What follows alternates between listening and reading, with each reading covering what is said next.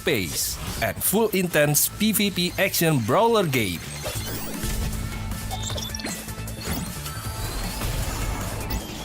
Use your best combo to send your opponent to the lobby.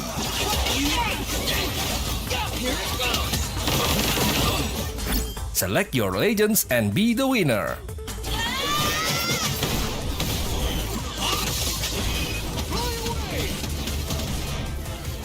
Pick the mode that suits your fighting style, from 1v1, 2v2 to Battle Royale. Available to download and play free on Play Store, App Store and Steam.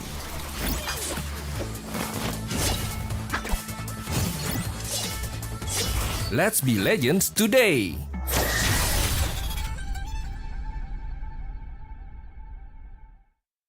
Welcome to the Update 23.2, where you can now revive your teammates, transport knocked out allies onto vehicles, and engage in a new social feature, the clan system. Let's dive right in. First on the menu is the brand new revival system. To reduce frustration during squad play and promote diverse strategies in normal matches, you will now be able to revive your fallen teammates. Just retrieve the blue chip from their death boxes and register it at one of the transmission towers scattered across the map, or through a wireless transmitter item obtained through farming. They can then rejoin the match via a respawn plane that flies once per phase. Note that this feature is available only in normal and custom matches on ArkAngel, Miramar, and Jester. Next, we're introducing a new DBNO feature, allowing you to carry knocked out teammates and place them inside vehicles. This addition provides players with an alternative way to evade danger without having to only abandon or revive your teammates.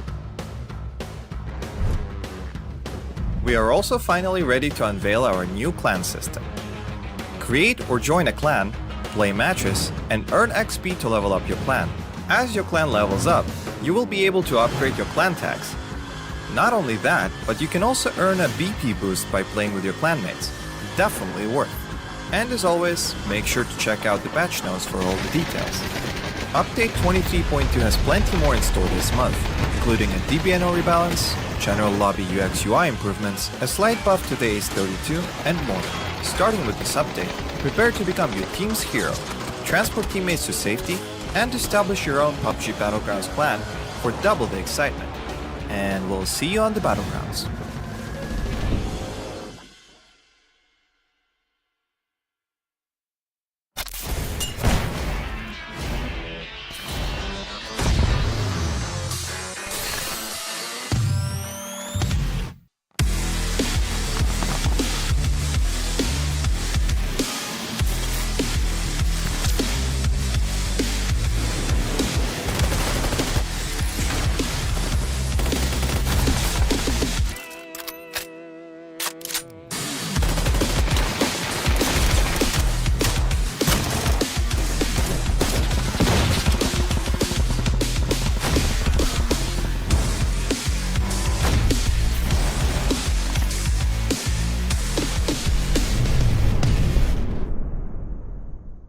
The latest game from Krafton and 5min Lab. Fast-paced and full intense PvP action brawler game.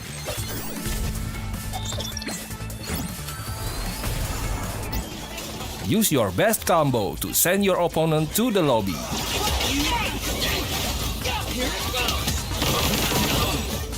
Select your legends and be the winner.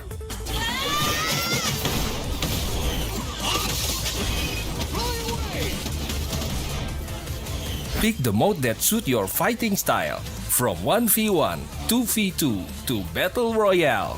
Available to download and play free on Play Store, App Store and Steam.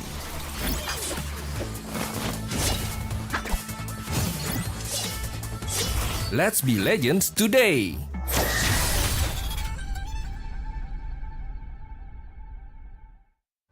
Welcome to the Update 23.2, where you can now revive your teammates, transport knocked out allies onto vehicles, and engage in a new social feature, the clan system.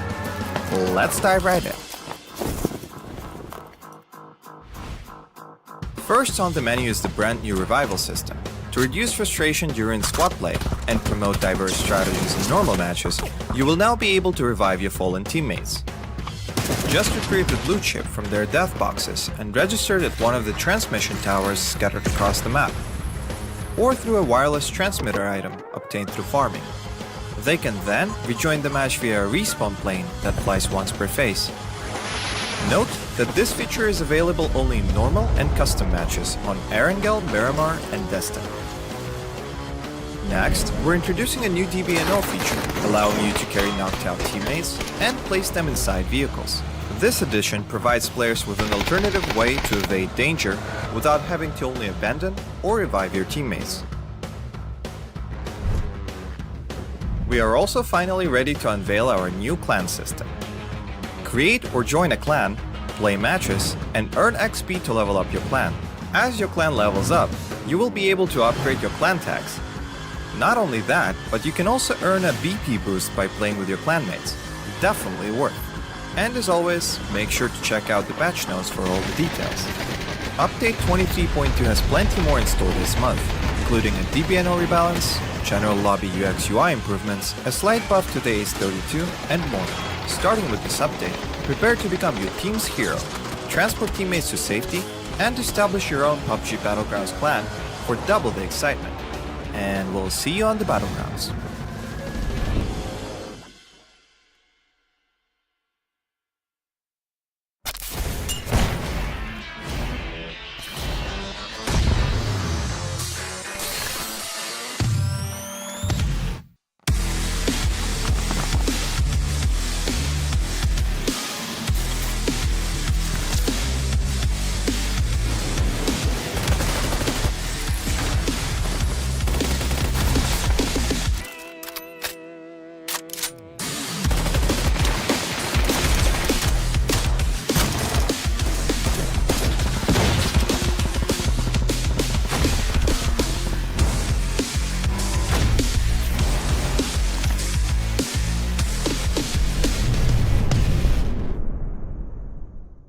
The latest game from Krafton and 5min Lab. Fast pace and full intense PvP action brawler game.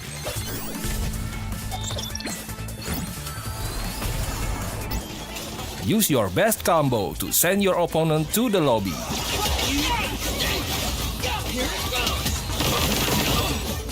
Select your legends and be the winner.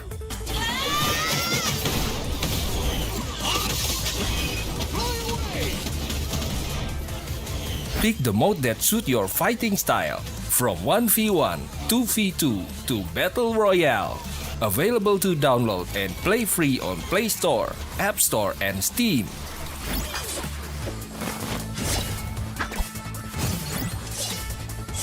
Let's be legends today!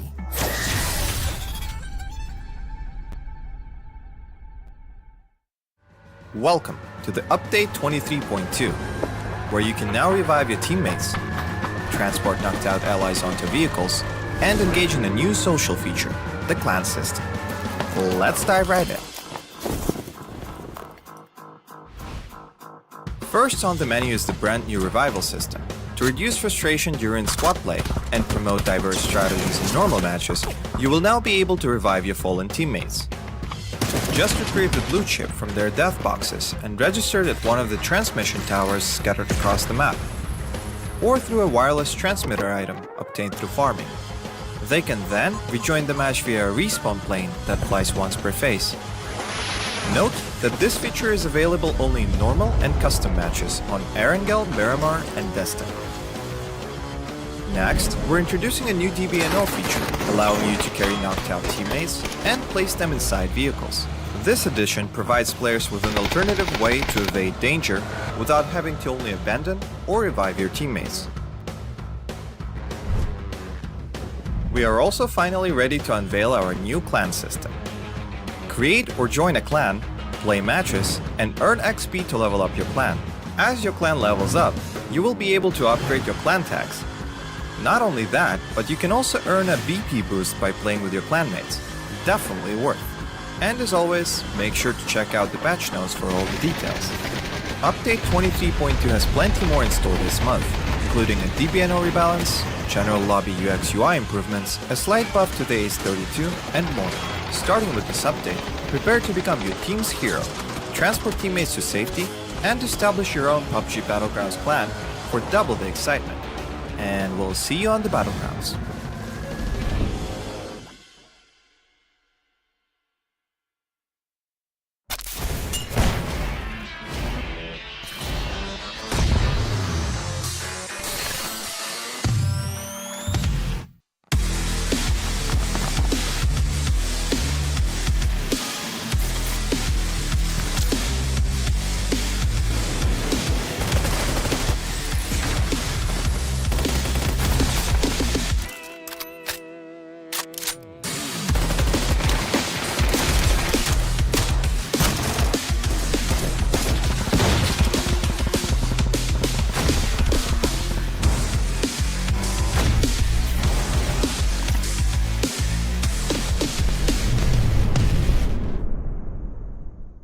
The latest game from Krafton and 5min Lab. Fast pace and full intense PvP action brawler game.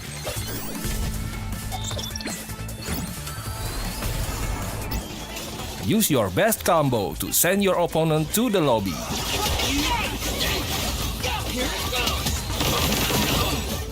Select your legends and be the winner.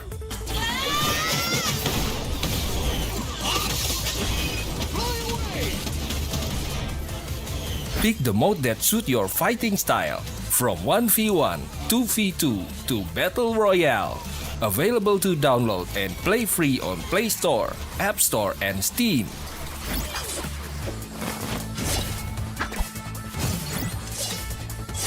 Let's be legends today!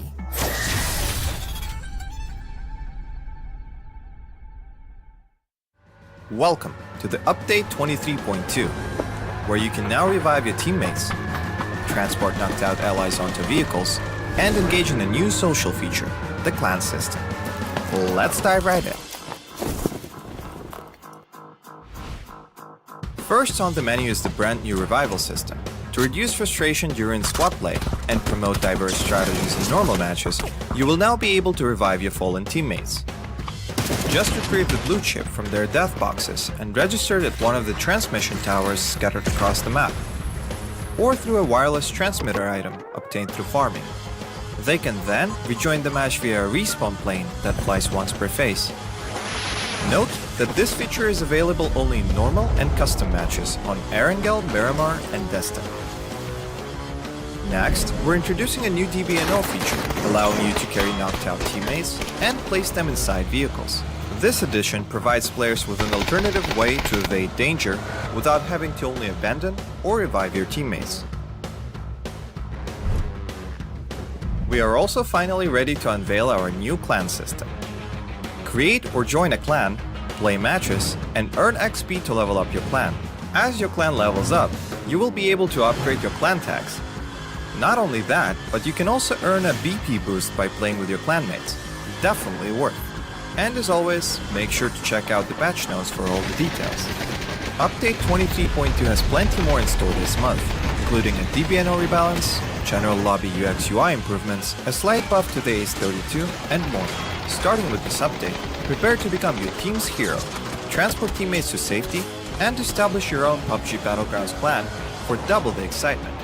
And we'll see you on the Battlegrounds.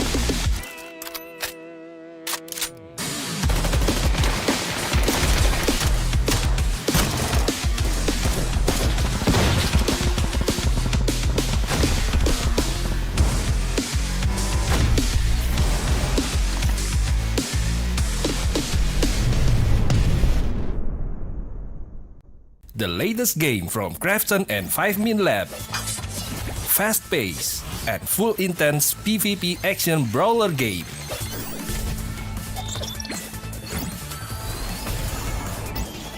Use your best combo to send your opponent to the lobby.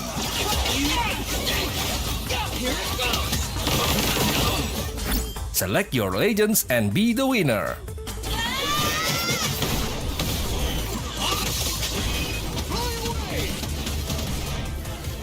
Pick the mode that suits your fighting style, from 1v1, 2v2 to Battle Royale. Available to download and play free on Play Store, App Store, and Steam.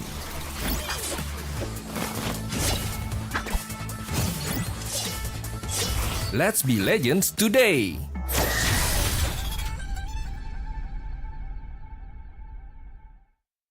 Welcome to the Update 23.2, where you can now revive your teammates, transport knocked out allies onto vehicles, and engage in a new social feature, the clan system.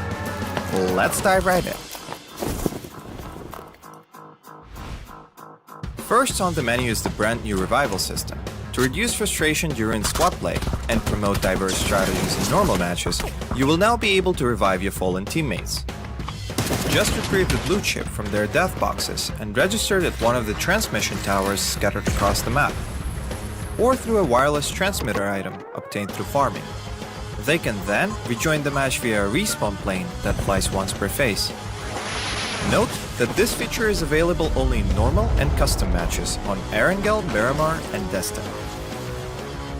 Next, we're introducing a new DBNO feature, allowing you to carry knocked out teammates and place them inside vehicles. This addition provides players with an alternative way to evade danger without having to only abandon or revive your teammates. We are also finally ready to unveil our new clan system. Create or join a clan, play matches, and earn XP to level up your clan. As your clan levels up, you will be able to upgrade your clan tags. Not only that, but you can also earn a BP boost by playing with your clanmates. Definitely worth. And as always, make sure to check out the patch notes for all the details. Update 23.2 has plenty more in store this month, including a DBNO rebalance, general lobby UX UI improvements, a slight buff to the ACE32, and more. Starting with this update, prepare to become your team's hero, transport teammates to safety, and establish your own PUBG Battlegrounds clan for double the excitement. And we'll see you on the Battlegrounds.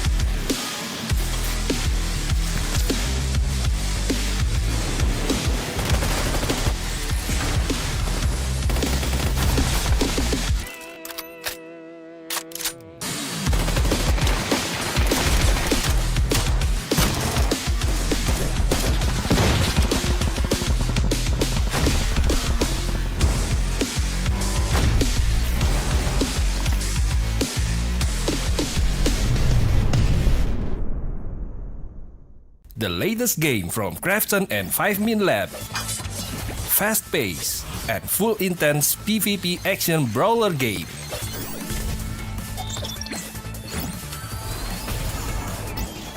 Use your best combo to send your opponent to the lobby.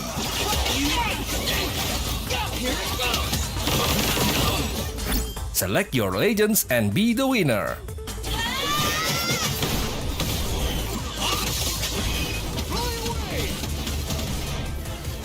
Pick the mode that suits your fighting style, from 1v1, 2v2 to Battle Royale. Available to download and play free on Play Store, App Store, and Steam.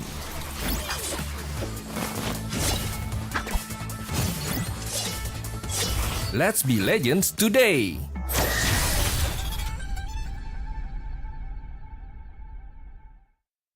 Welcome to the Update 23.2, where you can now revive your teammates, transport knocked out allies onto vehicles, and engage in a new social feature, the clan system.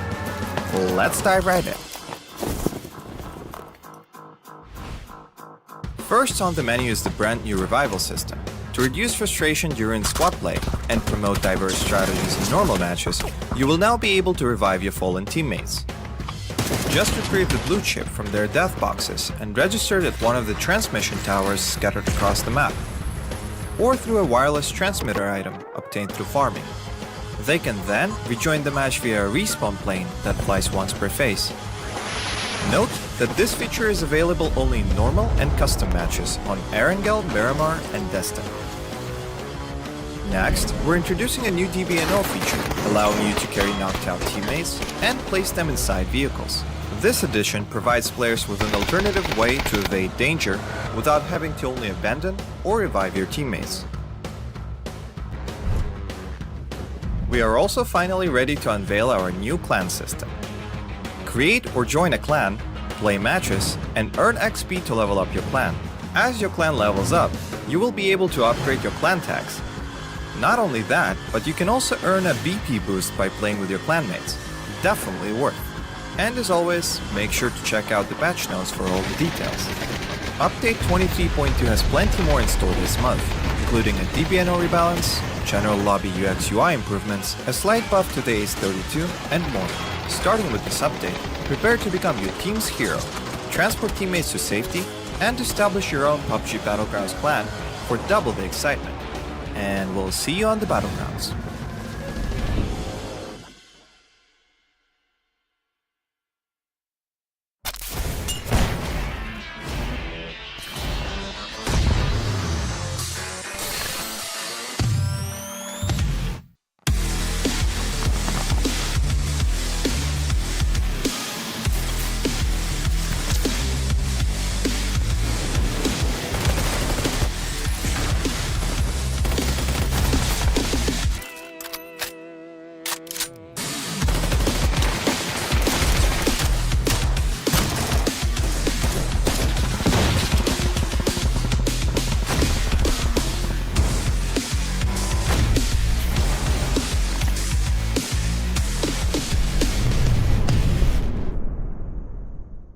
The latest game from Krafton and 5min Lab. Fast pace and full intense PvP action brawler game.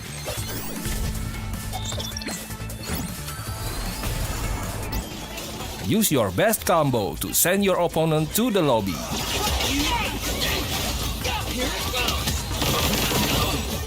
Select your legends and be the winner.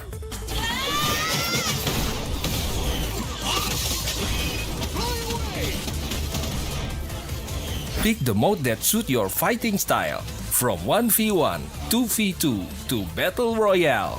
Available to download and play free on Play Store, App Store, and Steam.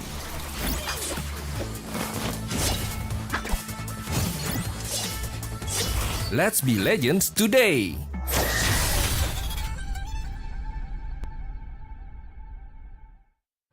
Welcome to the Update 23.2, where you can now revive your teammates, transport knocked out allies onto vehicles, and engage in a new social feature, the clan system. Let's dive right in. First on the menu is the brand new revival system. To reduce frustration during squad play and promote diverse strategies in normal matches, you will now be able to revive your fallen teammates. Just retrieve the blue chip from their death boxes and register it at one of the transmission towers scattered across the map, or through a wireless transmitter item obtained through farming. They can then rejoin the match via a respawn plane that flies once per phase. Note that this feature is available only in normal and custom matches on ArkAngel, Miramar, and Jester. Next, we're introducing a new DBNO feature, allowing you to carry knocked out teammates and place them inside vehicles. This addition provides players with an alternative way to evade danger without having to only abandon or revive your teammates. We are also finally ready to unveil our new clan system. Create or join a clan, play matches, and earn XP to level up your clan. As your clan levels up, you will be able to upgrade your clan tags. Not only that, but you can also earn a BP boost by playing with your clanmates. Definitely worth. And as always, make sure to check out the patch notes for all the details. Update 23.2 has plenty more in store this month, including a DBNO rebalance, general lobby UX UI improvements, a slight buff to the Ace 32, and more. Starting with this update, prepare to become your team's hero, transport teammates to safety, and establish your own PUBG Battlegrounds clan for double the excitement. And we'll see you on the Battlegrounds.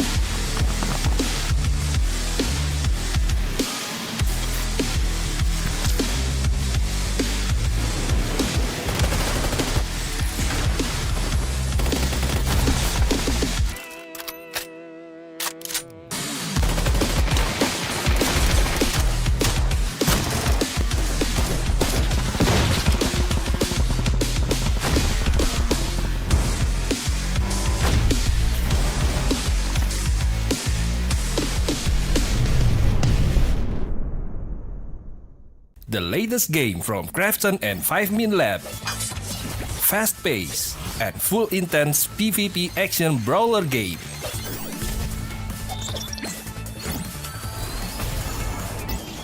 Use your best combo to send your opponent to the lobby.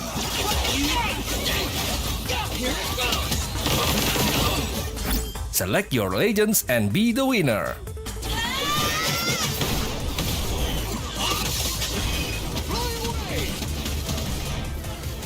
Pick the mode that suits your fighting style, from 1v1, 2v2 to Battle Royale. Available to download and play free on Play Store, App Store, and Steam.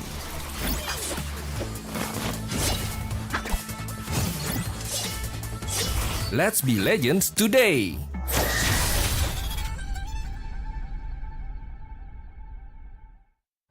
Welcome to the Update 23.2, where you can now revive your teammates, transport knocked out allies onto vehicles, and engage in a new social feature, the clan system. Let's dive right in. First on the menu is the brand new revival system, to reduce frustration during squad play and Hello, and welcome back everybody. This is the PUBG Asia Super Cup Summer of 2023 edition. My name is Victor Cax, joining me here is Contra. We are bringing to you guys day number 3 of the grand finals now. I can't believe it's already been 2 days now, because it felt like, especially after yesterday's matches, it just felt like it was like already a whole journey on its own, you know. So coming to this third day now, you know, we had a bit of discussion as well about like the scores. Looking at the score line right now, you saw like a few surprises for yourself and also some expected stuff for yourself. Yeah, I mean, I was just away for 1 day only, and all of a sudden you see a team that has been able to do a decent performance back in day 1, and I'm talking about CERBERUS Esports, who were still on the first page, and they ended up after day 2 sinking down the bottom. Yeah, I think like since they've gotten their first chicken dinner on like the first match of day 1-1, it seems like they haven't been able to reach the same heights yet again. Like consistently they've been placing like below 10th place. I think they only had one other good round, which ended them in like 4th place. But for the most part, they actually super underperformed, right? I think overall, especially when you look at yesterday's matches. So that's something really surprising to see. Another team I feel that also is kind of that same boat is Daytrade Gaming. They themselves are currently sitting number 10 on the leaderboard. Similarly to CERBERUS, you know, they've only gotten like maybe one chicken dinner, but since then have been struggling, you know, to try to match that sort of consistent performance. Whereas like if you look on the other side of the page, you know, you look at teams like Theerathon 5, Global Esports Xsset, made in Thailand, as well as One Call. These guys are constantly still trading rounds against each other. Theerathon has been consistently up on top. You know, they took the lead from day number 1, still stayed in the lead all through day number 2 now. So coming to day 3, I wonder what is it going to take to knock these boys off of the top perch. Yeah, of course, we'll slowly figure that one out, but for those of you guys who are brand new to the PUBG esports scene, welcome on board to the PUBG Asia Super Cup once again. So far, we've already completed the group stages as well as the last chance qualifiers, where 20 over teams have tried their way to get into the grand final stage, but only the 16 teams are currently remaining, and there's only a total of 3 days of play, including today. Yeah, that means like 15 more matches to run here, ladies and gentlemen. It's still going to be a tough one, I think, for everyone involved because it's still so many games to play. But then there are also some teams, that have been lagging so far behind, and also teams that have been consistently staying on top for a while. What's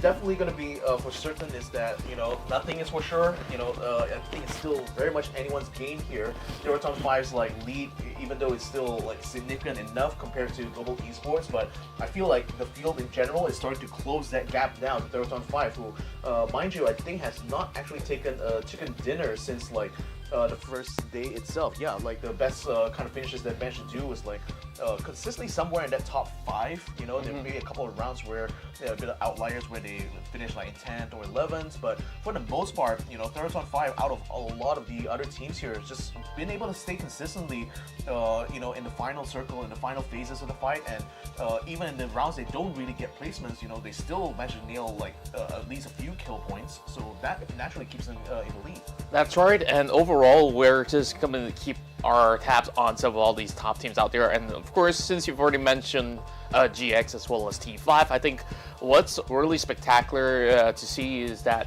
Made in Thailand has also been able to match up to the tempo of the competition as well. Of course, we'll continue on that in a short while. Once again, just unveiling to you the journey so far for all the teams that are on board.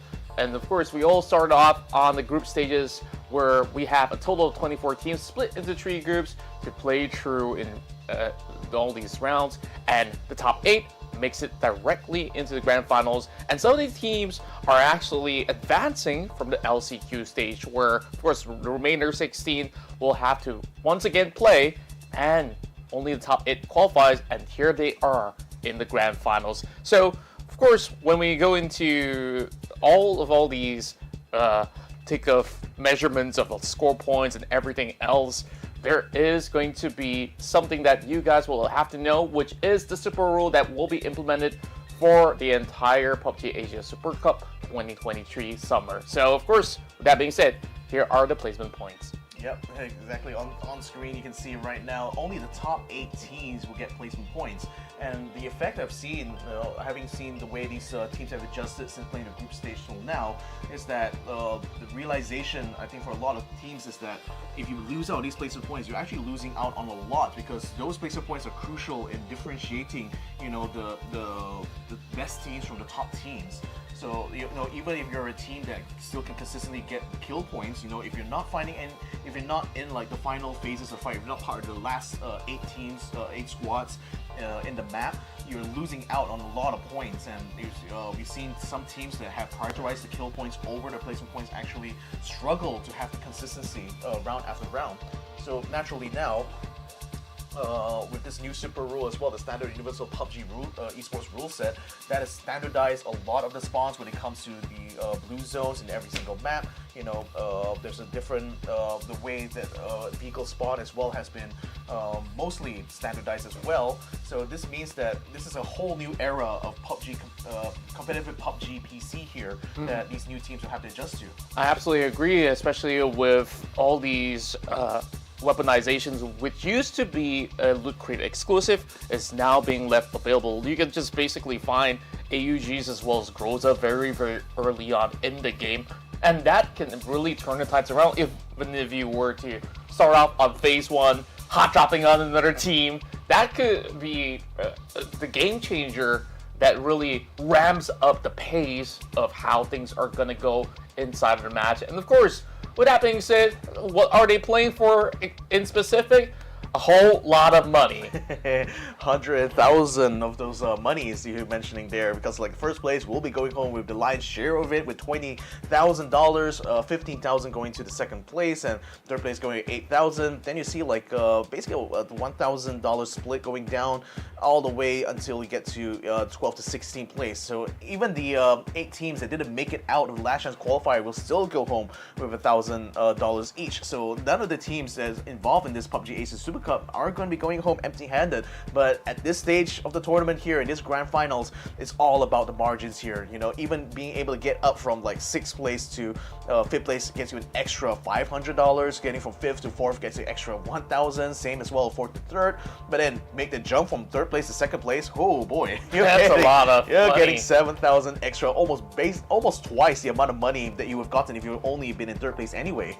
Exactly, and this is where when we look into how teams have been so consistent and so motivated to push forward, like they've been working throughout the entirety of the year for this event, and of course many more to come when it comes down to the whole region of Asia Pacific. So with that being said, we've already mentioned some of the names on board, but these are the top 16 teams that are competing here today in the grand finals throughout the course of the week as well. So we got the Expendables, QConfirm, Daytrade Gaming, Genius Esports, CERBERUS Esports, eArena, Made in Thailand, and ArkAngel Predator. Yeah, those are the top 8 that made it through from the group stage itself. Then on the bottom there, you will see the teams that made it through from the last chance qualifier itself. So you got New Generation Esports, Theerathon 5, Unicorn Venom, Enter Force 36, One Call, Global Esports Exit, Attack All Around, and Purple Mood Esports. I think the most interesting thing to note here is that virtually all of the Thailand teams that played in the group stage made it to the main event here in the grand finals. It's certainly I think a sign showing how dominant this region has been in the PUBG PC space here in Asia. That's right, and not only that, majority of the teams that's hailing from Vietnam have also been able to do so. So with that in mind as well, when we take a look at the overall picture, this whole Southeast Asian scene has been growing nevertheless, and then you have the staples of the Asia Pacific where you still see names like GEX that have made it into the global rounds before, just like the name of course. And now, instead of SunSisters, we have Enter Force 36 that is rising from the land of the rising sun, literally. nicely done there. But yeah, Enter Force 36 has been, I think, one of the bigger surprises, because I was thinking that SunSister was going to have a much better shot, but fortunately they kind of dropped a little bit when it came to the last chance qualifier. Nevertheless, if you have been following us since group stage, this map pool here will be very familiar because it's practically been the same one every single day. 2 rounds on Miramar back to back, 1 round at Tego in the middle, and then later on 2 rounds in Erangel back to back, making 5 maps just total they're playing per day. That's right, and this is how teams have been able to get familiarized ever since day 1, where we see a lot more of those contests going on. I'm wondering whether or not will they bring forward more fights early on, especially where look at Picado, whether if Attack All Around is gonna be struck down by all the other teams out there. And speaking of which, of course, let's take a look at the standings. Yeah, so Theerathon 5 has been the outstanding performer over the last 2 days. Not only do they take the lead from day 1 itself off of a very consistent performance on those 5 matches, but day 2 they continue to stay in the lead by virtue of just maintaining a consistent haul of points round per round.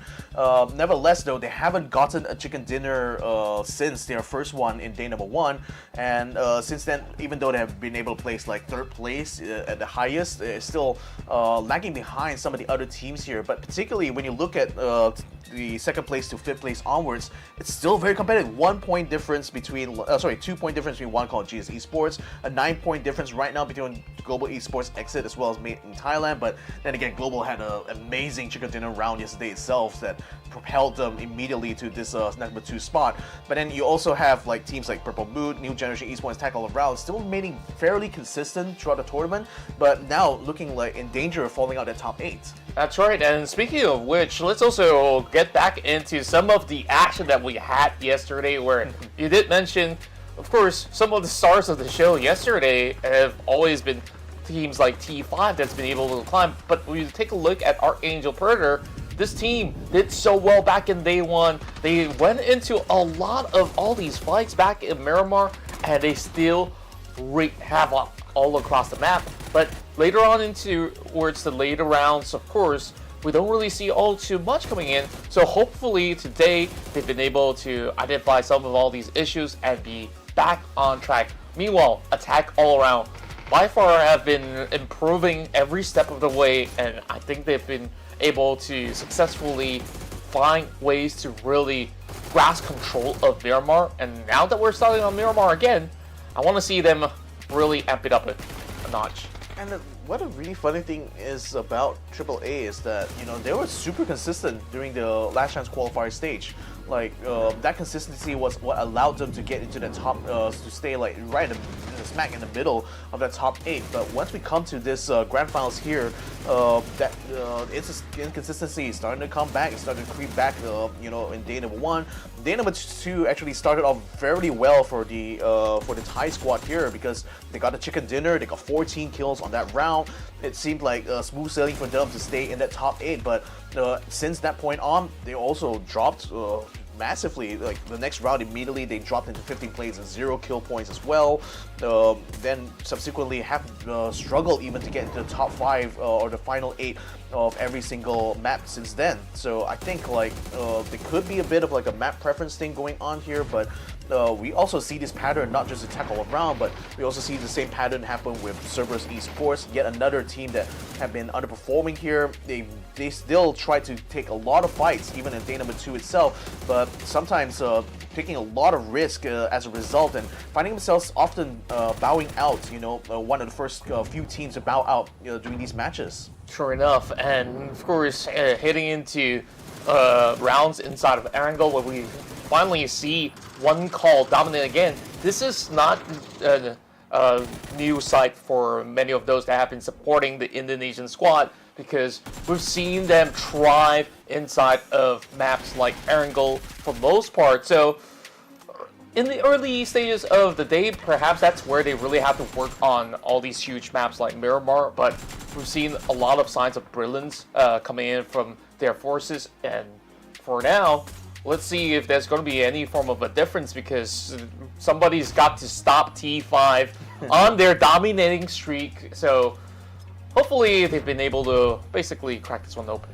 Yeah, because here's the thing, because like, while you have some of these teams underperforming, you also have some teams that are really, you know, finding their foot, having found their like forte in this grand finals here. Like, particularly, you know, I think of teams like Made in Thailand, for example, who, you know, had a really brilliant chicken dinner round as well. They had done a lot of maneuvering, especially during these final phase fights, to keep control of the circle. Then you also have like, I mean, T5 as well had just basically follow like a similar sort of like script every single round, where they will always take control over the northern side of the circle, especially during the final phase fights, and then use that as a jumping off point to figure out which side of the circle would they want to push, want to prioritize, which teams they want to try to fight and actually earn kill points from.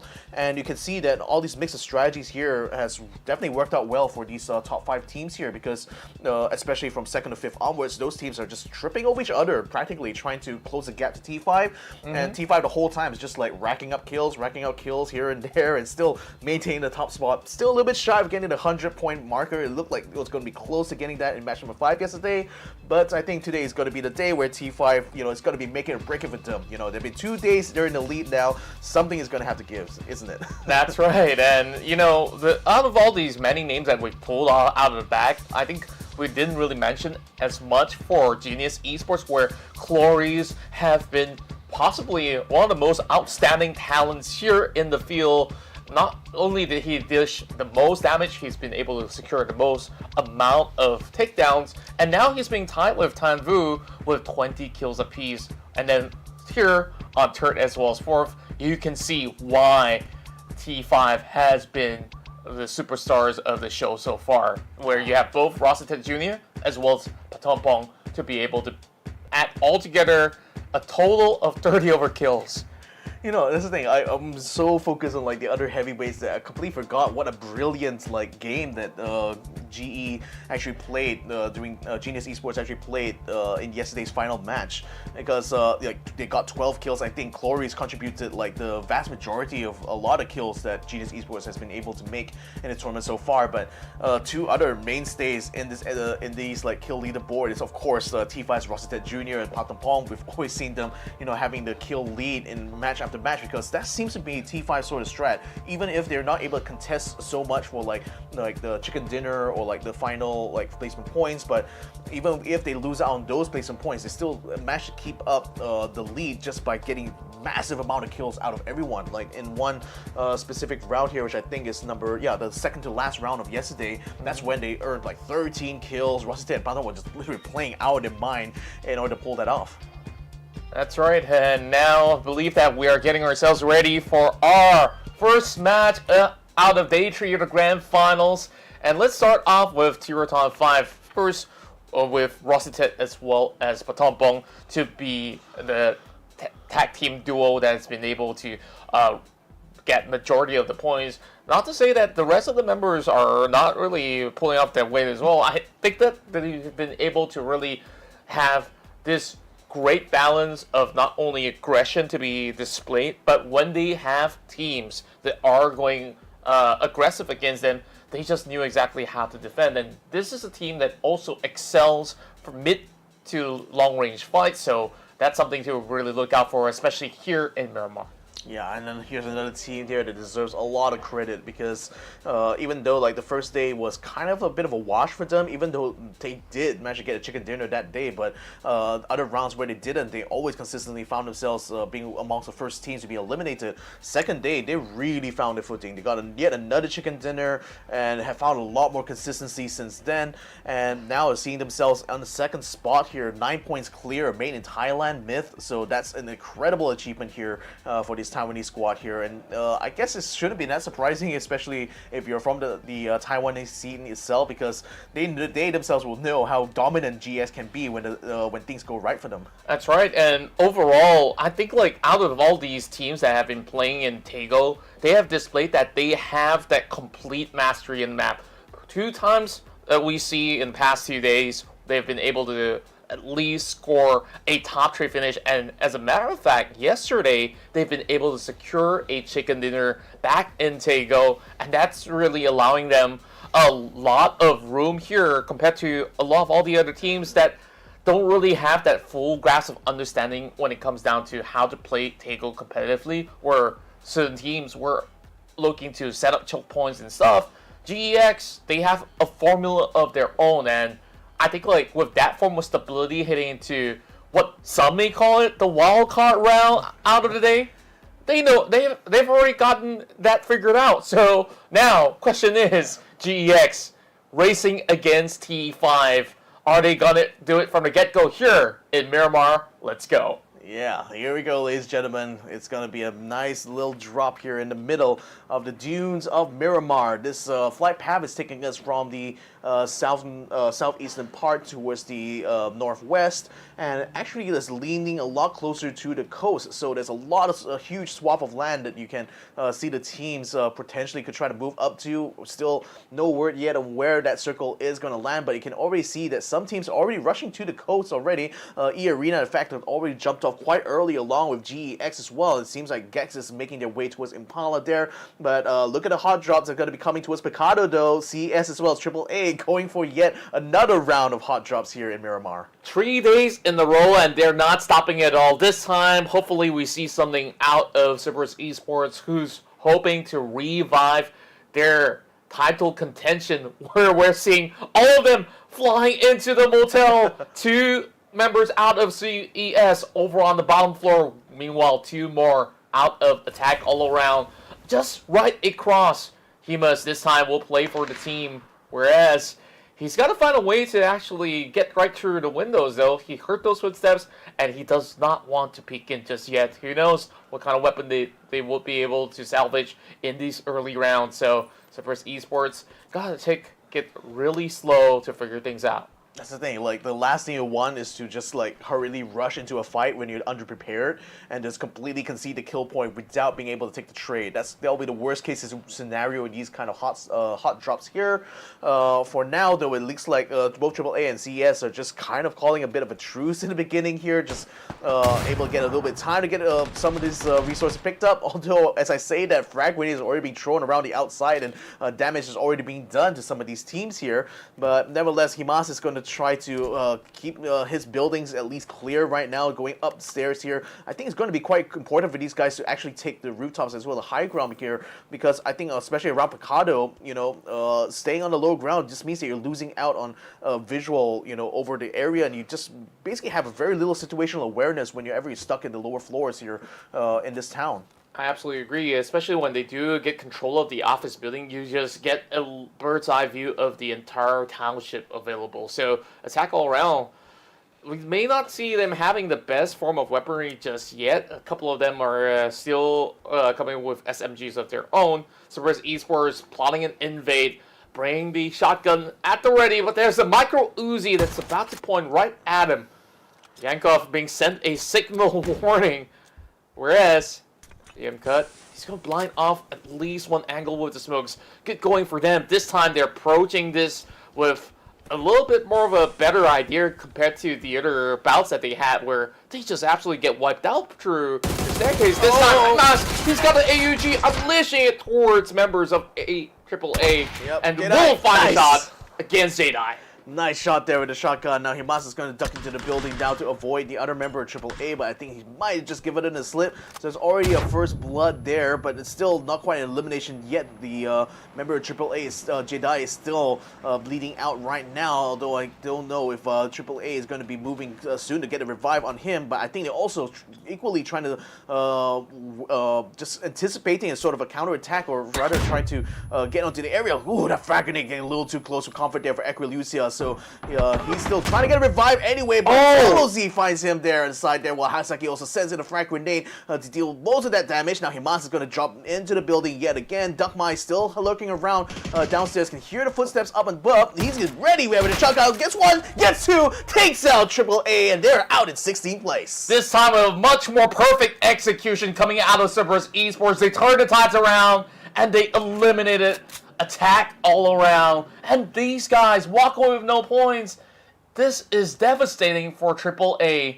Meanwhile, Zess has gotten himself a little bit more of a crate out of the air, so he'll be able to get a lot more in return. But man, Cerberus Esports knew exactly what to do. You saw the swarming in. They're swarming in from all directions on a 2-2 split formation, and they've already sniffed out every single member of attack all around. And it's also sad to say that AAA, they couldn't fight back because they don't really have the right weaponry to do so. I guess, but then again, how much weapon can you get? While we were talking all about that, Evil Patrick just found himself in the wrong place at the wrong time. In the middle, all four members of T5. That was a chicken, that was like a barrel, shooting fish in a barrel for T5, if I've ever seen one there. So Tanadol finishing off the kill there with a splatter as well. We've been seeing plenty of splatter kills actually since yesterday itself. Absolutely love it. That's a sign of dominance, right? Like you just really want to show them who's boss where.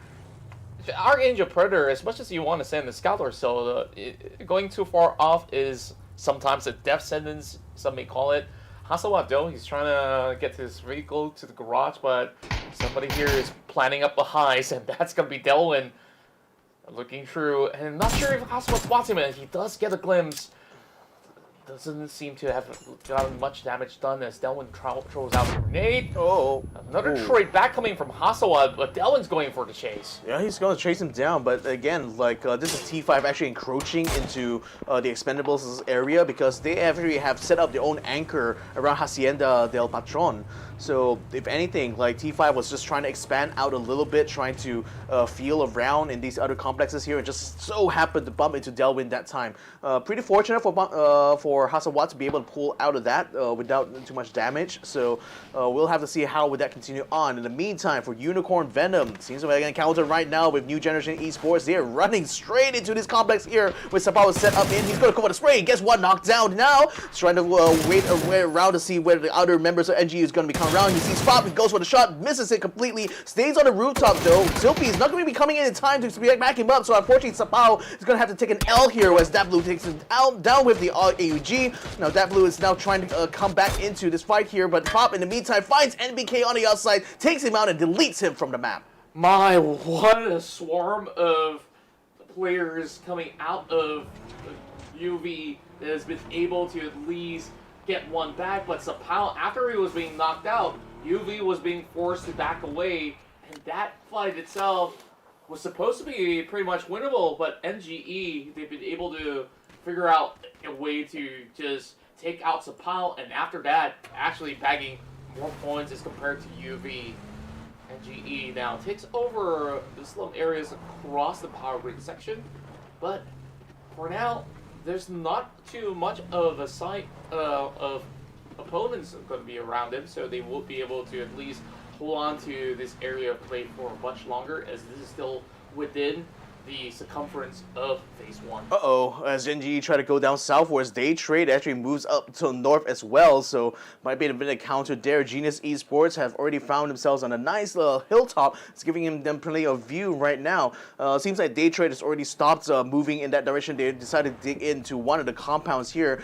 Still, he has a link up with his teammate, which is going to be Smell, but at the moment seems to be getting into a contact here with one called Trick, so that's actually keeping him stuck within his compound right now. He's going to pick up a vehicle here, hopefully going to pick up his teammate Smell in order to try to run this rest of the tournament here as a duo, while all the other squads are still out there to find their heads. True enough, and playing in Miramar as a duo versus a stack of 4 definitely isn't easy at all, but so long as they can find ways to survive, it should be sufficient as compared to, you know, getting yourselves into the thick of fights where you're already outnumbered. Jacob slowly lurking on the foothill where CZ is currently at, eArena, and the entirety of the squad is by the spine of the hill as well. Not sure if Jacob's going to be able to do all too much, but KM99 is already advancing forward, but on that bike, doesn't seem like he noticed though, so Jacob, he gets all that intel, and now he's going to be moving off for his own, going to keep himself safe. Yeah, as a party. The thing is that Myth is quite spread out. You already have Duckmans and Rogue Nan actually making their way towards Ladriela, which is actually further away from the safe zone here compared to where Jacob is. So not going to be wise for him even to try to take this fight like 4v1 here against eArena anyway. So a good call on Jacob's part to not try to take the engagement. In the meantime, enter 436. Which side of the circle are they right now? I think it's somewhere around the north here, actually close to where T5 is currently set up in. Sylphia is now taking control of this one complex. It's actually being overlooked by a couple of members of ArkAngel Predators as well, so it's not exactly a safe spot, although it is a bit of a high ground here. Or rather, the rest of his squad actually took control of another complex up on the higher ground, so perhaps it can keep him supported should AAP decide to move down. Sure enough, whereas Cerberus Esports, they hear all these engines roaring coming from Daytrade, but there's not much angles for them to work with though. And now that the convoy is all moving up towards the north, there's bound to be plenty of fights that will happen across the fields of St. Martin. Speaking of which, we're already seeing a lot of shots being fired coming in from Purple Mood as well as T5. And we also do have E36 currently going for engagements as well. Water treatment would probably be one of the perfect place to be at the moment, as it's being unoccupied for the time being. The problem is you're going to fight through a whole bunch of squads if you want to get there, especially if you're coming down from the south side. You can see the mass migration of teams now making their way to the safe zone as this blue zone is going to be ticking down very soon. Expendables under a lot of pressure now against GX there.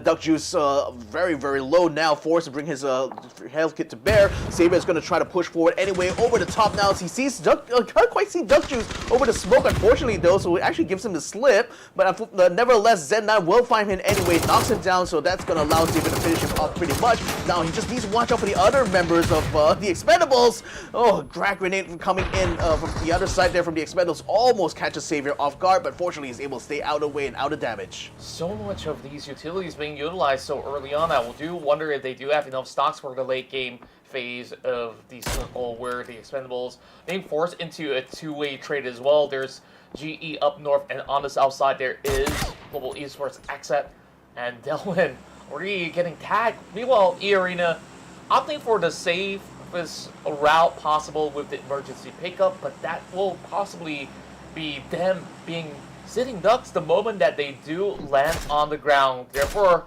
all the other players out on the field are currently gunning out for them. Battlebong has already spotted out the rest of eArena. Just think, like, if I was eArena, I would drop a little bit further up north, not like right now, where you're still going to be a sitting duck to all these shots coming out from AAP, from DAY3 and maybe even E36 might get in on the action as well. But it seems like they're dropping on top of where ArkAngel Predator is currently set up in. So it's a 4v2 situation right now, it looks like. Although he's got Algebot as well on the outside, or Nan's actually further back up. So they perhaps will be able to provide a bit of an anchor here, but nevertheless, fights breaking out all over the circle right now. ArkAngel Predators under pressure here from eArena, who hot drops on top of them here and seem to have been able to come through as a full squad. And just look at them taking over the entirety of the territory, and they're the ones playing inside of the compound instead, whereas ArkAngel Predator understands the risk. They will build out the situation with enough smokes to be set up by Nan. And this is where he's just going to take aim with that Mini 14. Meanwhile, eArena, this is going to be a huge predicament for them, where they're going to be stuck inside of these buildings for a very long time until ArkAngel Predator moves away. That's the thing. Like, it's very much going to be a siege between both of these squads now, and with ArkAngel Predator having taken the complex on the north, while eArena on the south, they're just going to be uneasy neighbors, at least until we can see where this next circle is going to direct all the teams towards. We also see, like, CERBERUS is still out on the blue zone right now. They have vehicles, so they can easily get themselves into the safe area whenever they want, but it seems like they're looking to try to wrap around and try to avoid some of these densely populated fights that's going on in the south side of the circle. Now, the circle still lands on top relatively of where AAP and EA is, so they're not exactly going to be incentivized to move very much. Though for the other teams, like One Call, especially like moving in from the north side, that's going to put them in the collision course right now with Inter 436. So that's already a firefight starting to break out here on the north side. Yeah, and just look at the clusters down south. There's about 6 teams that's currently in contest, whereas One Call decides they are going to try to remove Sylphia, who's currently the Lone Ranger inside of the compound. Meanwhile, the rest of Enter Force 36, they're moving on top of the hill to find angles against Enter Force, who's currently storming in. They're the first one to be knocked out, and this is going to be quite the tough call for them to make on how to handle the situation. And Nando, he's currently going on the push. He's looking for a kill, and eventually he may just have found 2 in the bag. Here's a real problem here for E36, because by going down on the ground here, they conceded a lot of ground to Jexi, so he has free reign right now to rain bullets upon them on that compound. They've successfully got the TR teammate back up now, but then One Call has also conversely decided to pull out of this compound here in order to fall back towards the north side. Jexi now is going to be joining in with the rest of them on ground here to try to force, hopefully, E36 out of this compound here, but you also have UV taking over the place where E36 was set up before this, and now using that opportunity to keep One Call's trick under fire. And over here, Jexi has just got them locked right in. There's no way out for Starlord, but he's going to be pouncing forward, and Jexi, 4 HP, and he takes him down. Starlord's not going to have any form of health for the time being, and look at that go! He tries to join the fight, and here arrives UV.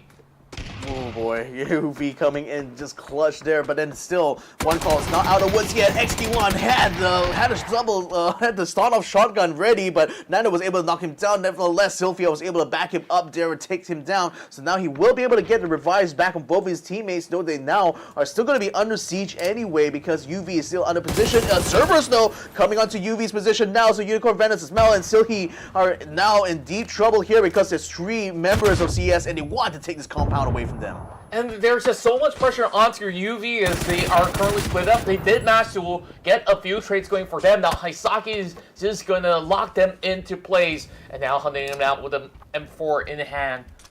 2 members have to hold them out for now. Haisaki still being zoned out as a lot of all these deathlights are now being tossed towards the lower ground, whereas the rest of CERBERUS Esports, as much as they are working with 3 members, they make it feel like it's 4 members against Unicorn Venom. Smell, he's looking for those angles though, right out the window, but he's also got to be careful for himself. Meanwhile, Solalzi, he still finds members of E36. E36 for some reason decided to try to bump on this compound here, but XK1 gets himself taken out for his efforts here. CERBERUS, though, they have already gotten 2 members knocked out. Solalzi is going to scramble to try to get on top here, get the trade, but he's not going to be able to save Hamas, though. He's going to be bleeding out, and he's going to be out for the count. Haisaki is still somewhere out there, but unfortunately, Solalzi is not going to be able to reach him in time, with the other 2 members of UV still lurking around the corner. Don't think he's going to be able to move out anytime soon.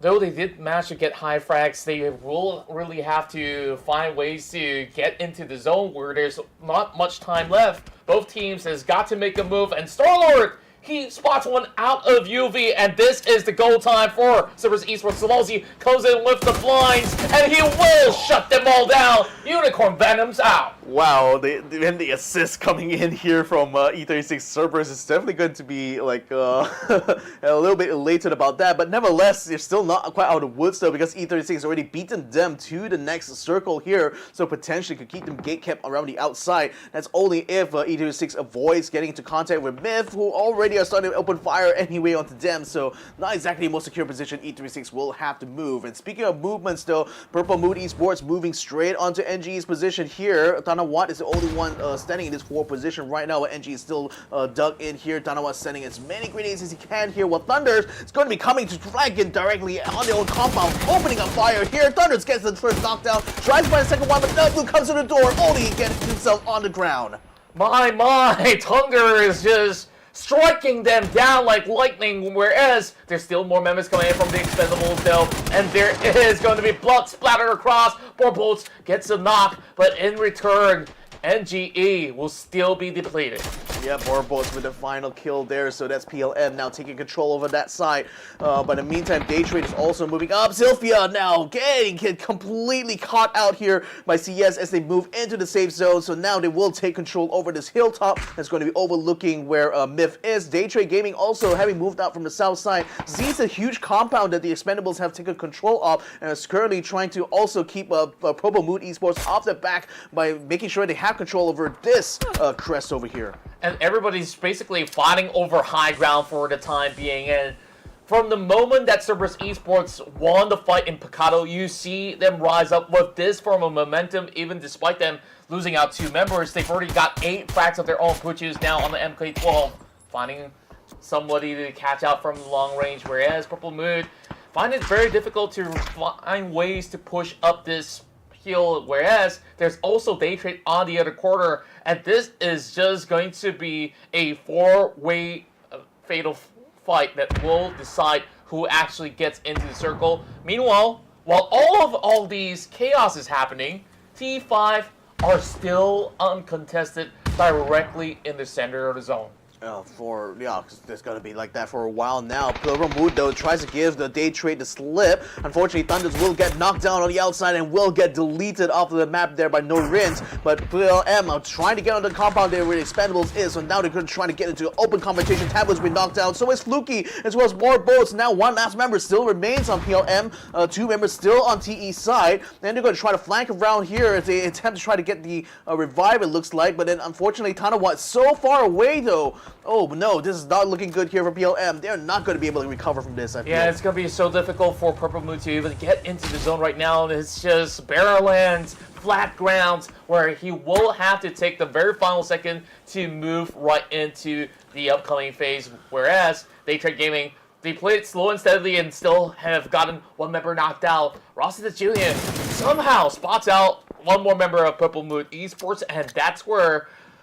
all these teams that are currently contesting are looking for 2 compounds only. The area where Daytrade as well as T5 is currently at, where Belmont finds it really hard to invade the rest of TE. The Expendables here just having a stronghold inside of the building, whereas every other team on the outskirts just really have to find ways to squeeze right through. Oh, Daytrade still taking this fight now. T77 gets spotted out, finished up by Belbov, and that's just in time though, because he's down to 10 health. While all this fight was happening as well, on the north side, eArena and CES bumped into each other, and seems like that encounter didn't quite work out well for them, because we still have Zissy still outside of the blue zone, not able to get himself in the safe zone quite yet, while Daytrade continues to encroach themselves into this area here. Now they're trying to assault into this warehouse, the last bastion here for the Expendables, as Delwyn Silent attempts to try to head off another attempt to flank around there by Daytrade. You also got QConfirm starting to get in the mix as well, attempting to third-party Daytrade, and that might be a distraction that could be a potential for Expendables to come out and try to pick up some kills and hopefully peel away. But in the meantime, QConfirm sustaining a lot of damage there, even though they do get eliminations done on Daytrade, so it's not exactly a clean fight for them either. So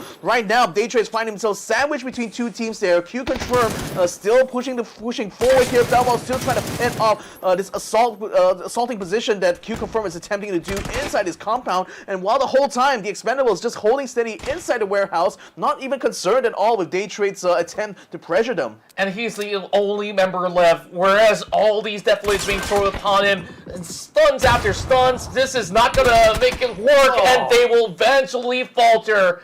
Daytrade Gaming have fallen at 7th spot, whereas that overwhelming pressure coming out of QConfirm have really devastated them the moment that they were going to form outskirts, or else that could have been a winnable fight against TE. Yeah, and TE now coming out to try to clean up house here. QConfirm hasn't been able to get the revive out for one of the members, so unfortunately he will get deleted out. Leon Q's is still bleeding out in the moment, while Opans and Petret still try to hold control inside the building here, but you got Tanvu setting up whatever grenades he still had left into this building. And I must mention as well, while this is happening, GE as well as GX are currently locked in the fight on the western side, and it seems like the Genius Esports is winning that one there. Also being assisted by Myth somewhat as well. Zest now trying to force the rest of GX off of this perch here. He has already got 2 members of his own down. He gets the last kill there, the Global Esports Xsset Leo, and will be able to eliminate them in 6th place. And now they've managed to salvage the situation. The only trouble right now is to get into a safer area, whereas the rest of Mate in Thailand is swarming upon members of GE. Speaking of which, here comes Rogue, more grenades flying in, and it clips upon 2 members all together. Rogue still trying to find ways to push forward. He's got the AUG, but he's just been blinded out by all these flashes upon him. He's got to reposition and have to play with 2 members apiece, and MITH, despite them having to, they cannot afford to push forward just yet, and they will still have enough grenades to throw directly at GE. Yeah, still raining in it on top of them. Chloris was just been revived now, so Zest goes with 13. Also bringing up just in time as Rogue Nan actually moves up as well. Almost catches them while they're still in mid-revive there. Fortunately for them, the thing is that T5 is also starting to move out as well. But unfortunately, with the last kill being done onto the Expendables there, Delman and Tanvu caught outside there by QC. So that leaves these 4 teams now. Only T5 has the full stack, though granted they stayed out of trouble for the most part. They do find Opan on the outside of the circle there and will knock him down, takes him out completely. Myth in the meantime trying to move up onto Genius Esports. They got the knockdown of Chloe's now. Zest and 13 will get the final kills there on both Roguenan as well as Xcrozit taking out Myth. So now it's between them, T5 as well as Petret from QConfirmed. But they're now being pincered by both Theerathon 5 as well as QConfirmed. Patampong now pushing upwards, and Sir T will have to seek him out before they get depleted. And that was quite the grand reset. MITH lost out because they did not pursue this few numbers up ahead, and this is where GE will be taken up. Theerathon 5 once again on their onslaught and have spotted the final member remaining out of QConfirm, and it has to be Pedret. And now walking right into the crosshair of Rossington, and this is where they celebrate their 2nd chicken dinner. Wow.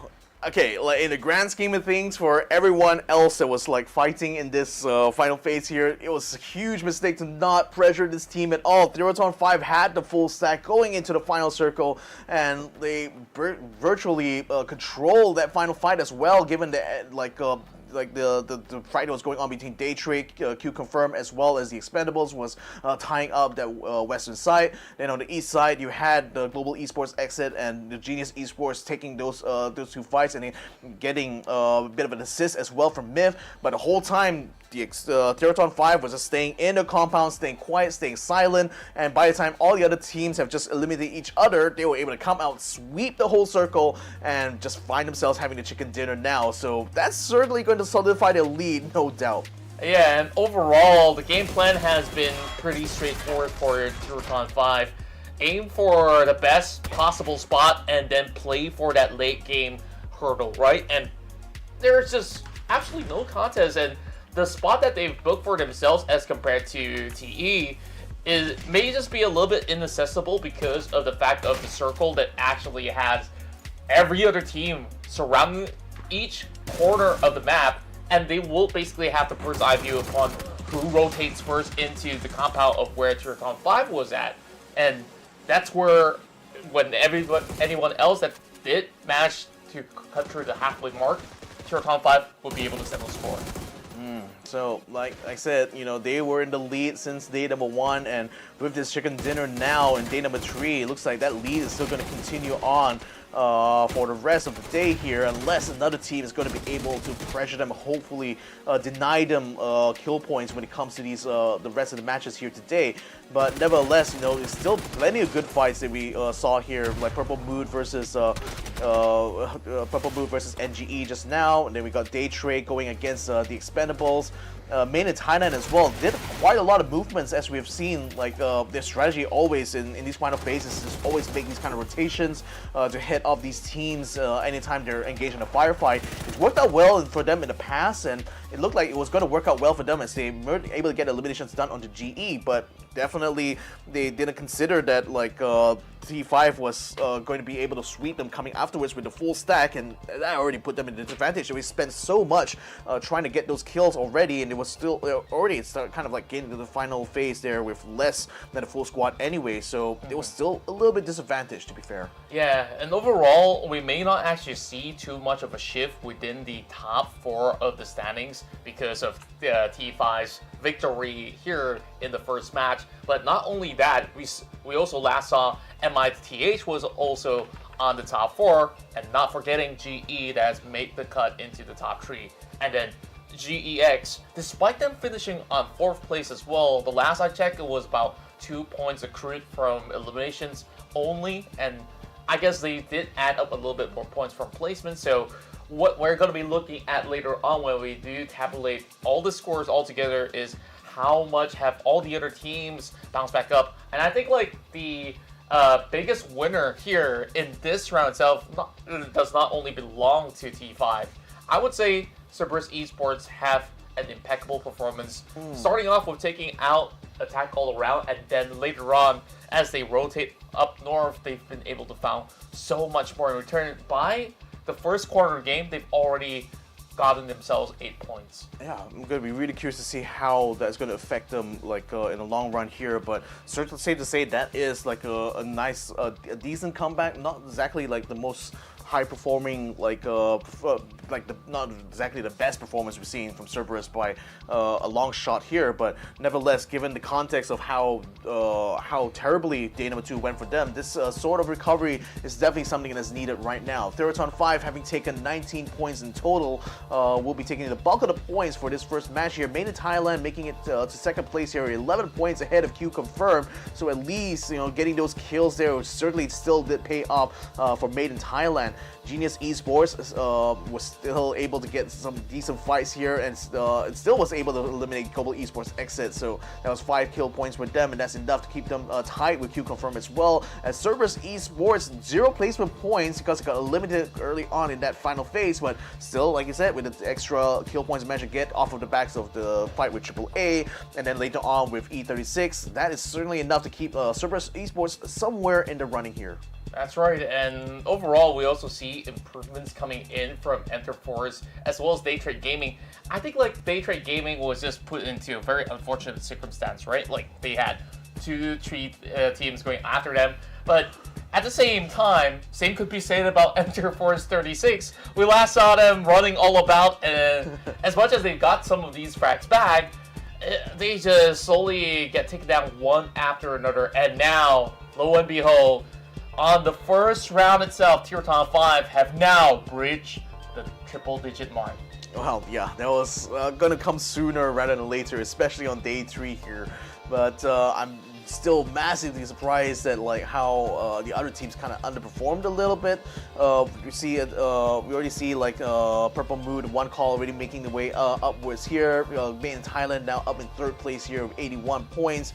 Genius Esports now in 4th here with 77 points. Still very competitive here in this top 8 here. At least if you count from Theerathon 5 on downwards. But you also see teams like Attack All Around, Daytrade Gaming just out of the top 8 right now, but not too far away in terms of points. So I think a good round for them, and especially a chicken dinner, should bring these teams back contention. But you look even further down, QConfirm, even though they were one of the standout performers here in match number 1, has unfortunately not been able to make too much progress out of the second page. Still stuck in 13th place right now. And you know, the team out of everyone who has basically the highest mountain to climb here, certainly Ender Force 36, have not been able to accumulate enough placement points over the last 2 days now. And in spite of this spirited performance here in match 1 here in day 3, still not enough to get himself out of 16th place.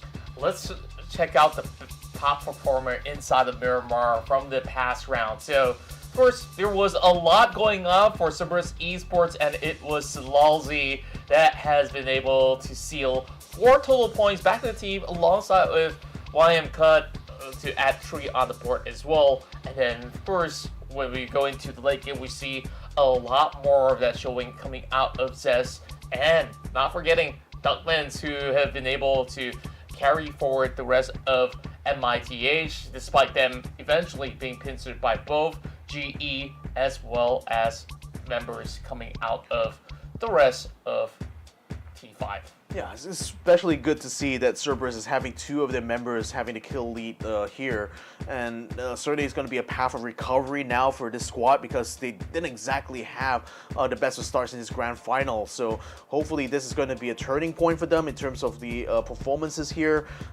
Still seeing T5's Hatsawat here. I mean, it's probably going to be quite a familiar face when it comes to these kill leaders here, as T5, as long as T5 doesn't find himself pressured too hard in the early mid-game phase, I think we're still going to be seeing T5 continue to just rack up these kind of performance here to just maintain their lead.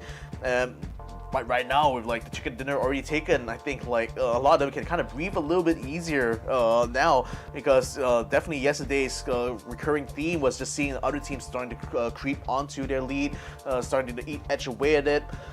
Zest as well, you know, had to do quite a bit of recovery run there, especially when the encounter with GS didn't quite work out well for him. But it's great to see they was able to rack up 4 kills in that round, because it was certainly a well-deserved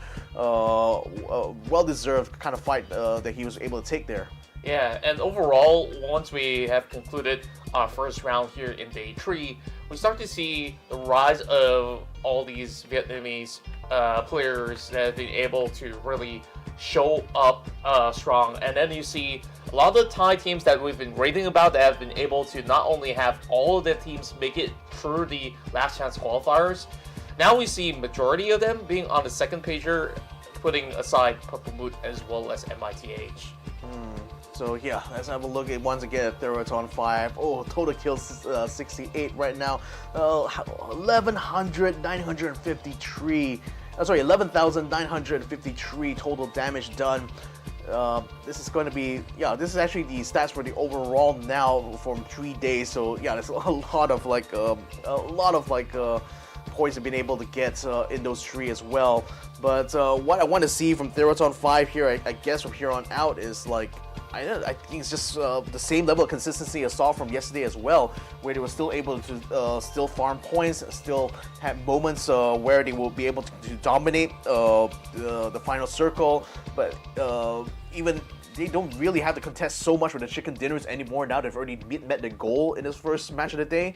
So now it's just a matter of like maintaining momentum, maintaining their pace, and making sure that they stay ahead of everyone else just by virtue of just picking up kill points every single round. Yeah, and if you just add all these numbers all together and you count it by average, how crazy is this team? Like, we're talking about 11 rounds being played out so far, and they have an average of 6 kills per round. And that itself, on top of their placements, they've always been around the top 4 ratio. So this is definitely something that is extraordinary when you look at how this Thai team has been able to do so much throughout the course of the tournament, and definitely will have a lot of fans being gained from this tournament itself. Oh, for sure. Like, I don't think even a lot of like Thai viewers were particularly pegging T5 to be the dominant one in this competition here. I think a lot of other, standout Thai teams were certainly fitting that bill a lot more. And T5, having just gotten a huge surge right now in this grand finals, are looking like one of the favorites in this tournament here. Another big favorite, of course, going to be this squad right here, Myth, made in Thailand, a long standing organization here for PUBG PC, has seen quite a number of lineup changes. This current lineup is still looking very, very strong though, and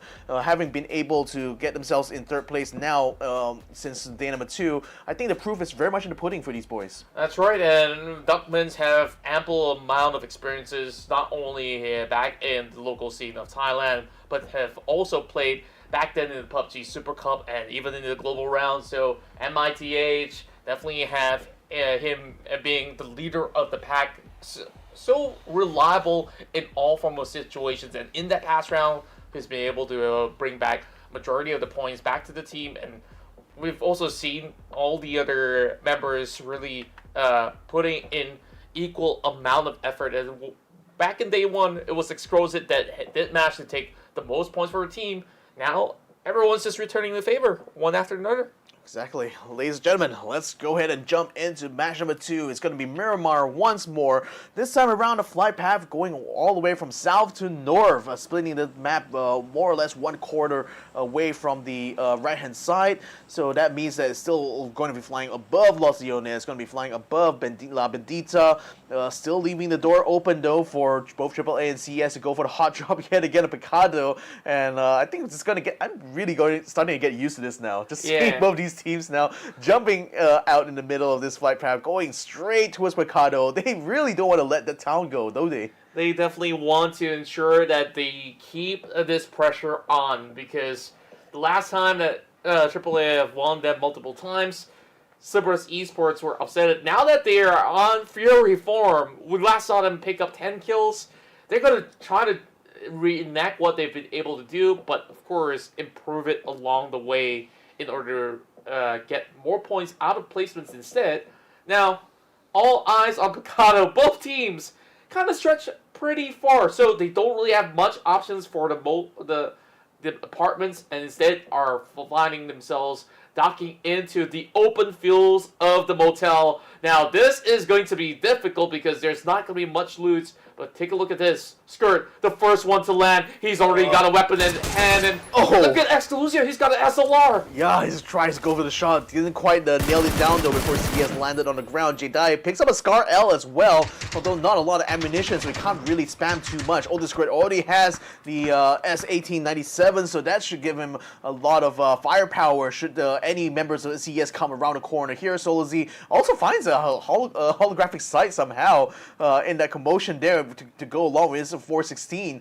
So we're still going to be back into the paces here yet again, though, as these teams are still yet in standoff. Jedi has already taken quite a bit of damage. Jaguar of Ekalusia coming around the corner might actually catch Solozzi around here, but remember, he does have the shotgun, though, so they can't exactly confront him directly there. A flag grenade is going to be coming out there, forcing them to fall back a little bit, taking a bit of damage, but nevertheless, they still will be able to head him off here around the corner. Great zone control coming in from the rest of the members of CERBERUS Esports to protect Salalzi. Now Hisaki is coming in with a flank of his own, just walking past out of sight, and I don't think Extelusia have noticed this at all.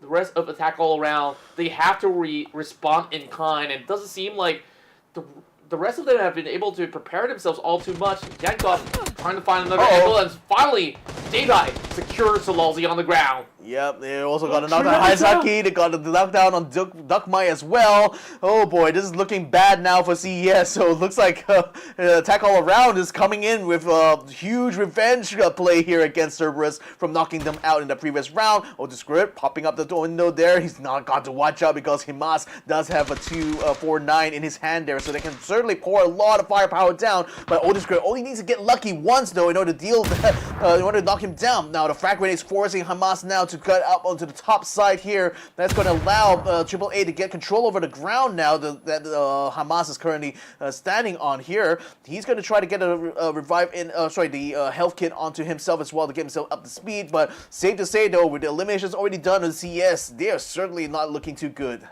attack all around, doing exactly what their name tells you, as they're all wrapping across the entire section of Picado. He must now finds himself an AUG, changes it against the M249, because that could basically take too long and has pretty high of a recall. Meanwhile, Fab, he's looking upon the rest of Picado here, hoping to catch something from the elevated hills. And I'm not too certain if they're going to get too much. Xelusive finally lands the final blow at CERBERUS Esports. This time will be knocked out, and AAA exacts their vengeance. Yeah, that's 1-for-1 for day number 3. Haven't been keeping tallies for day number 1 or 2, though. Hopefully you guys in the chat will be able to keep us updated on that. But nevertheless, NGE now just trying to keep AAA contained here right now, with Fab and Hakai already taking position up on this hilltop side. That's giving him a perfect view right now to try to get some drops. Almost get the drop there to Jankutu off. Not enough, though, to get him down before he ducks into the building. Nevertheless, Hakai still going hand with that mini 14, tries to go for another shot, misses yet again. AAA now ducking into the building here, but they still need to move out at some point, though, because that's the next circle is biased towards the northeastern side, and that's very much out of range here for both AAA as well as NGE. In fact, NGE is already piling into vehicles, starting to make their way, or might they get into the counter UV here? Smells an opportunity here as he jumps out of his vehicle here to try to go for a spray, but I think a little bit slow to the uptake here. Might be able to find one on Fop, though, but then he's already on the way out. Yeah, not going to be an easy catch at all, especially when they are all on vehicles. Also in the midst of their rotation phase 1, ending right about now, as the rest of these teams will have to journey their way upon the section of the eastern shorelines, because the circle is going to be around El Azahar, and as much as these teams are taking their sweet time to restock on whatever is necessary, we've already seen a couple of early altercations that have yielded, of course, the best results coming in from AAA. Meanwhile, the rest of the teams are just hoping not to lock horns all too early. Made in Thailand have gotten another team on their side, and that is going to be eArena just right across them as they try to bypass Impala. I'm just surprised they're not actually pulling the guns out and trying to knock down Zizzy there, but looks like eArena also sees Myth moving across, and Myth actually cuts them up a little bit coming into this safe zone here, now trying to find a compound to take position in. Fortunately, eArena is still running alongside there, so Myth isn't really they don't seem to be too concerned about that. They just want to try to get a better position here compared to eArena and just cut them off coming to this next safe zone, so they will now stop the vehicles here. It looks like they try to turn around. Insight's now trying to put some shots onto Miv as well, hoping to try to catch a lucky knockdown here to hopefully force Miv into a fight. Yeah, and finally they call it quits. Sizzy has been controlling him for a long time, and Insight, he's catching a couple of bullets onto his vehicle, and Duckmans couldn't really land any form of blow against them. So both sides will remain to be calling it a truce for now, as eArena finds this situation to be pretty much unworthy of their attention. Well, in the meantime, their own member, Lyrics, has actually found Upchen on the other side there. He actually got into this area a little bit earlier compared to everyone else. Now he got an extra kill point there. They might be able to sniff out Leo, who is actually cutting across the convoy that eArena is right now. Lyrics is also trying to join up with the rest of them. It looks like Inside spotted Leo now, trying to pour some fire into his Jeep. Not able to get a knockdown on him quite yet, though, so he's able to slip away and should be able to rejoin the rest of his teammates who are set up in the compound just north of where he's headed right now. And all these drive-bys are just absolutely wow. It really feels like we're part of a brand new episode of Fast. And I heard that the 10th movie is already out. Haven't actually caught up just yet. But anyways, back to the game we go. Global Esports Asset, they were hoping to secure the early areas of El Azahar, but that spot itself was way too hard to hold, especially on the outskirts, where if you do have all 4 members to set it up, then it will be a perfect area to set up a chokehold upon anybody that drives by. And I don't think that GEX was exactly doing so, which is why they lost that one early on.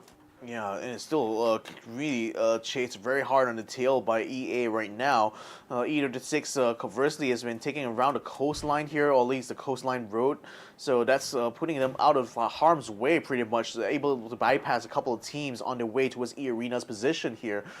GE as well starting to get into this compound here just next door to where QConfirm is. So that's going to be another point of contention, I think, if that circle decides to move its way towards the western side in the next phase here. So that's going to be a point for them to try to keep control of, especially overlooking this main road here.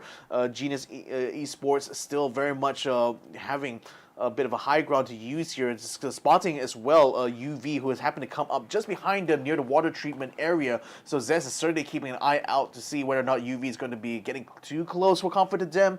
But nevertheless, him being so far away from the rest of his team there may not be able to provide too much support other than just being a backdoor to UV should they decide to become a third party to fight against QConfirm.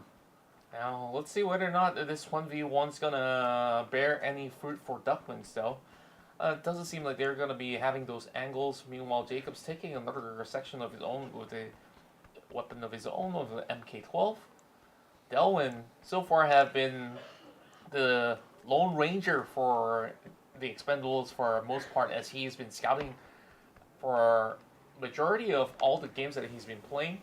Now let's see the update of the circle. This time, it pulls back in towards the central area where anybody that's been around Minas Generalis as well as across the south areas of Cristobal will be able to actually land a firmer hole into the section. So that's going to be pretty interesting for Purple Mood as well as QC, because all other teams will have to swarm their way. And look at this form of a split. Purple Mood is opting to do this by splitting 2 apiece, and then they will be able to farm through this choke point of a valley. But if there's going to be teams coming in from the high grounds of the south side of Minas Generalis, they might just be in trouble. That's the thing. It is a valley, so I think PLM is just really trying to take control of this one piece of road that separates the west to the east. T5 as well will be moving in from the north side. We only got one call starting to collapse on the QC at the same time, while GE is watching UV starting to move into positions as well. So counters very much being set up right now. One call's already made their way towards QC's compound, forcing Petred to try to run away. He's going to try to run into the arms of Leon's Q, was already pouring fire. You got Opons and Borbots trying to come across as well to regroup with their teammates here to head off this attack coming from one call. And swiftly as they go, they've been able to steer clear away from danger and have been able to just send one grenade, but that also gets Chibrit here all the attention being locked on towards Leon's, but that will still be a little bit more of the clue for him to find out. eArena though goes into an altercation against ArkAngel Predator as Nan spots him out and lands it by the head. Sizzy's already off the game. Yeah, taken out completely at eArena, not able to get a trade at all. One call still continuing their siege against QConfirm while this is happening here. So things kind of cooling down a little bit over El Al-Zahar. It seems that the rest of eArena aren't really pushing too hard against AAP right now. They also still have Gex to worry about because they're already set up inside Al-Zahar and very much inside eArena's backyard here. Oh, knockdown already on Chibarit here on One Call's side here. So things still very much not looking good right now for One Call, as we got Leon Q now trying to go for the flank here to try to finish out Chibarit. Jexy not able to find an angle against him. Almost tries to get the spray on him. Couldn't quite find the mark though. So I think Leon's Q should be able to finish off Chibarit right now. Leon's has been able to regain enough health bar and quickly come in with a flank angle, and QConfirm, they are just landing so many of all these preemptive strikes, and One Call, despite them having the area of play, they're all segregated, and Chibrit will not have any help, and therefore this grenade here is for sacrificial causes. Even if it takes out his own teammate, it will deny the point away from QConfirm. And for now, El Sapaloy, he's just holding the rest of members of One Call hostage from the lower grounds. That's the thing, like, he's just overlooking them the whole time, so that's preventing one call from being able to make any rotations. It looks like Pet Dread will be the one to find Chibir around the outside there, so now one call, they know that one call is going to be that one man down. You're going to go with Pet Dread, Zapaloy now moving into the compound here to try to push force off Jexy. He's in position here with an Ace 32, waiting for them to come through the door, or rather, just going to try to give him a slip, tries to get around the outside there, goes for the sprint into Pet Dread, doesn't quite knock him down though. Zapaloy moves out of the way there. Pet Dread's already been knocked out here by another frag grenade. Now Jexy comes around to finish him off, but the Jeep is going to blow up around him, and that does too much damage to him. He's going to get knocked down. And they're picking out their old members as well. QConfirm having a little bit more of a casualty, trying to eliminate more of these members of one call, but takes out Pedret instead. That, of course, is going to be one denial and one call. Now losing members after another, just stuck within this shelter that could not really hold on for far too long.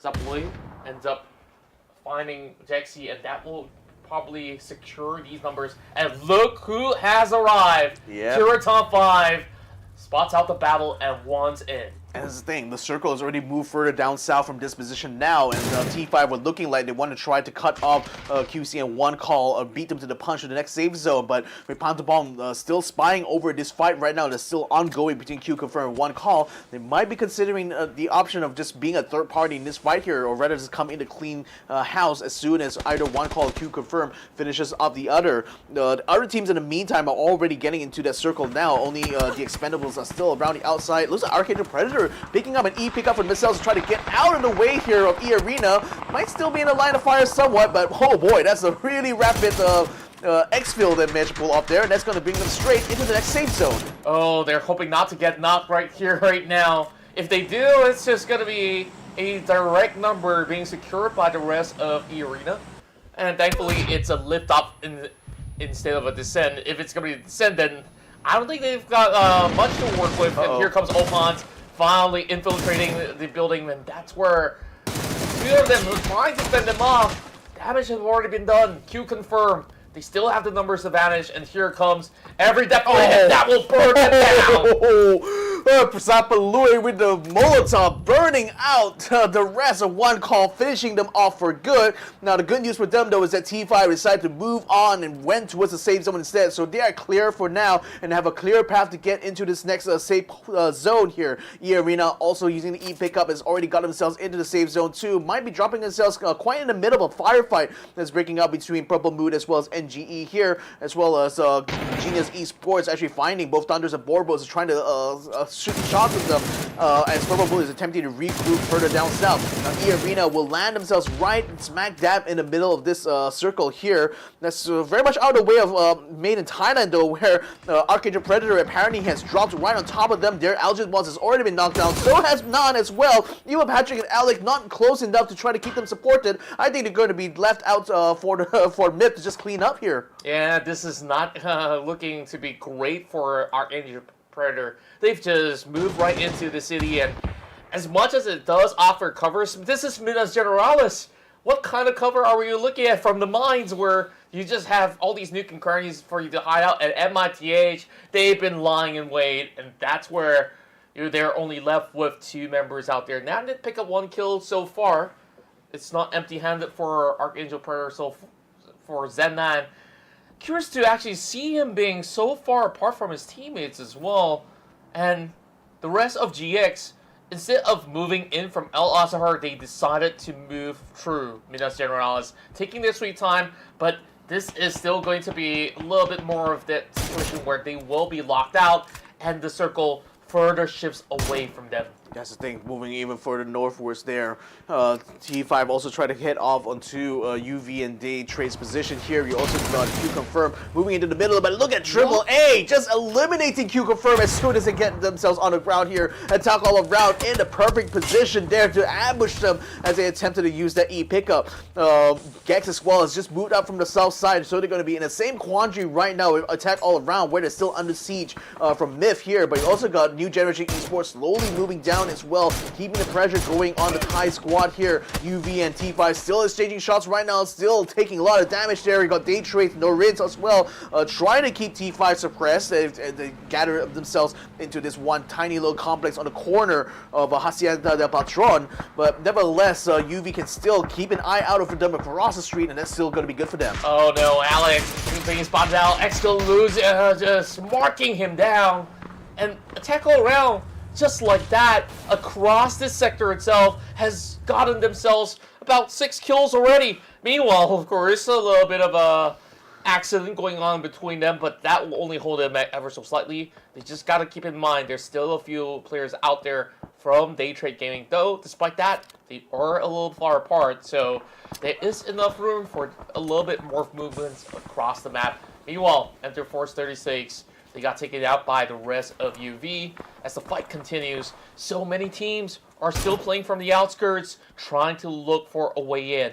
Yeah, looking for a way in as well as the Expendables, who now are just jumping onto Purple Boot Esports here. Whoa! Oh, roll out here from Tanfu is going to fuse to be his downfall as he gets knocked down. Completed by Forbos. Thunder does get a frag grenade kill as well as Fluky comes around the outside there. He needs to find one last member here with TE, and they will be able to seal the deal. But Fab from NGE is also pouring fire onto Purple Boot at the same time, trying to clean up house here, preventing them from being able to secure that final kill there. Delwin in the meantime still holding his own around the outside here, desperate to try to salvage some kill points here, at least against Purple Mood. But then Fluky right now still has him pretty much dead to rights, though, because there's no way for me to get out of the blue zone. He'll be taken up by Hakai in the meantime with the Mini 14, and that will be the end of the Expendables. And there was NGE that is going to have a little bit more numbers to the advantage of the situation than MITH. They see this as a free pass, whereas the rest of GX are just gated off from even getting any chance of entering the circle, and now the battle begins for those who are currently within the top 10, I do believe. Whereas Daytrade Gaming, this is where they're in a rough spot as well. As much as they have compounds, they will eventually need to join the rest of the group into the middle. And there's just no safe way out. Evil Patrick, 2 HP, and he still managed to pull it all off. And he sees 2 members of MITH right below him. And the thing is that MITH Myth are right now tied up in the fight with NGE, but Evil Patrick is still trying to brave out the blue zone right now. AAA as well, trying to pour some fire into Myth, forcing them now to regroup around the south side, and NG as well to back away from this war position here. So AAA is still trying to control the south side, and actually is quite successful in doing so, having already limited 1 squad and looking to try to gatekeep 2 more. eArena now facing a bit of pressure here from Boarboats as he tries to move up into the position here. Hakai is still in position to keep the rest of Purple Mood still stuck within the blue zone here, constantly pouring fire with that Mini 14. In the meantime, T5 lost both Pantapong as well as Tanadol right now, so this is Hasawad and Rossitet Jr. to try to move in from the western side. And that's where Evil Patrick cuts across, and he will now challenge the rest of MITH. It's all in or nothing because he's got not much to lose. And just like that, ArkAngel Predator, they finally settle some of the scores and have managed to garner 2 more kills. But it's all down to Evil Patrick. He will eventually be denied going out to the play zone instead. ArkAngel Predator now settles for 10. Yeah, and GE as well, finding some kills on the Purple Mood there. Got to the knockdown, forcing Purple Mood to try to stand and fight here, especially in this encounter with eArena. NG is regrouping themselves on the southeastern side now to try to keep the fire going in the mid. We already have 3 members already knocked down from the fire coming in from both NGE as well as AAA. PLM still very much stuck there in the forward position against eArena. Then he got where is he going there? NGE now moving forward now to try to clean up Myth, sending frag grenades down into their direction there. Oh, I don't think they're going to be able to stand for long, though, especially with all of those explosives coming their way, and NGE hoofing it to try to get to a Myth before the other teams are able to steal the kill. But the frag grenades will still come true here for MGE, and Myth will be out in 9th place. Absolutely being overwhelmed by the rest of NGE. This time, it's NGE being ambushed from the back as well. Purple Moon, they're coming up the hills, and now they are drawing so much of these attention coming from eArena at the same time, and there's not much space for them to work with. Here comes Zess, Yuda, they all have the sights upon members of eArena, and same goes to NGE on top. Well, this is definitely going to be a pretty awkward for Purple Moon. They don't have much time. Less than a minute. 45 seconds to be precise for them to pick a fight. There's no way out other than fighting. AAA managed to get a knockdown into Daytrade. No Riz will finish him off as well. NGE is also at the same time firing upon Daytrade here, so they might be getting themselves slaughtered right now as they try to enter the south side of the circle here. But the whole time now, the Daytrade will have to back out of this fight here. In the meantime, GE has already done very well to spread themselves out a little bit to make sure they have full control over the northern side. They can't exactly push UV out of the compound quite yet. It's the only compound still left inside this circle here, but instead it's going to try to sweep the way from the eastern side here to hopefully corral some of the other teams that's still on the outskirts of the circle. They are pouring fire right now at the Purple Moon as we speak here, and that's certainly forcing Purple Moon now to move even further down south, closer and closer to New Generation Esports. Yeah, it doesn't seem like there is any more options for the rest of Purple Moon, whereas Genius Esports is just lying in wait. Whereas inside, he's just going to be able to nail all of them down. Genius Esports tried to steal that one away, but the rest of eArena was just way quicker. Yeah, GE continued to sweep down NGE now. Direct confrontation with EA, but KM99 with a triple right now is stopping them within the tracks. Hakkai's the last one standing, not anymore as KM99 finds him as well. 4 kills for that one man. That's brilliant performance there from eArena. Absolutely pop-up performance coming out from eArena, and they are now taking the center stage. There's nobody that can basically bypass them or even go in for the challenge. If there's anyone out there, it has to be AAA. This time, after surviving the onslaught inside the city, they now have 9 frags and will challenge eArena directly, dropping the Molotov, and now looking for Leverage. Nice. And he does get it. Nice. Triple double as they seal the deal, and now they make it into the top 5. Well, GE was also still moving down south at the same time. They were hoping to try to link up together in order to finish off AAA here, but unfortunately with AAA finishing off NGE so quickly, GE now is going to force to try to fight against them as a full stack here, while only Chloris and Utah is in position. Zest and the other member of GE, Sir T, has still stuck himself on the northern side there as an anchor somewhat to keep an eye on UV, so they still have to fight 3 strong versus a 4 strong team now, and unfortunately with the knockdown already onto Utah, that's going to be forcing GE to back out. Xsset is pushing upwards. Meanwhile, they do have one member being knocked. This is not going to look all too good as they're all stuck within the same shack for the time being. Flash, he's about to find a way to puncture through, and it seems like J-Dye has managed to stop him on his tracks. Unbelievable attack all around. A huge comeback after losing out in the first round of Miramar, and here they are fighting their way to the top. Yeah, they can literally push up northwards now and try to force Genius Esports into an even worse position. They have to corral themselves around this slight little incline here on the hill, and the whole time having no way for them to keep the pressure onto UV, so they've pretty much conceded a lot of control to the circle now by trying to make this movement downwards, and AAA is still in the best position here to still defend the south side here because they're only under pressure from UV, who is still too far away to deal any meaningful damage to them. In fact, the little bit of a dip there is actually making it hard for UV to keep an eye out for both AAA as well as GE, so they can really only try to focus upon T5 directly across from them. You already got Chloris with a Mark 12 already keeping them suppressed inside that field there behind the hay bale, so there's not really much maneuvering that T5 could do at this point now. UV pretty much has them dead to rights. In the meantime, AAA and GE now starting to collapse on each other here. This is going to be a direct confrontation, 4 versus 4. Slowly falling back, understanding that it's grenades all over. Nashua just trying to outlast as much as he can, but he will be taken out by the play zone itself. And here comes another grenade, blocked perfectly! Only 3 more sustaining for the rest of attack all around, but they are being blindsided with all the smokes being popped out. And now this is where he gets the perfect punch! Wow! 2, John Lewis, he will go down, but it won't be without a fight. Now, so little smokes left, and it's slowly depleting. Going outside, and Yaku, he still fights it. He's got to play within the zone. Attack all around. Eventually gets another. It was Zest to save the day. What a save there by GE. So Zest yet again the savior for his team. Now would still have to bring the revives back up, but the whole time they were fighting though, UV already moved out of the compound. They're starting to sweep down from the north side. They want to try to directly confront GE here on the hilltop while they still can. Smell is still staying in the compound right now. now, so there's only 3 members of UV involved in this fight here. So Powell, he still has a lot of frag grenades. He's going to try to throw it towards Chloris there. Hopefully that's going to be able to connect and at least do some damage there. But now GE noticing that they're now being sieged with the blue wall, blue zone already up against their backs. There's nowhere for them to run. Powell now being spotted out, but the damage is good coming in from Utah. But the zone devours him as well. None of these teams are actually having a clear way of winning. And Surti, he will land the shot. It's a headshot directly upon Silky. And Smell has already taken up a chill, so it's really now UV versus GE here for the chicken dinner. 2 members, 3 members now still up for UV. GE still able to bring up the revive on one, but not quite the other yet. But Genius Esports now on the move now to try to find another one, but unfortunately, Surti gets himself knocked down yet again here after being revived. Barely one last shot there onto Chloris will finish things up, and Unicorn Venom takes the winner chicken dinner. And this time, the Vietnamese aces will steal the show by the end of it all.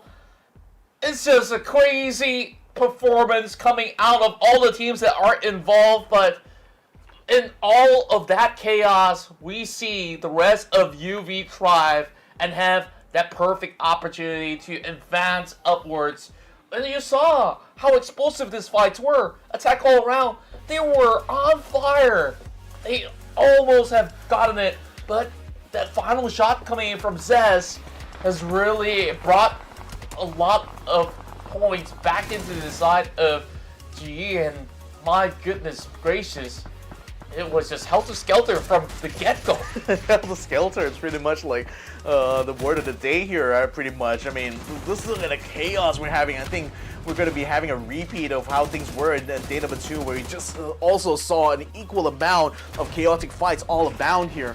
But yeah, to your point, AAA, you know, off of that win against CS early on in Phase 1, has just basically been able to carry a lot of confidence and a lot of momentum into these fights. And it's just nothing short of brilliant seeing them dispatch team after team that attempt to assault the position. They were the kings of the south of the circle, you know, for the largest part in this final phase here. The thing is that, you know, with Genius Esports and UV continuing to keep them siege, I think eventually they ran out of frag grenades, you know, especially in this fight against Genius Esports over here, and that pretty much left them a disadvantage, you know, from the rest. And once Ekarizia got taken down here, I think it was sort of starting to become the beginning and end for them, but it seemed like they were still able to take the fight to GE somewhat, getting a couple of good knockdowns and actually forcing them in the corner. But Zest the Savior, he comes in, he finds a final kills there on the Jackwalk as well as Ult to Squirt, and still secures their position here for Genius Esports.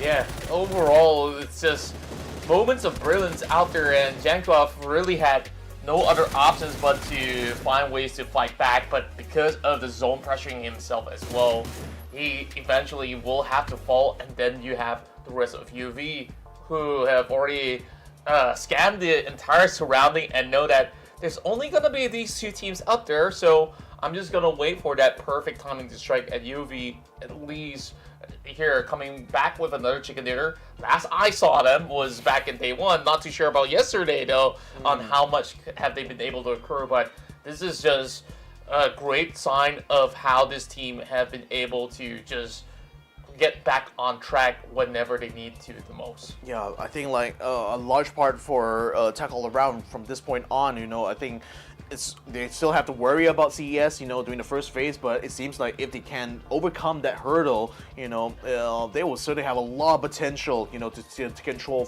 of the game from that point on. But nevertheless, they also were, I think, also to a certain extent, quite fortunate as well, because of one of the teams just dropping on top of them, you know, while they were holding the middle position inside the circle. That allowed them pretty much a free span of kills. You know, so I'm going to be very curious to see what their standings will look like after this once we tallied all the points here. But safe to say, they were definitely the standout performer here in match 2. Definitely, and with that being said, I believe that we're going to be checking in on them after a while, because after these 2 crazy rounds of Miramar, we're definitely ready for them to at least take a little bit of break, and we'll come back shortly. Yeah, nevertheless, here we go. This is going to be the leaderboard for the match. Unicorn Venom, of course, taking the chicken dinner and 8 kill points, putting them at 18, only 2 points ahead of Attack All Around, who, mind you, wasn't really contending too much for the chicken dinner, but still, that's at 12 kills. in this one match here. So that's a brilliant run here for Attack All Around. 16 points to their name. Genius Esports, good recovery, especially when that fight against Attack All Around looked like it was going to go south. Somehow the match still come back on top there, but nevertheless, they only have enough points here to get themselves into third here. eArena in fourth right now. New Generation Esports in fifth here, ahead of Daytrade Gaming by only 2 points. And these two teams are also like tied right now, eArena and NGE, that is. Theerathon 5 still consistently finding points anyway, so, but given a chicken dinner, you know, even these 5 points is still enough now to keep them in the lead. Yeah, if you do notice that majority of the ones that are on the first page of the news is mainly coming from the south side, so it was those who were having the best prowess in team fights that have been able to secure majority of the points. So with that in mind, of course, we'll take a look at how that actually adds up. Theerathon 5, I think, goes unquestioned to still be the #1 team out there, and this, mind you, is going to be their lowest scoring performance out of the many, and the Theerathon 5 is still remaining on the top. But for now, Genius Esports have already overtaken Global Esports SX by securing 88 points, and just a little bit more catch up to do for this two squads who are currently tied at third place respectively, GEX as well as Mate in Thailand. And then Attack All Around, look at them go. They are now at fifth after that huge result that they've garnered out of Miramar. Yeah, last time we saw them, you know, they were in 9th place and was still out of the top 8, and those 12 kills has certainly paid dividends now for Attack All Around here. One call, conversely, you know, dropping massively here. You know, at one point, at the start of the day here, they were in 4th place, but now they're already on the borderline here in 8th. But that just goes to show how competitive it is here on this top 8 board here. If you discount Theerathon 5, everyone's just tripping over each other very much throughout these 2 days of grand finals here. So for Purple Moon, still so close yet so far for them. They are now out of the top 8 here, unfortunately, but it's still keeping themselves 4 points ahead of Daytrade Gaming. Still not quite out of it completely though. They're only like 68 and 64 here, whereas One Call is at 70 points. So a good round here for either of these teams can certainly bring them back contention. That's right, and of course there's still a lot more room for improvements for some of all these teams out there, but despite having a little bit more of a struggle in the past couple of days, eArena have been able to put in a huge number of points before being stopped by Attack All Around. Like, who could have blamed them, right? Like, just looking at AAA go, well, they just have this winning mentality where you can just propel for it and just have your mind set up for success, and that's what we want to see all throughout the course of the tournament. But of course, after 2 rounds inside Miramar, we will get you guys updated on the best performers of round 2. Yeah, so KM99 had a brilliant round here. It's just a little bit of a shame that eArena didn't manage to get any further than the I think it was like 6th or 7th phase. So nevertheless, the 4 kill points is certainly very much appreciated there, I think, by eArena themselves. NG as well had been, Hakai has been absolutely killing it with the Mini 14, just finding shots and finding good kills all around, and very economical as well, especially when you compare it to KM99's damage meter here. Utah from GE here actually takes the top honors for his team in terms of kills here with 3 to his name.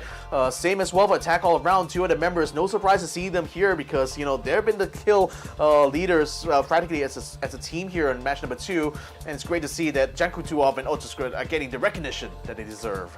That's right, and of course we're going to be looking at Unicorn Venom, their road to the top of the pack, and of course this will be their first chicken dinner here for today, but this team has been able to get quite a number for the past couple of records, despite them not being able to match up to, of course, teams like Theerathon 5 or so. But when the moments do matter, heading into the late game phase, if they do survive till phase 6 onwards, they manage to yield huge results, and this is one of it. A total of 8 kills as well as 1.2k damage being done.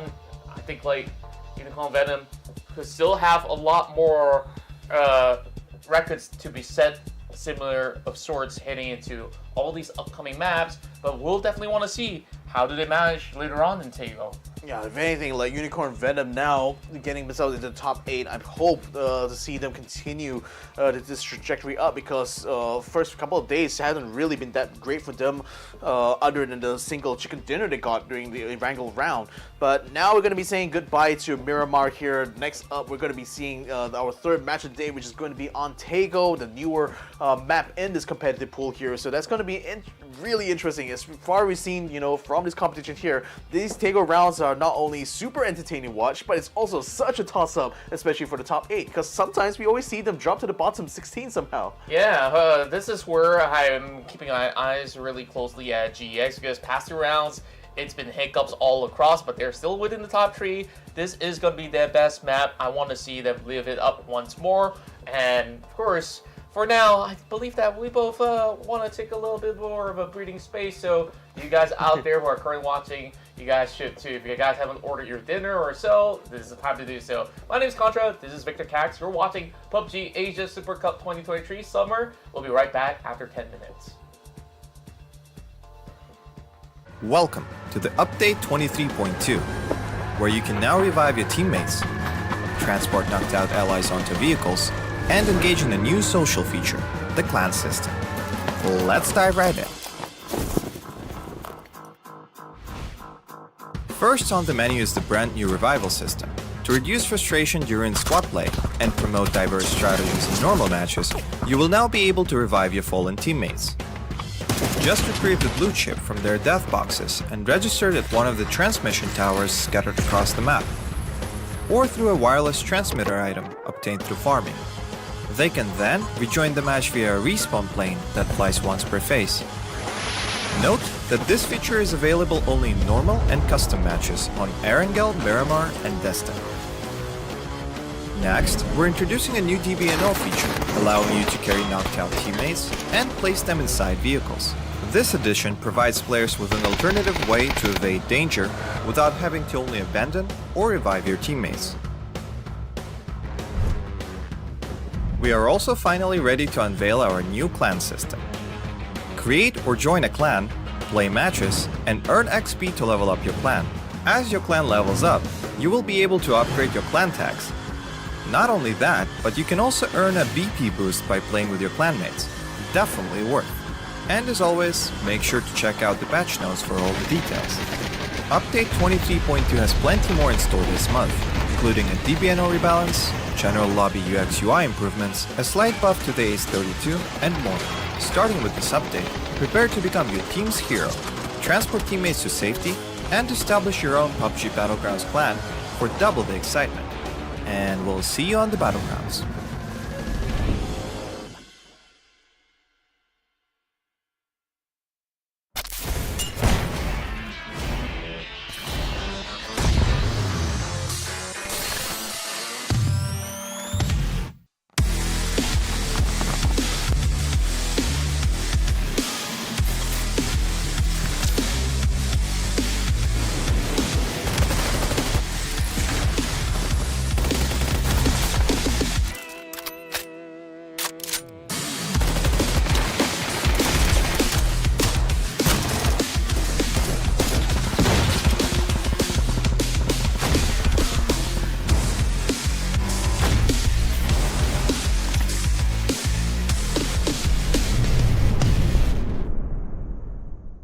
The latest game from Krafton and 5min Lab. Fast pace and full intense PvP action brawler game.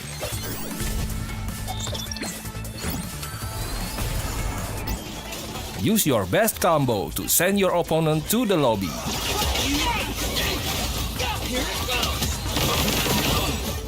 Select your legends and be the winner.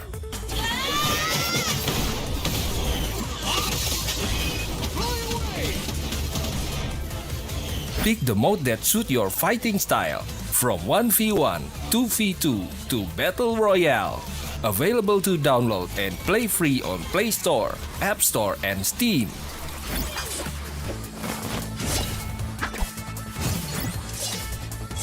Let's be legends today!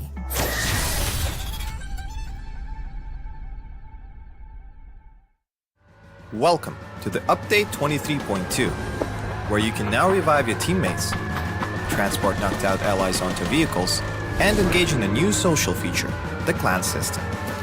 Let's dive right in.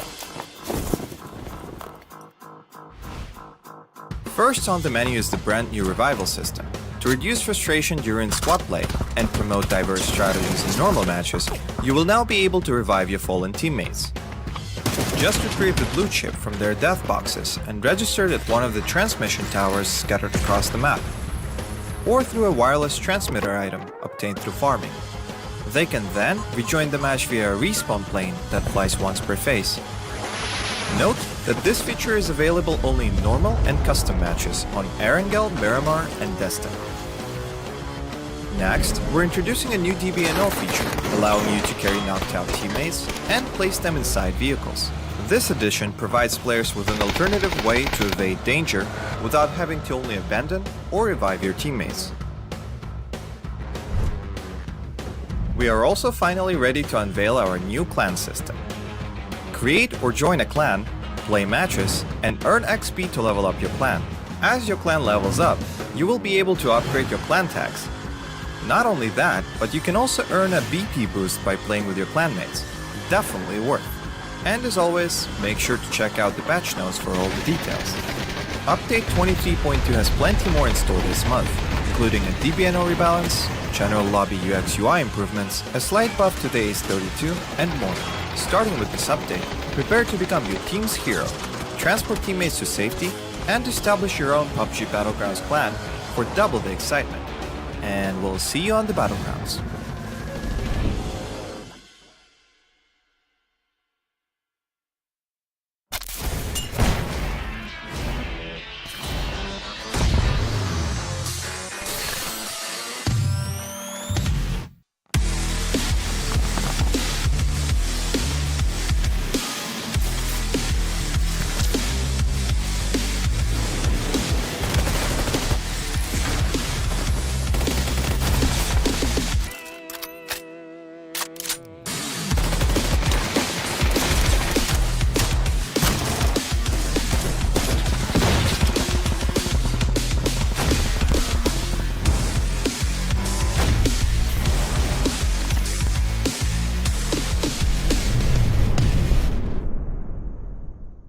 The latest game from Krafton and 5min Lab. Fast pace and full intense PvP action brawler game.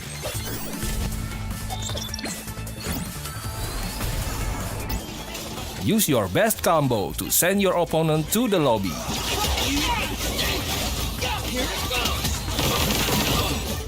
Select your legends and be the winner.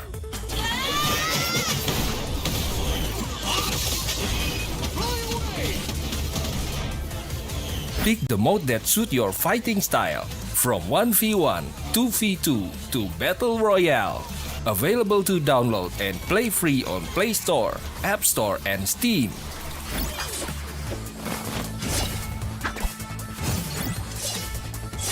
Let's be legends today!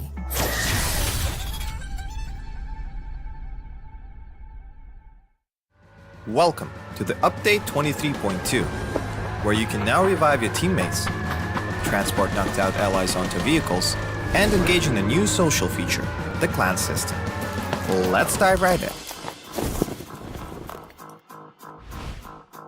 First on the menu is the brand new revival system. To reduce frustration during squad play and promote diverse strategies in normal matches, you will now be able to revive your fallen teammates. Just retrieve the blue chip from their death boxes and register it at one of the transmission towers scattered across the map, or through a wireless transmitter item obtained through farming. They can then rejoin the match via a respawn plane that flies once per phase. Note that this feature is available only in normal and custom matches on ArkAngel, Miramar, and Jester. Next, we're introducing a new DBNO feature, allowing you to carry knocked out teammates and place them inside vehicles. This addition provides players with an alternative way to evade danger without having to only abandon or revive your teammates. We are also finally ready to unveil our new clan system. Create or join a clan, play matches, and earn XP to level up your clan. As your clan levels up, you will be able to upgrade your clan tags. Not only that, but you can also earn a BP boost by playing with your clanmates. Definitely worth. And as always, make sure to check out the patch notes for all the details. Update 23.2 has plenty more in store this month, including a DBNO rebalance, general lobby UX UI improvements, a slight buff to the Ace 32, and more. Starting with this update, prepare to become your team's hero, transport teammates to safety, and establish your own PUBG Battlegrounds clan for double the excitement. And we'll see you on the Battlegrounds.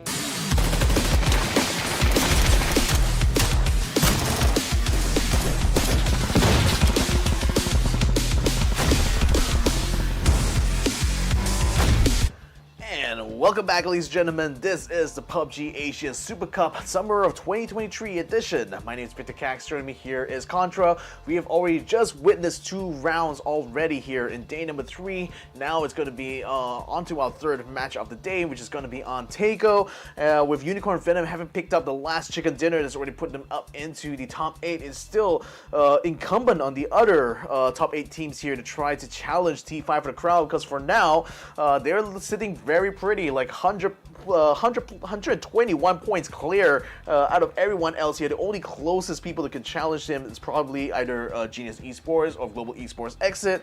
But for now, T5 certainly are feeling, must be feeling on cloud 9 right now. I mean, in lead of the tournament here on day number 3, way past the halfway point now. So, what else could be said? Yeah, I'm pretty sure that they are over the moon about it. Meanwhile, if we count the number of games that's still left on the board, there's a total of 14 more. So, as much as T5 is currently sitting at the top, what's to say that from that blunder early on, where they did not manage to salvage many points at all, there might just be a few cracks and weaknesses that certain teams are looking at this team where they can actually overtake them within the span of 14 rounds. And that 14 rounds starts off here in Taiko, and Genius Esports here have kicked off the final round of Miramar in spectacular fashion by taking down the rampaging AAA overall, and I am still looking at this team to be one of the top dogs to beat.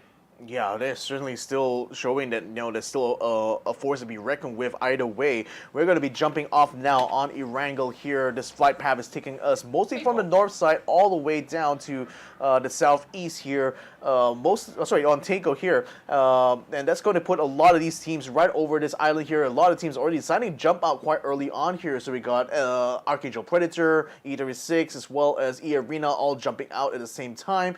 Wonder which teams are going to try to get onto the mainland, though. It seems like MIP is going to be jumping out a little bit later here. Daytrade, as well as the Expendables, are still holding steady in the plane for now. But a lot of teams is deciding to go all the way down south. They're banking on they're betting that this next circle probably going to land somewhere in the middle of Taiko here. Yeah, it's pretty interesting to also see that there's 2 teams right in the middle of Yanchon, and that is GE, this second highest ranking team on the board, to match up against QConfirm very early on, and this is going to be up close and personal, where there's already 2 members of QConfirm that have docked very early on to pick up those weapons, and immediately looking for quarries. That will be the first knock, but have yet to secure the number just yet. Sir T has gotten himself the SKS, but that's not really the weapon of choice of his. 10 bullets on the chamber, and eventually turning his back against the rest of QC will have Sapaloy getting the knock. Yep, so they're only teams right now currently in the hot drop here on Yongcheon. So anyway, Opan's now, I think he just spotted Yuta trying to come in through the doorway and will not be able to knock him out of the way though, but I don't think Yuta actually spotted him through the window just now. He comes around the backside. Oh, gets the knock onto Opan's instead. Now, in the meantime though, where are the other members here from QConfirm? Because they're still far on the outside here. Yuta will be able to get a revive back on the Chloris now. I do see both Leon, Q, Pret Dread, as well as Erpatapaloi now starting to move out together. Yes! Gets the burst onto Young Q, and then unfortunately will get taken down as Erpatapaloi comes up the stairway, finishes him off, and takes him out of the map. Now Chloris and Yuta moving up now to try to link up here with Surti, hopefully to try to catch him before he bleeds out completely. But QConfirm now in the revive mode here, they're trying to bring up 2 more members back up here, but Yuta a little bit slow on the take here, not able to get up there. He's also a little bit afraid, I think, to try to take an approach without his teammate around. Now Chloris will be joining up with him here, but for the most part, they're just watching out the smoke, making it hard for them to pop right through, but it still comes through anyway. Untitled will find both Yuta as well as Chloris, takes them out, and will eliminate Genius Esports in 16th place. They've managed to trade back early on, and suddenly they decide to hold back, and that is to their own demise. QConfirm, they may have only lost Opaz, but they've garnered all 4 points out of that. My. Just like that, GE, after securing back-to-back great rounds, they lost out, and you know what really hurts them even more? That circle belongs right inside the island. If they do survive, whatever the fight was, they could have basically pulled off an easy top 10. I know. I'd say at least top 10, right? But again, like the flight path started from the top side of that island, so the teams that jumped up quite early just found themselves lucked into the best possible position. Look at that, like AAA, E36, AAP already here, T5 smack dab in the middle on Godok Village. And then you also got eArena kind of split by the river, but certainly KM99 and Lyrics will have no trouble at all linking up back with Zixi as well as Insight, whereas everyone else decided to jump out onto the mainland now is going to have to wrap up their farming phase now because there's only 1 minute 30 seconds left before this next phase, so we can already see Global Esports Xsset already making their way into the safe zone now, just needs to be able to cross this bridge. Yeah, and you know, last game it seemed like T5 didn't really have all too much of an advantage. Oh, he's going for a jump. Oh, let's see him. He's going for the jump. All right. Mates it. Perfect. Perfect landing. Okay. I'll still give it like an 8 out of 10. Yeah, could have been a perfect tenor. Let's see if Montana has any style points of their own. Well, there's no ramp, but hey, who's to say that Duckmans doesn't have ways to make this car fly? Well, anyways, like back into what I was trying to say as well. T5 currently positioned beautifully inside of Godok.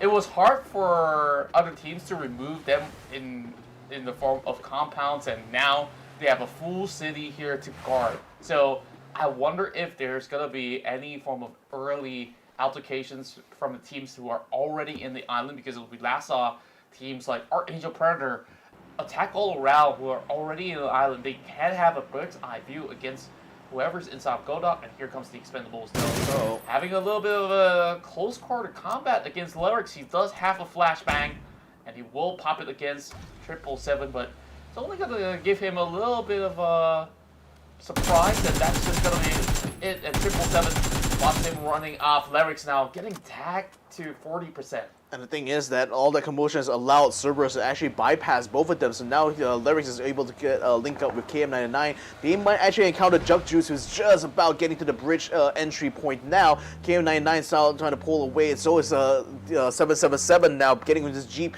to try to link up with Duck Juice as well. But eArena, it looks like they've moved away from a confrontation from Duck Juice. Instead, they will pull back though. So 777 will just wait for the rest of his teammates, Tanvu and Delwin, to link up here while it continues to farm this complex here. They're still very close to the edge of this next safe zone, so they're not exactly in a hurry to make their way into the place now. And with eArena, they spotted a whole bunch of like care packages and landed there. So KM99 is just eating so good right now in match number 3. Oh yeah, and they're gonna be the ones who gatekeep anybody that bypasses the bridge all over the western corner of the map. Meanwhile, Daytrade Gaming gets a free pass, as they will have that free access through Palace as well. So that's good going for them. And MGE, they can take that sweet time. The moment that they arrive to the scene, by then, I don't think that there's going to be many teams that's still going to be around the outer layers of Phase 2. Therefore, it would be an easy way out. Same goes to the members of One Call this time, opting to take the emergency pickup for them to get directly into the island. Don't want to be finding any form of fights against those that have possibly set up by the bridges. So we're going for them. Purple Moon Esports, though, last we saw them perform well was back in Game 1. Game 2, however, they didn't really have all too much to offer, it seems. Well, this town ain't big enough for the 3 squads. Now they're landing on top of Gold Dog Village. T5 unfortunately had to pull away, but they pulled up to the mountain side there to take control of a complex up on the north side of Gold Dog. So they're certainly trying to use that as a staging point for them for the rest of this one, while they let the other 3 teams continue to fight it out in Gold Dog Village. One Call has now put their boots on the ground now, so they should be able to continue to join in this fight that's breaking out between Purple Moon as well as Unicorn Venom here. ArkAngel Predator in the meantime are still in the middle of this of the circle here. They found themselves on top of this hilltop that should be able to overlook Gold Dog Village as well as Wolsong somewhat. But right now, I think all the focus needs to be here on UV as well as Purple Moon, because they seem to be sniffing each other out and sensing danger coming up ahead. True enough. Whereas these 3 teams here will not be able to actually have all too much of a vision against each other, though they do have an ideation of the whereabouts of each respective team. Purple Moon Esports kind of split up for the time being, whereas members of the top of UV, the winners of the chicken dinner back in Miramar, now will have a little bit of that challenge, and here comes XK slowly approaching against Alec, where I don't think that they have gotten all too much of that vision. No, Alex he's not looking still back. scouting all about, but he might have actually heard a little bit of movements, and he spots out XK. Oh, patience in that trigger finger right now. He doesn't want to let XK know that he spots him there. I think XK also is not looking his direction, so I think he's also completely unaware of Alex's position at this point. So now he just needs to wait for the right moment to actually open fire there, and that would be GG bye-bye there to XK1. But nevertheless, XK is not making his job any easier though. The tree blocking his view, preventing him from being able to get a clear shot. Now XK is going to get on top of a rock here. Might be in a position here to spot Alex if he unscopes right now, but he's so focused and trying to watch out of the wall zone. And finally, he opens fire on the SK1, gets a knockdown. I think that should certainly alert the rest of E36 now to his presence. Oh boy. If only he actually checked, and ever since he's on scouting duty, there's not going to be any members out of E36 that will be able to get him picked up. Oh, he does have a zone field going on, just buying as much time as possible, and even despite that, I don't think that it will hinder Alec from picking up this kill. Well, the thing is, E36 is also taking the sweet time to try to come around here towards XK1, so Alex will just finish him off anyway, sensing that E36 may not be looking to try to take this fight. Fortunately for them, this next circle still lands on top of them nevertheless, and that puts them in a position now to be on the north side of the circle here. AAP now regrouping here, NGE using an E pickup right now to get themselves into this zone here. They were mostly stuck over at Buksan Saab that was way out in the mainland that's been completely engulfed by the blue zone. Now they're going to be joining in the fight with everyone else. Fight is already starting to break out a little bit onto Gold Dog Village here. One Call getting into the mix here as well with QConfirm are starting to feel a bit of the pressure now that they're getting into a direct confrontation with Zapalui. And to Force playing with only 3 members, spots out one out of ArkAngel Predator, but this is going to be a slope that they will be playing on as well. Not easy to actually get those pickoffs if they want to. And Sylphia, I think he's already gotten into that perfect position to get an angle upon Patrick as well as Alec, whereas the rest of eArena now storms their way into the zone, and Sylphia so far trailing right behind. This might just be an easy pickup against Patrick, but he's just going to let them loose. That's the thing, like, it's a lot of creeping and sneaking around going here, but AAP is already taking down the high ground. NG is going to be dropping straight on top of Cerberus here over on Hey Musa, so this is going to be a direct confrontation though. Duckmai still is able to hold his own, but no foul has just removed his teammate Hasaki from the game here, so Cerberus very much under pressure here. NG still corralling around the outside of the compound here, trying to get a lead onto Duckmine as well as Hamas. Oh, SoloZ has just been caught out across the street though, so he's not going to be able to provide any fire support through either Hamas or Duckmine right now. NG should be able to try to collapse onto them, but Hamas is still making their life so difficult here by still staying on the opposite end of the compound here. He spots Fop trying to take a shot on him from the rooftop here, but is able to duck away just in time. Frag Ray is going to come down, not going to connect this time. Fap just Hakai. towards the top. Oh, here comes Hakai! Almost misses a shot, leaving with only 9 HP.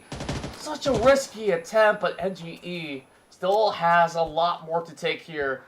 Cerberus Esports now only with 1, but how much can he actually deal against him? And he's being blotted off. It's Fop that will seal the deal, and it's NGE that will win out Cerberus. And the thing is that once Cerberus is out, here comes the Expendables to come right in. In the meantime, Theerathon 5 going into the confrontation directly against AAP here, who tried to storm into the compound. Already got 2 tree knockdowns here. Hasselwatt, a lot of damage being done here, but he tries to speed away here to get some distance here, maybe trying to go for a revive, while the rest of AAP is still nowhere to be found around his corner here. But nevertheless, for T5, they're still able to get a little bit of reprieve now. But unfortunately, once they come out of that compound, Gex will still be around the corner here to keep them headed off.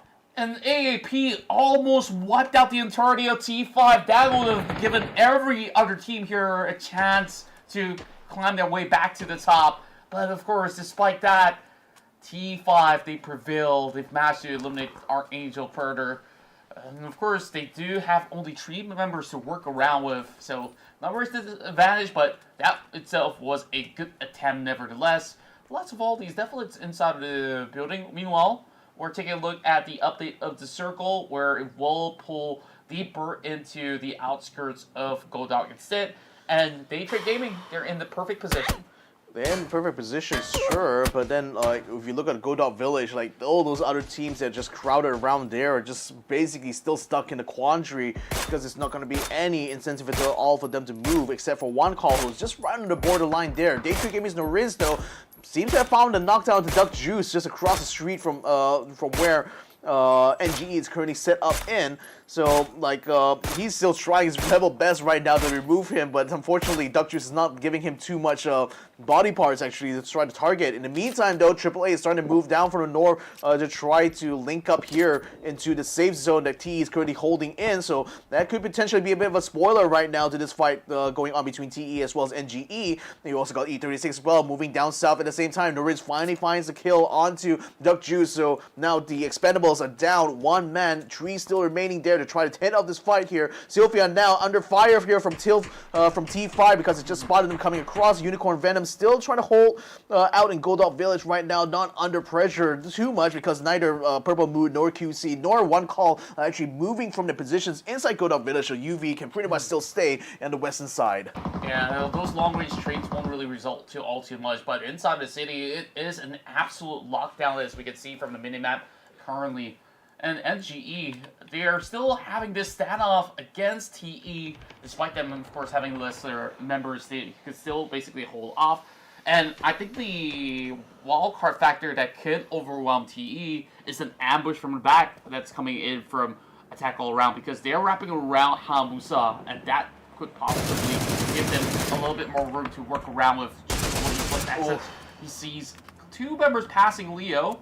But that's not going to be it for now, as he's trying to use all these DMRs to land the shots. Fast-moving vehicles is a little bit too hard to catch, but Sylphia only having 15, though.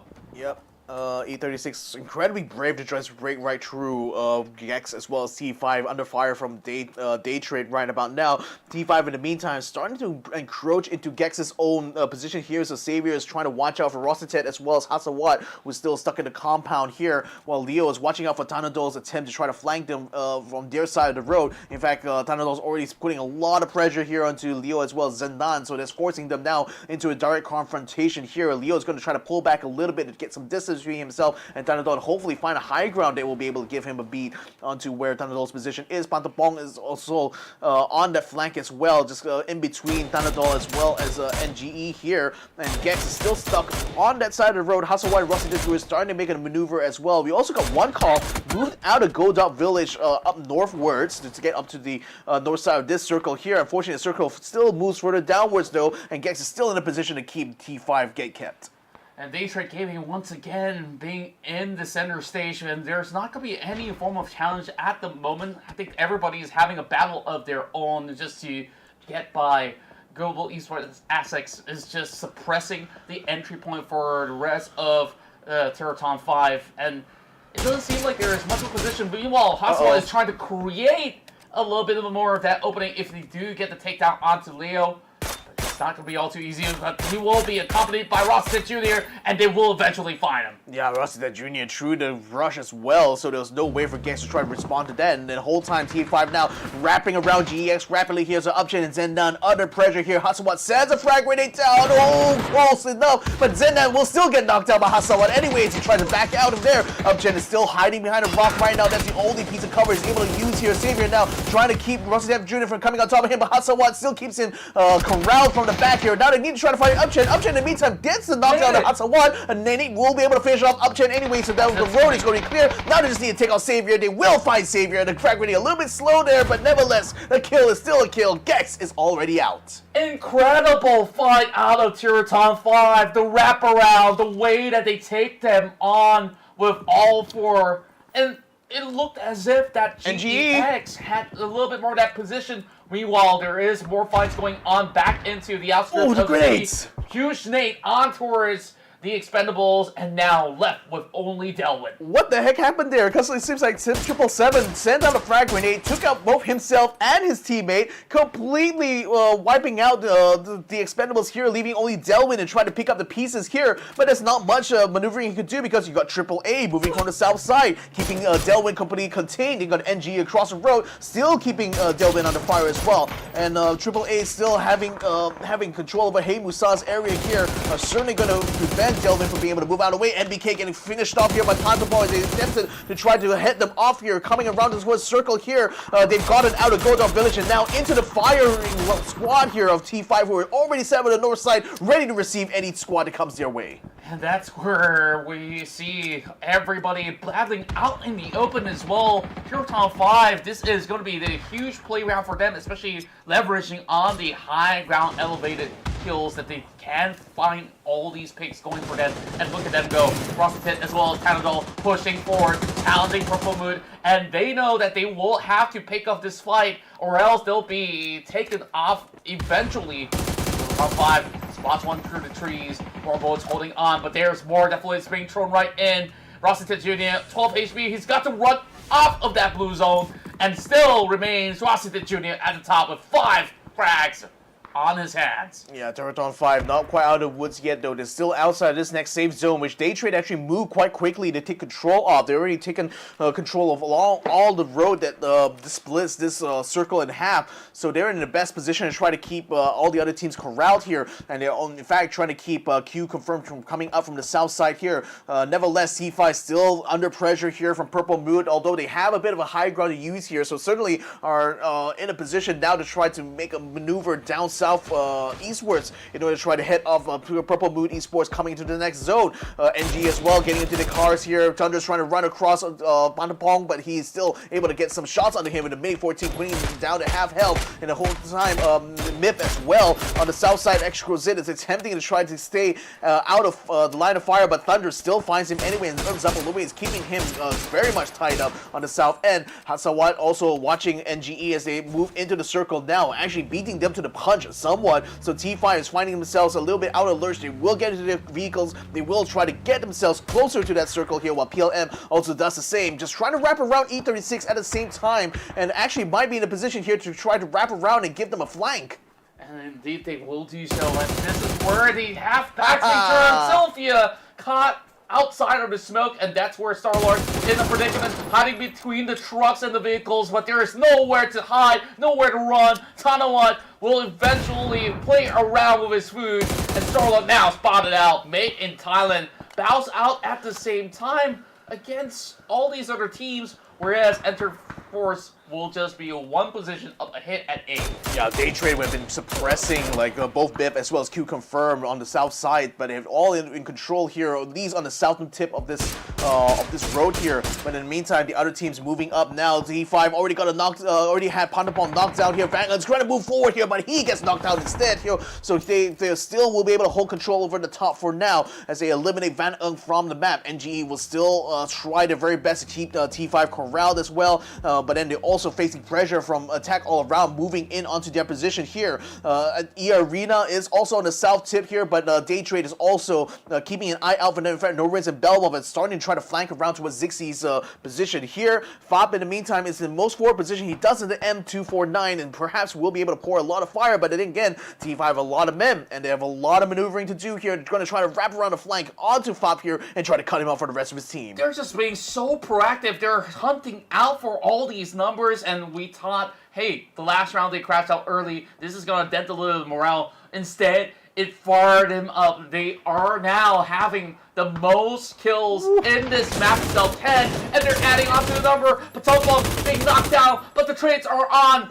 Fop, he will hold on with only the sliders of health, 4 HP, now sending a grenade on towards Rossitet. I'm not sure if he's going to be picked up, but there will be trades going on. Rossitet still finds Fab. Hakai is still hiding inside the brush right now. A car is going to come across. Rossitet is going to get knocked out though by Tanawa coming on the side there. And you got to watch out for Pachills because he was the one who started this sort of cascade here onto T5 by getting the first kill onto Tana Dolls. And that actually caused T5 to be in a bit of a scramble. Nevertheless though, Tanawa will find Rossitet Jr. will take them out. And Hakai also being found by Hasawat, so they're also going to be taking a bow right now. But Hasawat still alive right now for T5. Will be maneuvering towards the road side here. That's going to put him in the path now towards attack all around, but the whole time as well, Purple Mood taking control for the north side of the circle. Now he's going to try to spray down Jacko 2-0. Gets a knockdown of 1, goes for 1 more, gets 2 as well, finishes them off here. Oh boy, he needs to watch out for one more member though. There's Esquilisa coming in with the frag grenades. 2 HP left for him, not enough though. Esquilisa finds him in the AUG. A crazy show-stopping performance out of T5 despite crashing out on 4th place. It was Hasawat that was the savior back inside of Gold Up against ArkAngel Predator, and now on his last stand, raking in every single number that he can, and the next one to bow out is AAA. Well, Daytrade, I say, will be in the best position to keep control here. They've already taken out inside, down by the south side, forcing the rest of eArena to wrap around the west and up north, and that's putting them in close proximity here to Purple Moon. But you also have Pachills, who had the Car 98, had to use that already to deal a huge blow onto T5, and is looking to do the same as well as onto Purple Moon from his position here. Looking at the replay again, I mean, Hasawat, absolutely amazing here. It's just a little bit unfortunate that he didn't spot Equiusa until it was a little bit too late, and by that point he was already like down 2 HP, so it was going to be a tough fight out of it anyway. Pachills though still keeping an eye out for Purple Moon's maneuvers right now because they still have control over the northern side. Daytrade has control over the south. There's still the wild card in the form of eArena still huddled around the western side, but they're under fire from Purple Moon right now as Thunder's spotted Lyrics, so they're just going to be forcing the rest of eArena now to exfil out the area and move further down south. That might put them in the path here to be spotted by Pachills. They're going to try to open fire, trying to get a knockdown, not quite dealing it yet, and Belmov is getting ready with a frag grenade. He's going to be setting out, expecting them to try to come into collision course right now, and then actually landed onto Zixie. He's already down, Lyrics is very low. This is looking bad. And he predicted it all to blow! eArena depleted just like that. Daytrade Gaming against Purple Moon. Full squads for the two teams. And this time around, with full control, Daytrade will start things up by knocking out Tanawan, and they will storm in with his party. And we saw them taking the zone from the get-go. This is where they will control and choke off the rest of Purple Moon with one big knockdown. Norris is now looking for another target, and nobody's going to be able to rescue him. As we have a quick replay, we go back into the screen.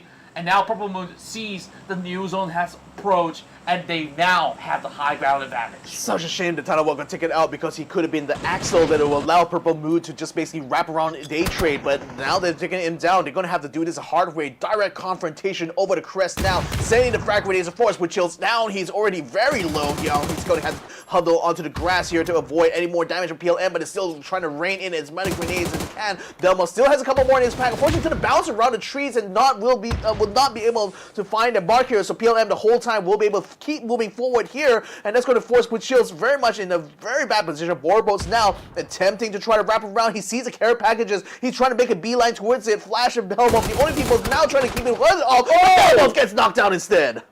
And he just got in that angle right above the rocks. Borbo still gets himself back to 100%, quickly healing up, whereas Norin's trying to find his way to trade right back.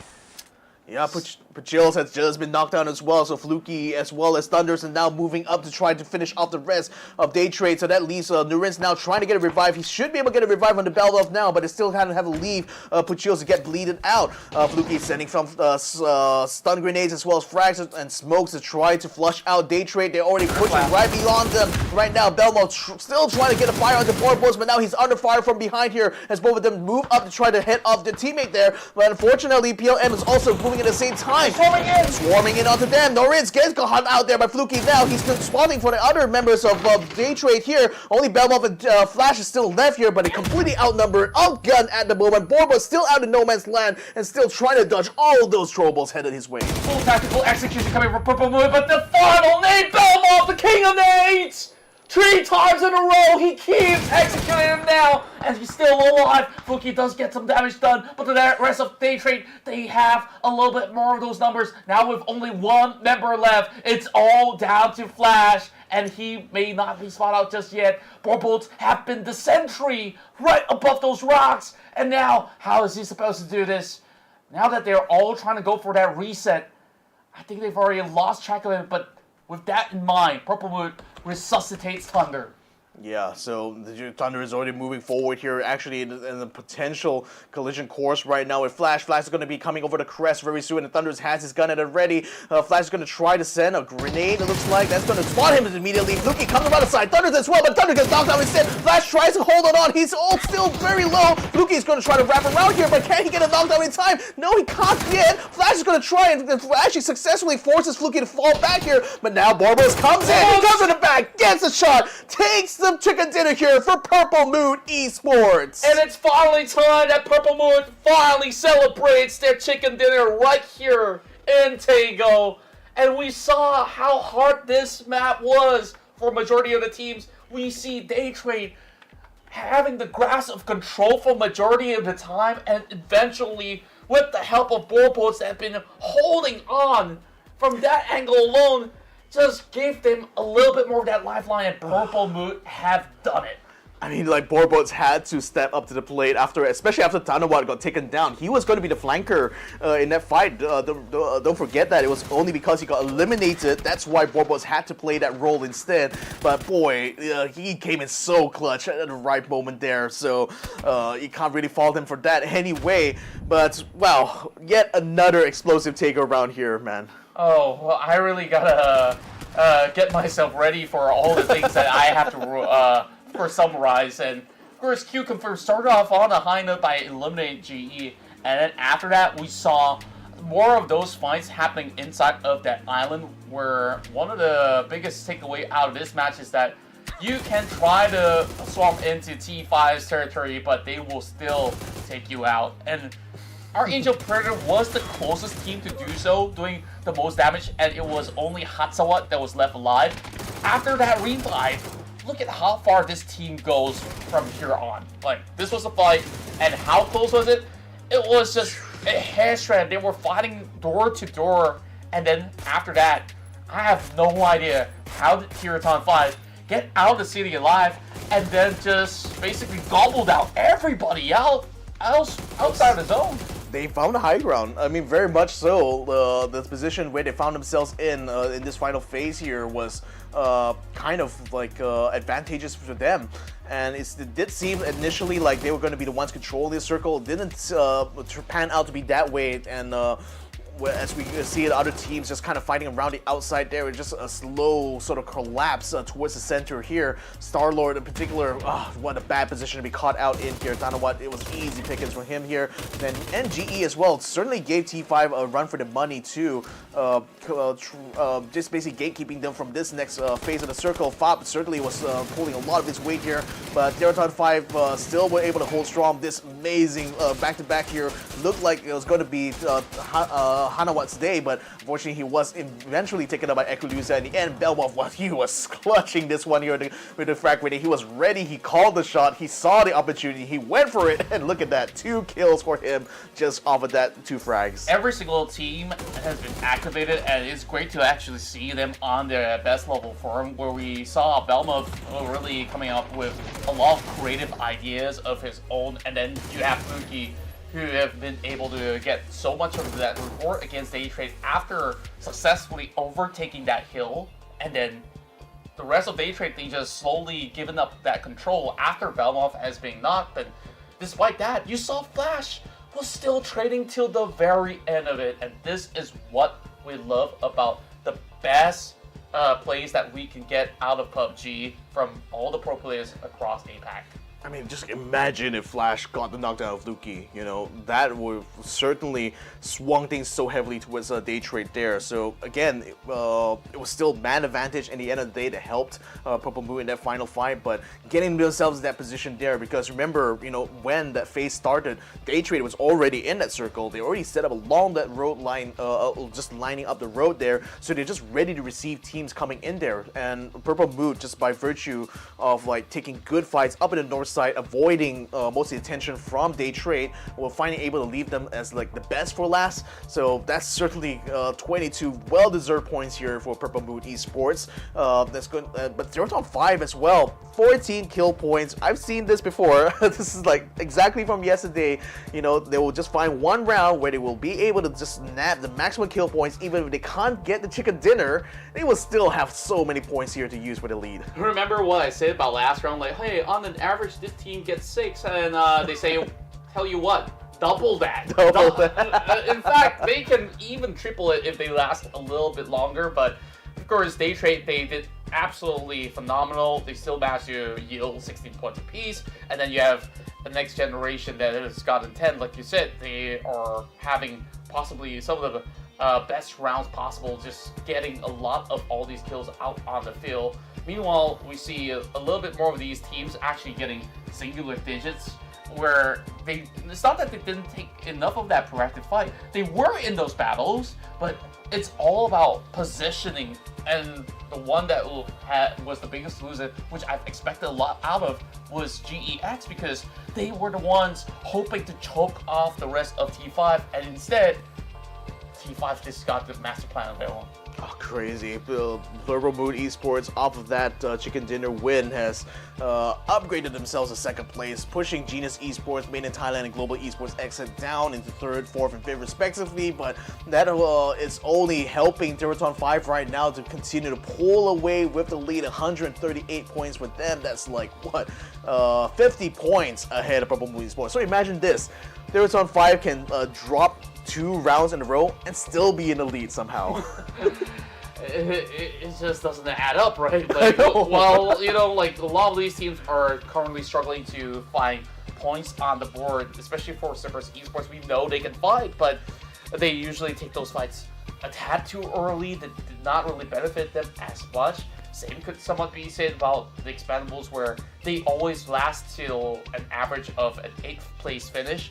Whereas, you look at those kill numbers, it looks pretty darn healthy. Whereas, it seems like the teams that are currently on that first page here have already have the perfect idea of what's the target number that they're looking at when it comes down to the positioning points by the end of the round. What are they satisfied with? And then, of course, every other kill that you get along the way is always going to be a bonus. So everything from the second spot now down to 9th is pretty much up on the line. If we're going to see another Unicorn Venom getting a chicken dinner or even one call, they will be pushed up just like how Purple Moon did. And Exactly, and that's the thing. Like even if they're in 9th or 10th place, it's still never quite out. They're always because of how competitive this top 8 field is. You know, the teams that are still on the second page can still have a chance to get back in the game, just like Purple Boot Esports. You know, at many points in competition, we've seen them looking like they're going to be losing out on the top 8. But time and time again, they still prove us wrong. They still are able to come back strong. Thailand 1 and Fluky certainly deserve a lot of credit. They pulled a lot of their weight, especially in that final fight there. But you also have T5, Theerathon continuing to dominate the kills here. And you got Rusted Jr. 6 kills here, just behind Zapalui. And QConfirm actually low-key had a decent round here in terms of the fights taken. It's just a shame they weren't able to chase too much when it comes to placement points though, because that would have been nice actually for QConfirm here. Absolutely, and they started off taking out the big guns out of Genius Esports, and after that, I guess when it comes down to rotation, they did manage to have a situation of their own where they were locked into a position alongside with some of the players in between Daytrade as well as another team up over on towards the north western corners of the map. And I guess there's a lot to say about Purple Moon Esports. The moment where we see them have all 4 members playing towards the top 5 of the scenario, you just see them being so focused on taking position, and I think that's really what won them the round, because initially Daytrade Gaming had the upper hand in that form of fight where they controlled 50% of the area. Once that circle shift and they see that, hey, there is a quick passage that we can pass through, and then you saw the setups were immaculate overall. We saw surely that Tanawat was hoping to get that flying angle, and even when he falls, the coverage comes in so swiftly. It's me adapting on the fly, and that's the kind of squad you want in those kind of fights, right? You want teammates that were able to step up when others fall and just fill in a position nice and easily. And I think like that sort of teamwork is what allows these teams to continue to dominate everyone else here. Theerathon 5 again, rank number 2 from this one here, mostly off of the kill points they managed to get. And yet again, you know, another round where they just basically farm for those kill points. Doesn't really have to be too concerned about placements, but it's still very much still playing the same way they always done. You know, still always finding the good positions, still always getting good maneuvers against teams they're trying to hit up against, and with their 2 like stars basically still killing it absolutely in these fights though. Theerathon 5, it seems like it's going to take a lot of effort from all the other teams there to knock them off on that number 1 spot. So at this point now, you know, with them still pulling away with this lead here, I just wonder, is that time even going to come, or have most of the teams already given up and trying to take the spot away from them?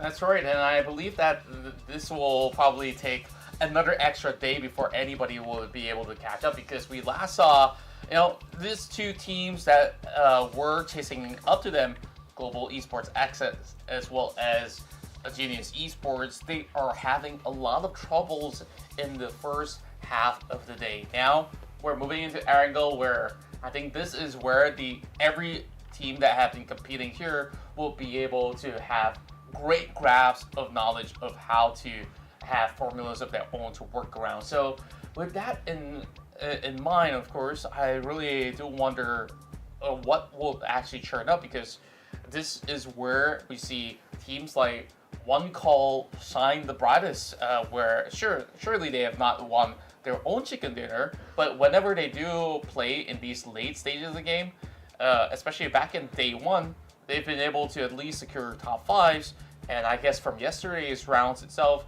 they have decent records at the least. That's the thing, like the team that especially want to watch out here for is going to be Unicorn Venom for one. NGE actually took the first eArena chicken dinner in yesterday's matches, so they're also going to be another one who are going to be looking for that sort of performance again to make up for some of the disappointment in these first 3 matches so far. Another team they can't really count out as well when it comes to eArena is Theerathon 5, because in day number 1, you know, they won, not they won, but then they got 3rd place finishes in both eArena rounds for that first day. So they're also a team that is quite formidable on this map at the same time. So now they're already like 3 days in this tournament here. I think like a lot of teams are certainly have a lot of like information they can already use against some of these squads here. I mean, particularly if you've been noticing like T5's patterns, for example, they always love to take the north side of the circle. You never quite see them approach from the south, you know, no matter what. They always wrap around somehow to get up to the north side, but that becomes sort of like their pattern, their sort of like strat pretty much every time we get to these final phases here. But I think at this juncture here for T5, it's all about the kills. It's all about still being able to steal away kills from other teams. It's still all about being making sure that they are still somewhere in that final phase here. And just by virtue of doing that, you know, they don't have to chase when chicken dinners too much anymore. You know, they can still have a decent lead, even if, like I said, even if they drop 2 games.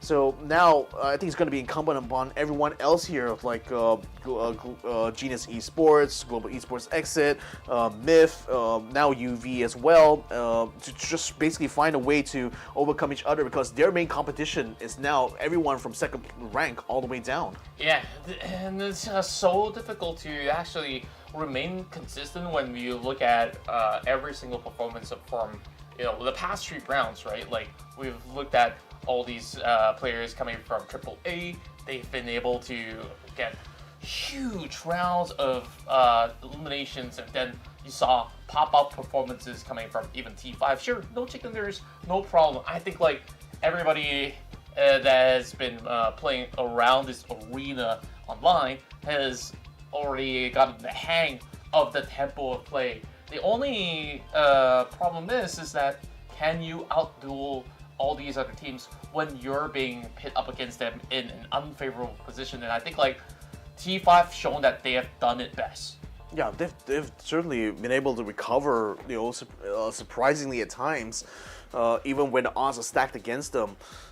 Speaking of a team that has odds very much stacked against them, is Enter Force 36, the only Japanese squad to make it into this grand finals here, but unfortunately because of underperformances in the first day have very much stayed at the bottom of the leaderboard for the longest time. It seems like they're slowly starting to get a bit more momentum here, but unfortunately the deficit is still too great for them to try to overcome. I think their best hope right now is to just at least maintain a good trajectory and hopefully find a good opportunity to get a top 3 finish somewhere, and that hopefully will be able to get them out of this quandary here. But for now, you know, they're still all smiles and still enjoying themselves somewhat, as much as you can enjoy a like high-stakes grand finals match here, but they seem to be able to do it. It's either you win or you learn, and I think like they might as well have fun while on that learning process as well. So far, this team definitely is admirable on the way that they've been able to make it through the LCQ. And of course, now into match 4, it's time for ArkAngel, and it seems like this flight path will come in from Primos, heading directly into the outskirts of Milta Power. So basically splitting the mainland from Sofnoka Island here. So I want to see like if this circle is going to land southwards though, because it seems like a lot of teams just going up north here. We see E36 moving quickly to try to take control over the military base here on Sofnoka Island. We also got Purple Mood as well, moving down south at the same time. Hot drops particularly, I think, over on the ferry pier, and I think eArena as well as Gex have done this before on the Wrangle. Looks like it's time for the numero duo here in this encounter. Yeah, 3 days in a row, and we see them continuously contest, and then usually by the 4-minute mark, if there's not going to be any form of casualties, there's not going to be any given at all. Since he's the first casualty here, speaking of which, and GEX, they find themselves a little bit up ahead, but it's just a knock for the time being. They have yet to find those grenades. Therefore, eArena still have a little bit more time to try to save their teammate. Yeah, Leo as well as Jannan is moving forward here under the cover while the Zixi is going to be revived here by his teammates. So they've already successfully got themselves into the compound here. Leo waiting for his teammate to come in as well so they can finally assault through the upstairs portion here. Zixi is going to be brought up to speed. Here we go, KM99 finds Leo around the corner though. Will not be able to get a return. Xavier in the meantime gets a frag grenade kill on both Zixi as well as Lyrics. Well, Lyrics was trying to get a revive there onto eArena, so it looks like they're already 2 men down. And with the Upchat under fire here, inside trying to get one last shot with the M24. Can't quite find Upchat in time, but he's down to 6% here. Looking not too hot, unfortunately, but still finds a shot onto KM99 Upchat anyway. KM9 is just been taken out by Leo as well. Xavier coming around the outside, trying to flush out inside, who's already down to less than 6%, I think. And Zendan now joins together with him to try to flank around to prevent inside from being able to exfil out. Now they have him surrounded in his house here. Xavier waiting for the queue to get into the house, breaks down the door, sees inside, comes down the stairway, finds him and takes him out completely. eArena out in 16th place. Wow, it's the Savior show after all. A huge grenade to really set them up for success. GEX have won it, but that was not a clean fight after all. Upchen was hoping to actually catch up inside after dealing significant amount of damage, but the fight and the tenacity to be able to pull all the way back and at least have garnered eArena 1 point, but that's just 1 point. They wish that they could have gotten more, and the Expendables here continues on fighting. And after the episodes of Fair Pure, we continue on our journey to Pachinki, where we always see attack all around as well as the Expendables here to have a little bit of a contest of their own. This time, for members swarm up into the central area, and here goes Tanfu pushing up. Remember, the Expendables already 2 men down, so AAA has already got 2 kills off the bat, and we'll get a knockdown on Tanfu and Delwin as well. Quick eliminations here, and AAA now has full control of Pachinki, which sits right on the borderline here for this next circle that's going to be coming in, so this is just coming just in time. Less than 4 minutes, 2 teams are already out, and I'm looking at this updated circle, which we'll unveil to you guys shortly. This is not going to be easy at all. It is dissected between the island as well as mainland, but most likely ending up around Milta, and a little bit of a chance up towards the north side of the plains as well. So, as much as GX have got a small victory out of their own city, now the bigger trouble remains is that how on earth do you actually play this one out? That's the thing, because you already got Daytrade and ArkAngel Predators moving quickly to secure the western side, and that might actually be a staging point for them to continue to take a fight against each other. You already got AAA having control of Pachinki. They're not going to be moving out there anytime soon. In the meantime, you know, looking in the center of that circle there, it's looking very, very crowded as Purple Mood now moves up from where one call is across the bridge there. So they're going to start to join in a firefight that's going to be breaking out here all over the farm area next to Milta. Jexy is still keeping an eye out. He sees Purple Mood take control over the compound just as they got up past the bridge here, so he's just keeping an eye out, making sure they don't get out too far. Trick is already sending shots down towards them, and that's attracted their attention for sure. Danawa is not going to be coming out in his car here, so is Hakai as well, but Hakai is now trying to join up together with NGE here. PLM in the meantime, ArkAngel Predator in the meantime, they did see Daytrade come across. They tried to take control over the hilltop here, but Daytrade decided to pass them by and just go along the coastline here and try to avoid that encounter. They can only avoid as long as they can, but one call now is being pushed and pulled into this corner, and grenades are already flying in. Fluky now down to 57, but he will be able to regenerate his health bars as he buys enough time to go onto this one over the top side. Chipper now spots on top as well, eliminates him, and here goes Fluky. He turns around! Not the right time for Trick, but the rest of one call, they tried to swarm into the same building, and their nades being cooked up, and quickly enough, here comes Timoy. C-Boy finds Fluky as he just pops out of the window there. Now he just needs to find one more member. That's going to be Borbo, still inside the building. Thunders is across the street right now. Trick still down and already taken out here. Borbo is going to be sending from frag grenades out here in order to try to keep C-Boy away, but still not going to be abated at all. But Thunders across the street finds the shot onto C-Boy, knocks him down now. So Jexy, last one standing here for one call, will have to pull away. No way for him to rescue his teammates here. The multi-angle fights coming from Purple Purple Moon Esports just shows how well this team understands how the trades will go, and now, only giving one life away, they will be able to just secure these numbers by the end of it all because Jexy's just fleeing off the scene. Boat's now cleaning up shop, and there you go, 3 points in for the victors of Hagel. Yep, the victors indeed. So they will take control over the crossroad there. Jexy runs all the way to Milta. That's putting him under the line of fire here from Mif. You also got E36 now finally coming out of Sofnoka's military base and now are in a direct confrontation here with PLM. So you can see both XK1 as well as Sylphia having to hang around on the edge of the cliff there to avoid the fire that's coming from PLM's building here.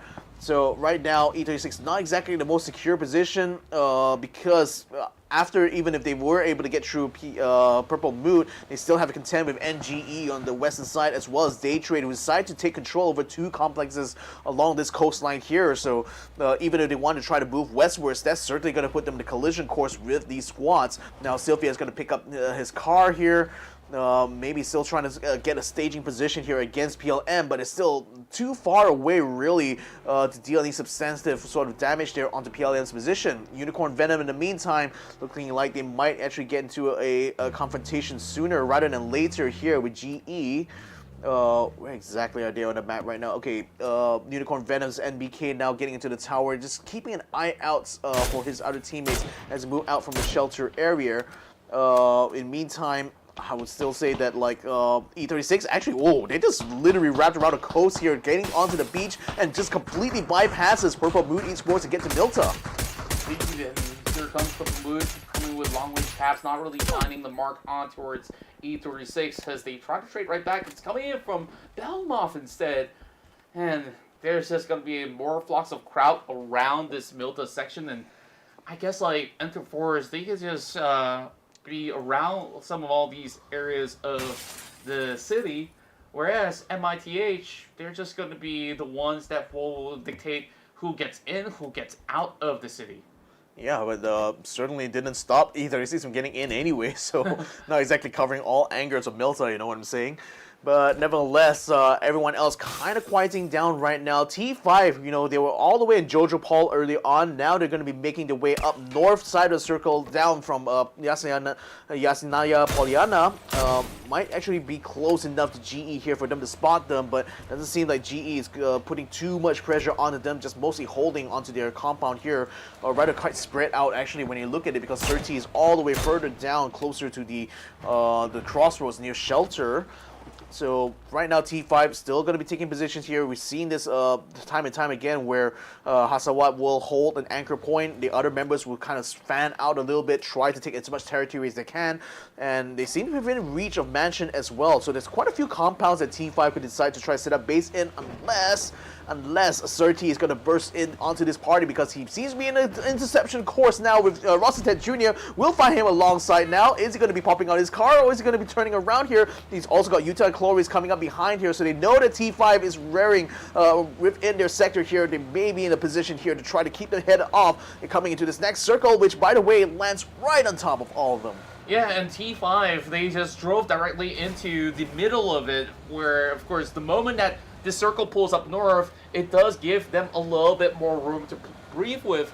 But the only thing is that there's not going to be all too much of the kills for them to farm for the time being, because everybody else is just being stuck across the corners of farm, and perhaps it might just be the playground coming in for CERBERUS Esports, where QConfirm is opting to drive past this intersection here. And let's see whether or not can they survive it though. Surti running out of bullets, and looks like the rest of QC have managed to reposition all the way up north. Petra is going to hold back a little bit, but QC, quite interesting to see they're going up north here. Haizaki actually finds Zendan as Gex also tries to maneuver themselves up north together, but then unfortunately running into the path of ArkAngel Predators as well as CERBERUS Esports at the same time. That's already drawn a lot of attention here onto CERBERUS' own position, so they are finding themselves under fire at the same time.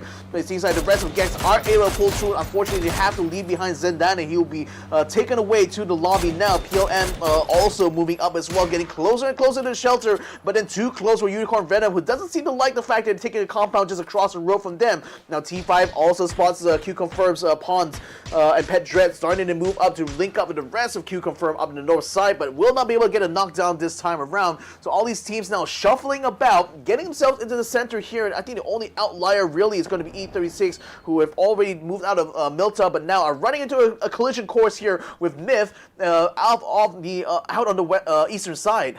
Not sure if they will get out of it though. The moment that they land on towards the Yumber Yard, this is where Duckman's greeted them with a grenade itself. Of course, that bastion bounces a little too far, he's so low though. He's holding on to the angles, not really landing across against Duckman's. Duckman's still hit all by himself, and here comes Rogue. He finds Deva. Next one to fall is K, and there's only 2 more members left for the rest of E36. Yeah, and Jacob has Sylphia in his sights as well, trying to send a frag grenade in his direction too, while Sylphia the whole time is trying to force Duckmans off of the top perch there, but Made in Thailand are still having a lot more manpower right now to try to head off this flanking maneuver. Starlo is still hanging all the way into the back there, and he's trying to get fights. He does get a shot there onto Duckmans there, Sylphia does, but Rogue Knight's going to be coming up now. This is going to be crucial for Starlo to come up here. Sylphia needs his help, but then still, he's trying to hit off Rogue Knight right now, taking a lot of damage. Unfortunately, will get knocked out. Starlo comes running up top, will get a lot of damage done onto Rogue Knight. Not enough to get knocked out though, but Rogue just still knocks him completely. Now he's still on the ground here. Xsset moving up forward here. They just need to take him out, and that will be the end of E36. So they know that this is such a supreme opportunity for them. And he cannot move a single muscle at all. Stormon eventually will find one more in the back in terms of knock, but here goes Jacob putting a nail in the coffin. Enter 436, bows out, this time on 14. Now, quick update on towards the circle, and it will eventually shift all the way down south back to the hands of Cerberus Esports. So all that journeying of all these teams yields nothing. And that's problematic for QConfirm because they were from around that sector. That's the thing. They were from down south. They moved all the way north. Now they're going to be finding themselves gate-kept by not just Genius Esports, but T5 as well as AAA can easily keep them from being able to keep control over the north side of the circle. In fact, T5 is already moving rapidly here to try to take over GE's position. We also got Gex now also moving down south. That's going to put them in the collision course with Daytrade. UV cutting across the farm right now, taking fire from board boats as well as NGE. And now, they got knocked out. Smells just got knocked out right now, so UV is forced to stop in their tracks. Oh boy, there's just gonna be so much bloodbath in the middle of the field. And you're looking at UV also getting stuck. The vehicles are being punctured up by Hakai, and all they have to do is to hunker down onto the sniper's nest as they have members here to resuscitate Hakai, pushing outwards all alone. NGE making their first advancement after a long time to wait.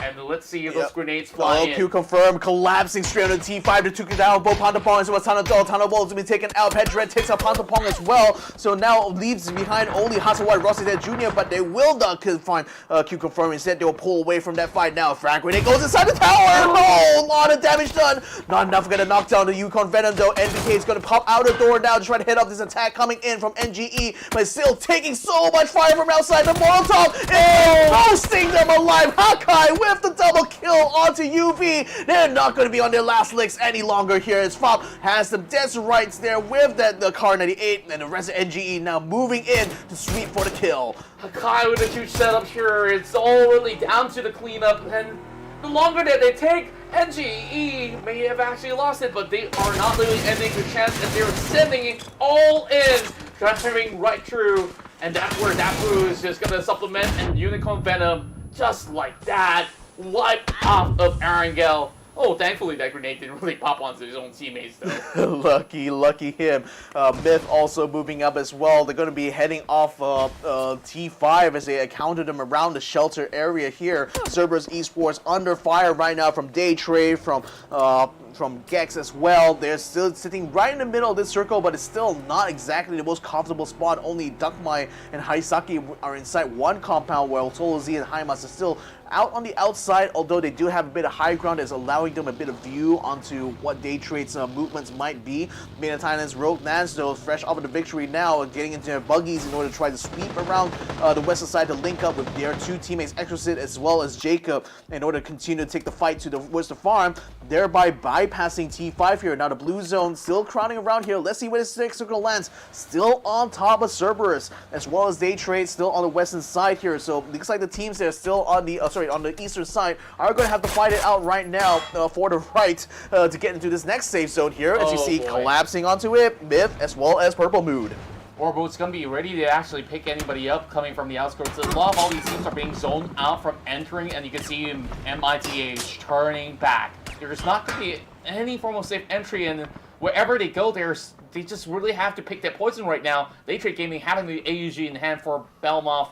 Well, MITH, they split up 2-2. So this is not going to be easy for them to navigate, but they are basically full setting it up ahead. They choose to play far out into the open corners, and they will eventually congregate once more once everything settles down. But for the time being, it's a little bit more of a standstill in between all the teams, as they are all hoping to reposition.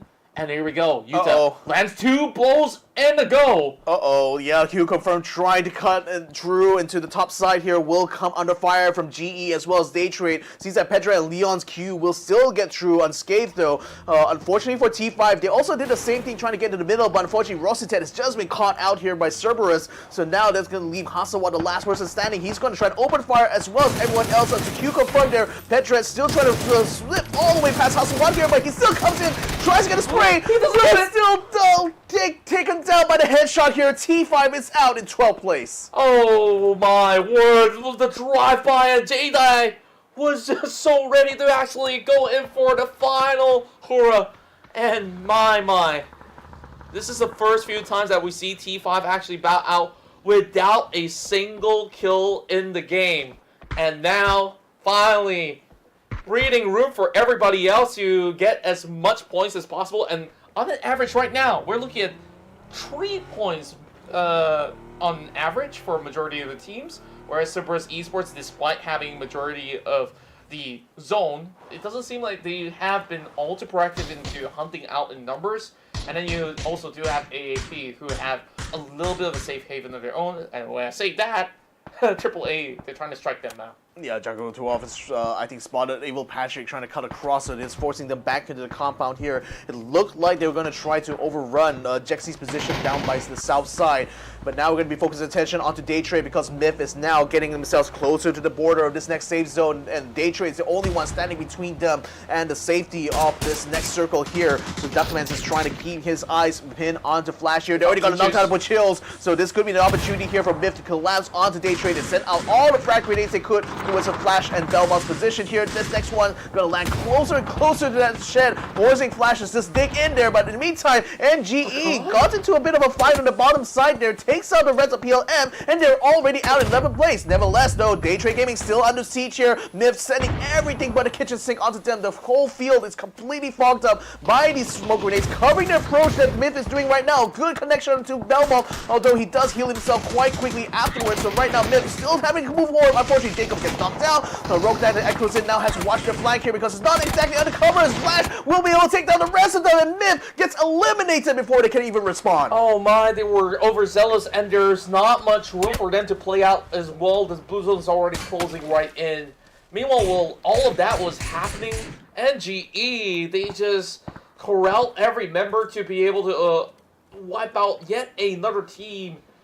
And they are just on an absolute rampage. Is CES, you can see that their approach here in Angle is absolutely different from the past couple of rounds that they've been hunting out for those numbers, and they are prioritizing that. They want those placement points, and that's great on them, because finally we see a shift in mentality, and perhaps with this shift they'll be able to get a lot more heading into the late game, especially now. Look at that 2-2 split. It will take over this whole control over onto this mountain area, where even on the low ground itself, you just get a little bit more of that vision control for whoever exits True Farm.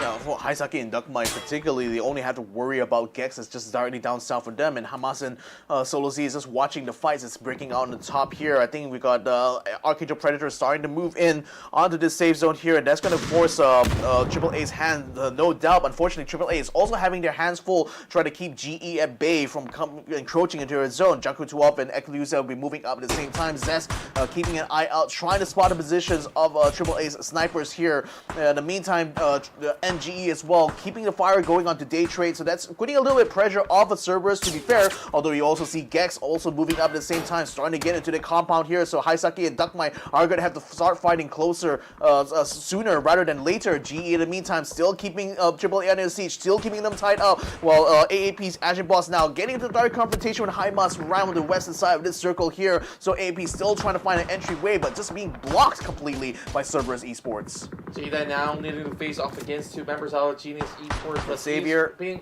thrown on the ground. Nobody's going to be able to see him. Savior, 2 blows here coming in from his shotgun, coming up close, and GEX now out and in. Yeah, Duckmite saving it there. Unfortunately, he would not be able to save Hatsaki too much, but nevertheless, a save here onto Cerberus Esports. Nevertheless, Jedi finding Cersei almost takes him down there before he does into the trees, but certainly in a position there to receive some frag grenades, though. Frag grenades coming up, bursting all around there onto Triple A as they are forced now to back out of position. Daytrade in the meantime, using this opportunity, moves up north too, so they're starting to pincer GE between themselves as well as Triple A here, forcing them into an even worse position right now. Utah's trying to send out some smokes to try to cover away and hopefully prevent Daytrade from being able to have an easy sightline towards them, and that's now forced Flash to just move in, but that's only to try to secure the north side of the circle. Daytrade still has his fight under control, and AAB in the meantime finds the rest of Cerberus, takes out both Hamas as well as Solo Z, and will be able to claim out Cerberus' kill points there and takes him out in 7th.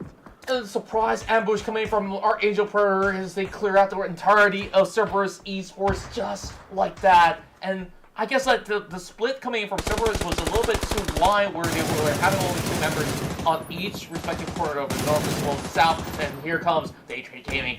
They're just finding knocks after knocks, but members of the side of GE, they're pretty much well spread out. Now down to Utah, another frag grenade, and they did spot him out, and there you have it. Ulsker lands the final blow, and attack all around. Still have more fishes to fry. They certainly do, NGE being one of them, but unfortunately NGE has already taken super control over this circle here. Hakai, Dablu, and Fop now moving up to the high point in the middle of this circle. AAP now putting Triple A under fire here as they attempt to try to get a knockdown to Jedi. Can't quite find the angle though to do so. Nan still scanning around with that Mini 14. Daytrade in the meantime moving down the north side. Looks like gonna get into a confrontation with NGE soon for control over the circle, but AAP continues to try to take the fight at both Triple A as well as Jexy from one call down by the south side. So Jexy is still looking to try to find an opportunity to backdoor them, but so far Alec has been smart enough to keep an eye on the backline here for AAP, while Triple A starting to collapse onto AAP now. This is looking like a very tight squeeze here for ArkAngel Predators, the only Filipino squad. Angel Predator now having the best run for the day. 5 kills already in the bag. Oh! Here comes J9. They spot out Algin Bod. The moment that I was trying to hype out ArkAngel Predator and Triple A, they got one more A on their name as they're trying to ace out the rest of them. And Alec lands one more blow, and that sends out attack all around. Yep, NGE now starting to come into, and they will try to surround Flasher and also try to head off ArkAngel Predator from coming into this next safe zone unscathed. They will remove Alec from the game now, so it leaves only Nan, the last remaining standing member. Not for long though, as that blue takes him out with a Mini 14. Jexy's the only solo member left here. The other 2 teams, Daytrade as well as New Generation Esport, still have the full stack. Now they're starting to collapse onto each other. This Flash needs to hold on to this ground and prevent Kai from pushing forward. He already spots out the head for the time being. Barrel inside. Got the red dot just zooming into the ground and finds a little bit of damage being done. After reposition, and still lands a few more attacks before he tried to find a little bit more of that cover of his own. And here comes the rest of Daytrade, focusing down the rest of New Gen. Oh man, Daytrade still had a lot of frag grenades left in their pack, don't they? Because they just sent one down to try to knock down Norins, and actually successful in doing so. That's given them now the initiative to move forward here. That Blue is still trying to hold his own here, trying to bring Hakai back into the fold, but unfortunately will not be able to do so as Norins will take him out. Now Flash coming around the side here. A frag grenade is going to be coming out from Norin's side to hopefully flush out this last member of NGE that's still stuck on the flank here, but Dablu is still not budging. He's still waiting for the rest of Daytrade to come towards him instead so they can open fire onto them, but with the high ground advantage being held by Daytrade, they can easily also spot other members of NGE at the same time, so they don't necessarily want to move down quite yet. They just want to do whatever they can to try to maintain control over this circle. They're just playing with the advantage of the current topography where they're getting enough cover of their own while Jexy is not really revealing himself for the time being. And who knows, if Daytrade were too optimistic, they can easily get punished. Look at that setup from Dat Blue. And the moment that they misstep, this is just going to be them being trampled off, and Norris just being right above them, and they just have a little bit more room. That Blue finally strikes. Yep, Flash is already down. Norris realizes that they've just been had, so now he sends his frag grenade down towards Dat Blue's position. Might actually connect, though. Dat Blue does get his health back up just in the nick of time. Molotov, though, is still going to come down, but Melboom finds him anyway with the AUG, so no more Dat Blue to worry about now. Daytrade is going to try to pick up Flash and bring him back to safety in order to get a revive here, in order to maintain the full stack, but definitely NGE is in serious trouble here, because if Daytrade does successfully bring their teammate back, that's going to be worse there. Jexy just has been found here by Fob as they attempted to try to move up here, but then still NGE not quite out of the woods yet. It was the top 3 finish for the Indonesians, and once again yielding great results here back in the ArkAngel. Now, we're going to be focusing on NGE. There's no way that they can revive their fallen ally, and now target 1, they need to know where the other is, and it's going to be Fob right down below. He's already receiving a little bit more attacks. And Daytrade, they got the high ground, but the zone is going to be closing in. It might just go back into the hands of New Gen Esports, but it may not matter if there isn't much room for them to play. And Fob, he's trying to take this time to reposition and run into an area where they can find ways to gatekeep some parts of the map, and perhaps they can catch Daytrade off guard. Here's the best bet here for NGE is just try to delay this as long as possible and to basically force Daytrade Gaming to get out of this top perch here, because that's been the thing that's making it so hard for NGE to take the fight against them. It's just a high ground advantage Daytrade Gaming has been able to hold. Not only that, as well, the man advantage. Now they're just moving very quickly to surround Fob and get him knocked out to him immediately, though. Although he does get knocked out for chills, now they can focus on the bad here, but Norins will finish off 1, Phil finish off 2, headshots all around. Daytrade Gaming gets their time in the sun with the chicken dinner. Oh my word, it was quite the battle that we've witnessed all across the fields of ArkAngel, and this is possibly one of the toughest ones that we've seen in this map itself, where the circle was just shifting all about, and Daytrade Gaming, despite being denied that back in Tego, this time they've been able to rejuvenate and bounce back, earning themselves the victory. Exactly, and you know, they certainly had to do a lot of maneuvers actually in that final fight. Now when I think about it, in order to secure the best possible position in that final phase. But nevertheless, when you look at around with how all the other teams kind of like piled out of this fight itself, certainly things are going to be a little bit topsy-turvy, I think, when we get back to the overall leaderboard here. But nevertheless, certainly looking very strong here for Purple Moon Esports, you know, especially early on here, getting that good engagement here to get against one call. It certainly has helped them a lot in getting that progress in this map here. Then you also got CERBERUS Esports actually in a prime position to actually have control over the circle, although I think by the time we got to phase 4, like a lot more teams started to crowd around, and CERBERUS quite quickly found that their position became a lot more precarious than they initially thought. Then, as this circle continued to try to move things down southward, we saw QConfirm attempt to try to make a maneuver, and this was where Unicorn Venom found their end, basically, as NGE moved up there, using the Molotov to flush it out completely and catching NBK around the outside. It was nowhere, pretty much, for them to run out of this situation here. Yeah, this is possibly the best we've seen out of NGE overall from the get-go, where they've been able to flush out Unicorn Venom, and after that, picking fights after fights after fights and seeing how they've been able to get to the zone despite having such a tough position to be. They have shown that they understand how to play along on the slopes to be able to at least hold on for whatever advantages that they have and still yield the best results possible heading into a top 2 finish. And then for ArkAngel Predator, I would say exactly the same, except for the fact that there were a little bit more room for the rest of ArkAngel Predator to work with from the get-go to head to where they needed to be. Yeah, but I think like ArkAngel Predator, especially when you compare the movements that Daytrade Gaming did, I mean, for one, to be fair, there were a lot of other teams around them that kind of prevented them from being able to maneuver out of their position. But even when they tried to do so, it still pretty much ended up with them getting stuck in that western side of the circle and not being able to move out of the way. So, but in the end, though, I think Daytrade very much used their position to the advantage, just getting into that high point on that circle, which eventually became the northern part. That was what secured them, I think, the advantage against NGE in that final fight. Because without that whole high ground there, without them being able to pick up Flash. Actually, Flash was knocked out by that blue early on. If Flash had been taken out, there would certainly be less likely for them to be able to overrun NGE that quickly.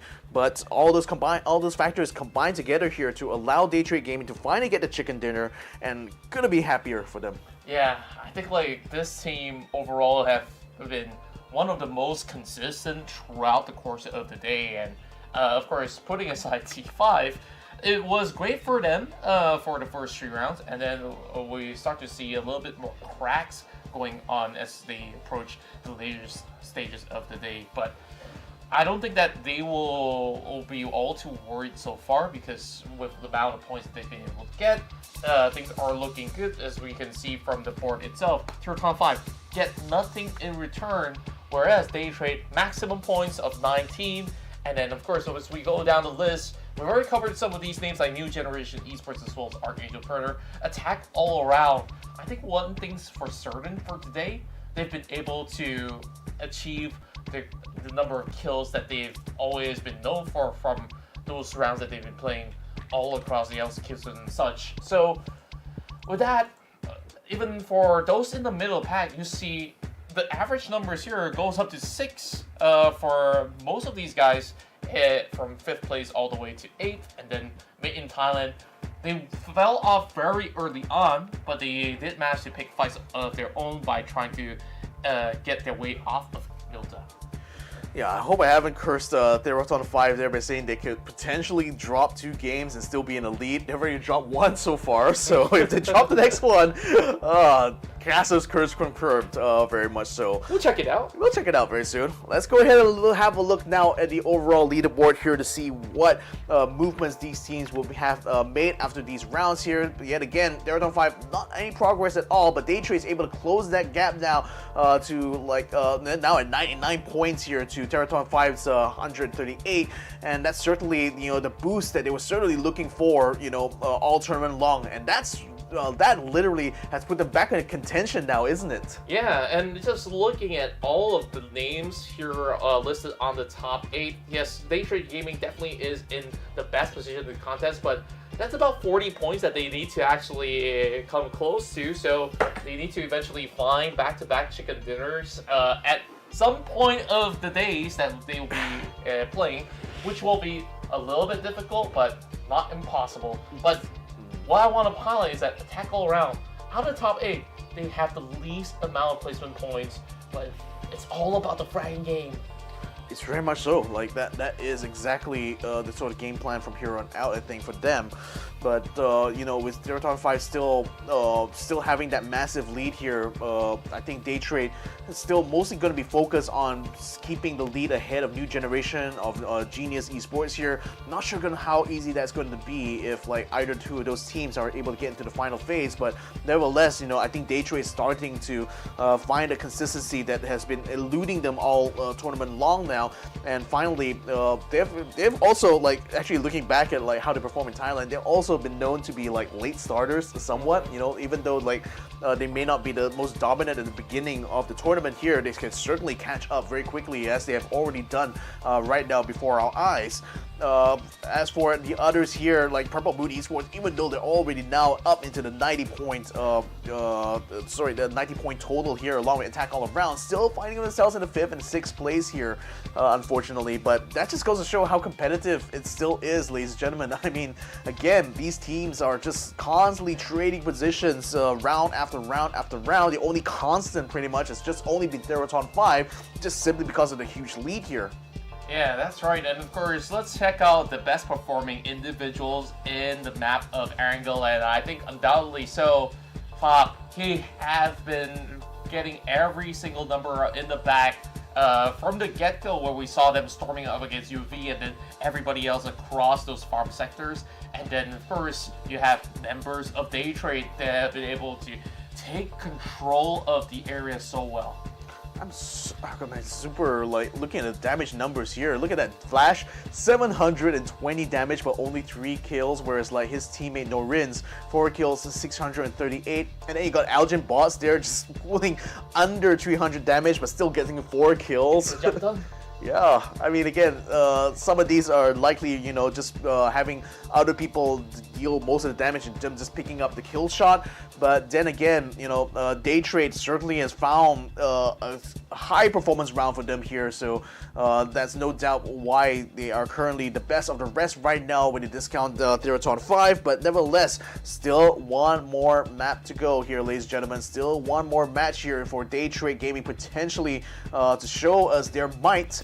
As we have a look at their total performance here, ranking 1, 9 kills in total here. Not the most we've seen in this tournament, but I think considering where Daytrade started and where they are right now, that's certainly 9 very valuable kill points for them. That's right, and prior to that, back in Tego, they were on 2nd place with just as much of a kill point that they've been able to acquire in those rounds. So long as they keep up with this consistency, they should be able to chase up to Theerathon 5, especially now that Theerathon 5 are starting to drop a few unlikely games without much of these points being acquired.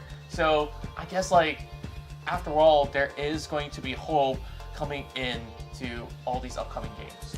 Yeah, New Generation Esports taking the 2nd rank here also had the same number of kills as Daytrade Gaming here, and certainly we're looking kind of like the favorites earlier on in that final phase there, because they already took control over the south side of the circle early on.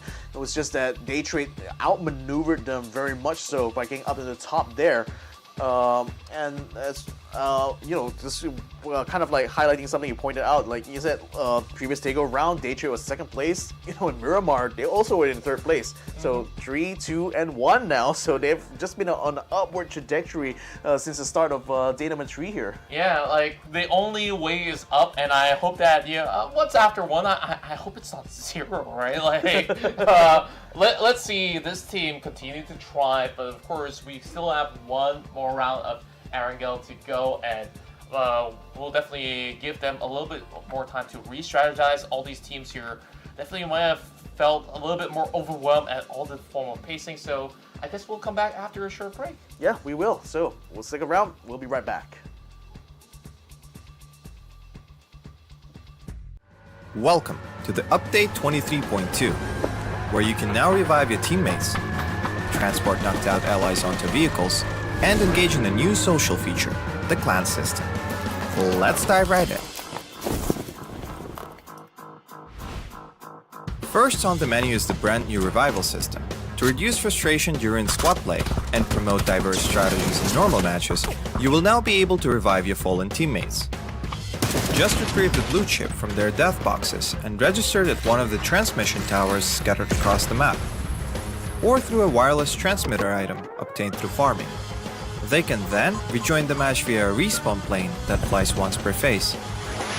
Note that this feature is available only in normal and custom matches on ArkAngel, Miramar, and Jester. Next, we're introducing a new DBNO feature, allowing you to carry knocked out teammates and place them inside vehicles. This addition provides players with an alternative way to evade danger without having to only abandon or revive your teammates. We are also finally ready to unveil our new clan system. Create or join a clan, play matches, and earn XP to level up your clan. As your clan levels up, you will be able to upgrade your clan tags. Not only that, but you can also earn a BP boost by playing with your clanmates. Definitely worth. And as always, make sure to check out the patch notes for all the details. Update 23.2 has plenty more in store this month, including a DBNO rebalance, general lobby UX UI improvements, a slight buff to the ACE32, and more. Starting with this update, prepare to become your team's hero, transport teammates to safety, and establish your own PUBG Battlegrounds clan for double the excitement. And we'll see you on the Battlegrounds.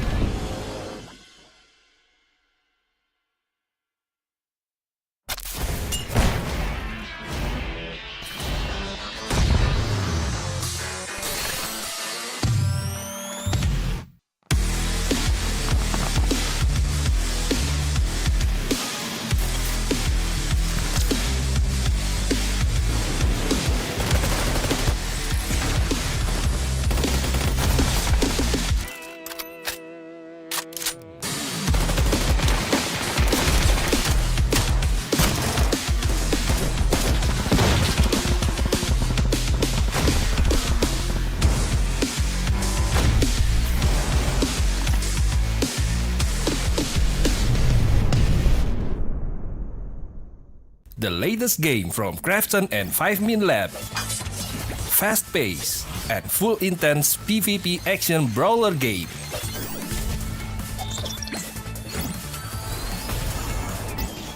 Use your best combo to send your opponent to the lobby.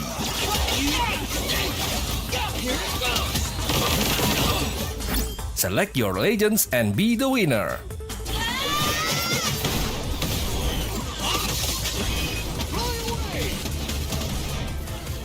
Pick the mode that suits your fighting style, from 1v1, 2v2 to Battle Royale. Available to download and play free on Play Store, App Store, and Steam.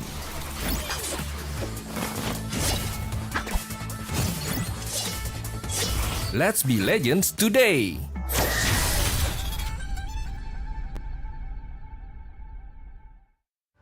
Welcome to the Update 23.2, where you can now revive your teammates, transport knocked out allies onto vehicles, and engage in a new social feature, the clan system. Let's dive right in. First on the menu is the brand new revival system. To reduce frustration during squad play and promote diverse strategies in normal matches, you will now be able to revive your fallen teammates. Just retrieve the blue chip from their death boxes and register it at one of the transmission towers scattered across the map, or through a wireless transmitter item obtained through farming. They can then rejoin the match via a respawn plane that flies once per phase. Note that this feature is available only in normal and custom matches on ArkAngel, Miramar, and Jester. Next, we're introducing a new DBNO feature, allowing you to carry knocked out teammates and place them inside vehicles. This addition provides players with an alternative way to evade danger without having to only abandon or revive your teammates. We are also finally ready to unveil our new clan system. Create or join a clan, play matches, and earn XP to level up your clan. As your clan levels up, you will be able to upgrade your clan tags. Not only that, but you can also earn a BP boost by playing with your clanmates. Definitely worth. And as always, make sure to check out the patch notes for all the details.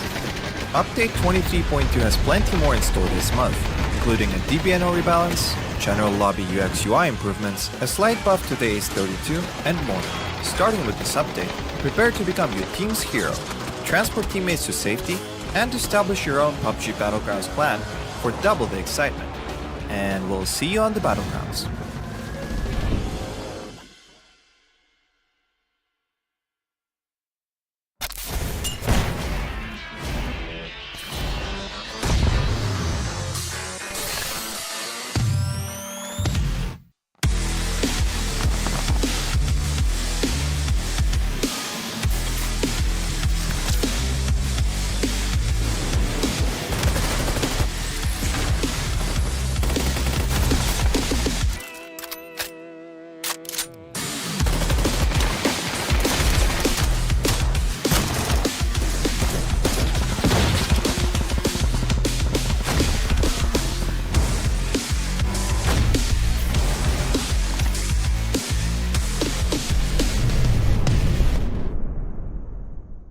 the latest game from Krafton and 5min Lab.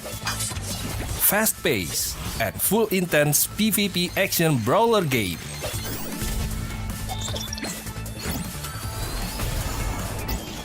Use your best combo to send your opponent to the lobby.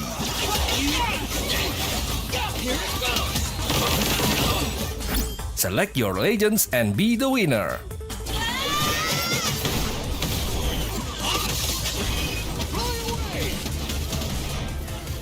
Pick the mode that suits your fighting style, from 1v1, 2v2 to Battle Royale. Available to download and play free on Play Store, App Store, and Steam.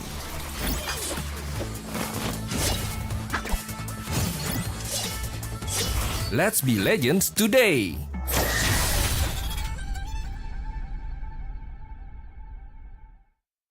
Welcome to the Update 23.2, where you can now revive your teammates, transport knocked out allies onto vehicles, and engage in a new social feature, the clan system.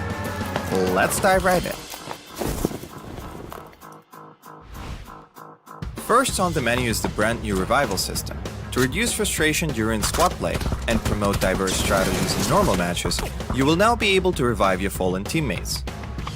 Just retrieve the blue chip from their death boxes and register it at one of the transmission towers scattered across the map, or through a wireless transmitter item obtained through farming. They can then rejoin the match via a respawn plane that flies once per phase. Note that this feature is available only in normal and custom matches on ArkAngel, Miramar, and Jester. Next, we're introducing a new DBNO feature, allowing you to carry knocked out teammates and place them inside vehicles. This addition provides players with an alternative way to evade danger without having to only abandon or revive your teammates. We are also finally ready to unveil our new clan system.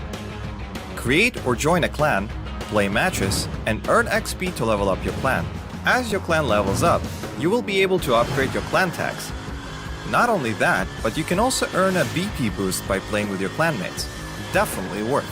And as always, make sure to check out the patch notes for all the details. Update 23.2 has plenty more in store this month, including a DBNO rebalance, general lobby UX UI improvements, a slight buff to the Ace 32, and more.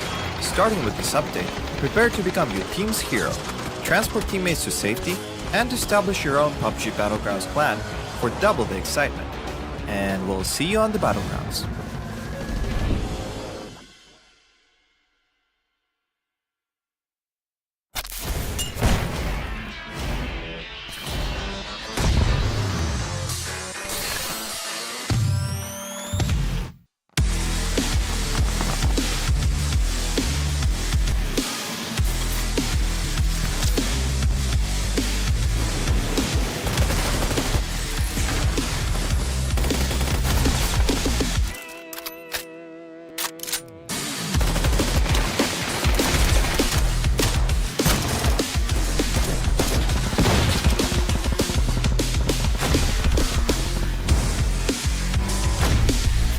Welcome back once again as you are currently watching the PUBG Asia Super Cup 2023 Summer here in Asia Pacific. My name is Contra and this is Victor Cax. It's been 4 rounds already and we see the domination of Theerathon 5 and now we have a new contender coming up to the ranks and that's Daytrade Gaming. Yeah. And now they're really wrapping it up 3 rounds in a row with great results. Yeah, 3 rounds in a row where they got top 3. So like when we last went to Miramar, the final round of Miramar for the day, they got 3rd place. Then we went to Takeo, they got 2nd place. Now they come to Erangel, they got 1st place. So unless there's a 0 position somewhere, you know, Daytrade, like they're literally already on the top right now as far as like their performance for the day goes. Let's see how much further can they continue to push on though, because off of those performances there, you know, they started the day somewhere, I think like outside of the top 8, but then now those back-to-back performances has literally put them back into the game now. They are currently 2nd place ahead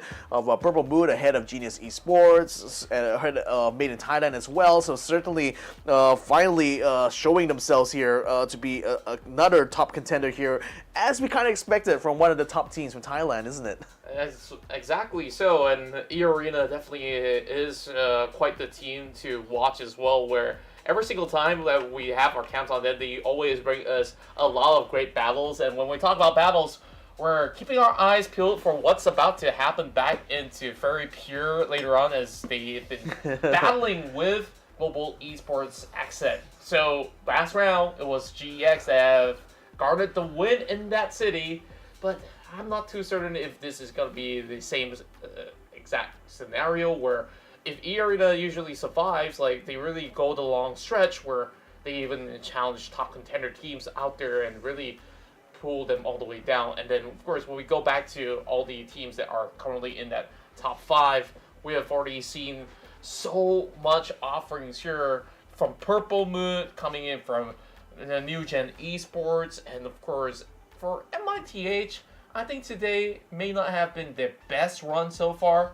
but they have had yield quite a consistent record on securing enough elimination points. So, final round for the night, ladies and gentlemen. I hope that we'll be able to witness another great spectacle.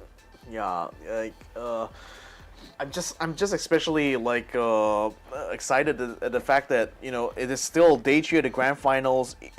Granted, we have T5 very much running away the lead here, but everyone else from second place down has been just actually second place has just been like being chased by all these teams. They're just one round after round. It's a different team that managed to find their spot there. Only Daytrade has been the most recent one to claim that spot, but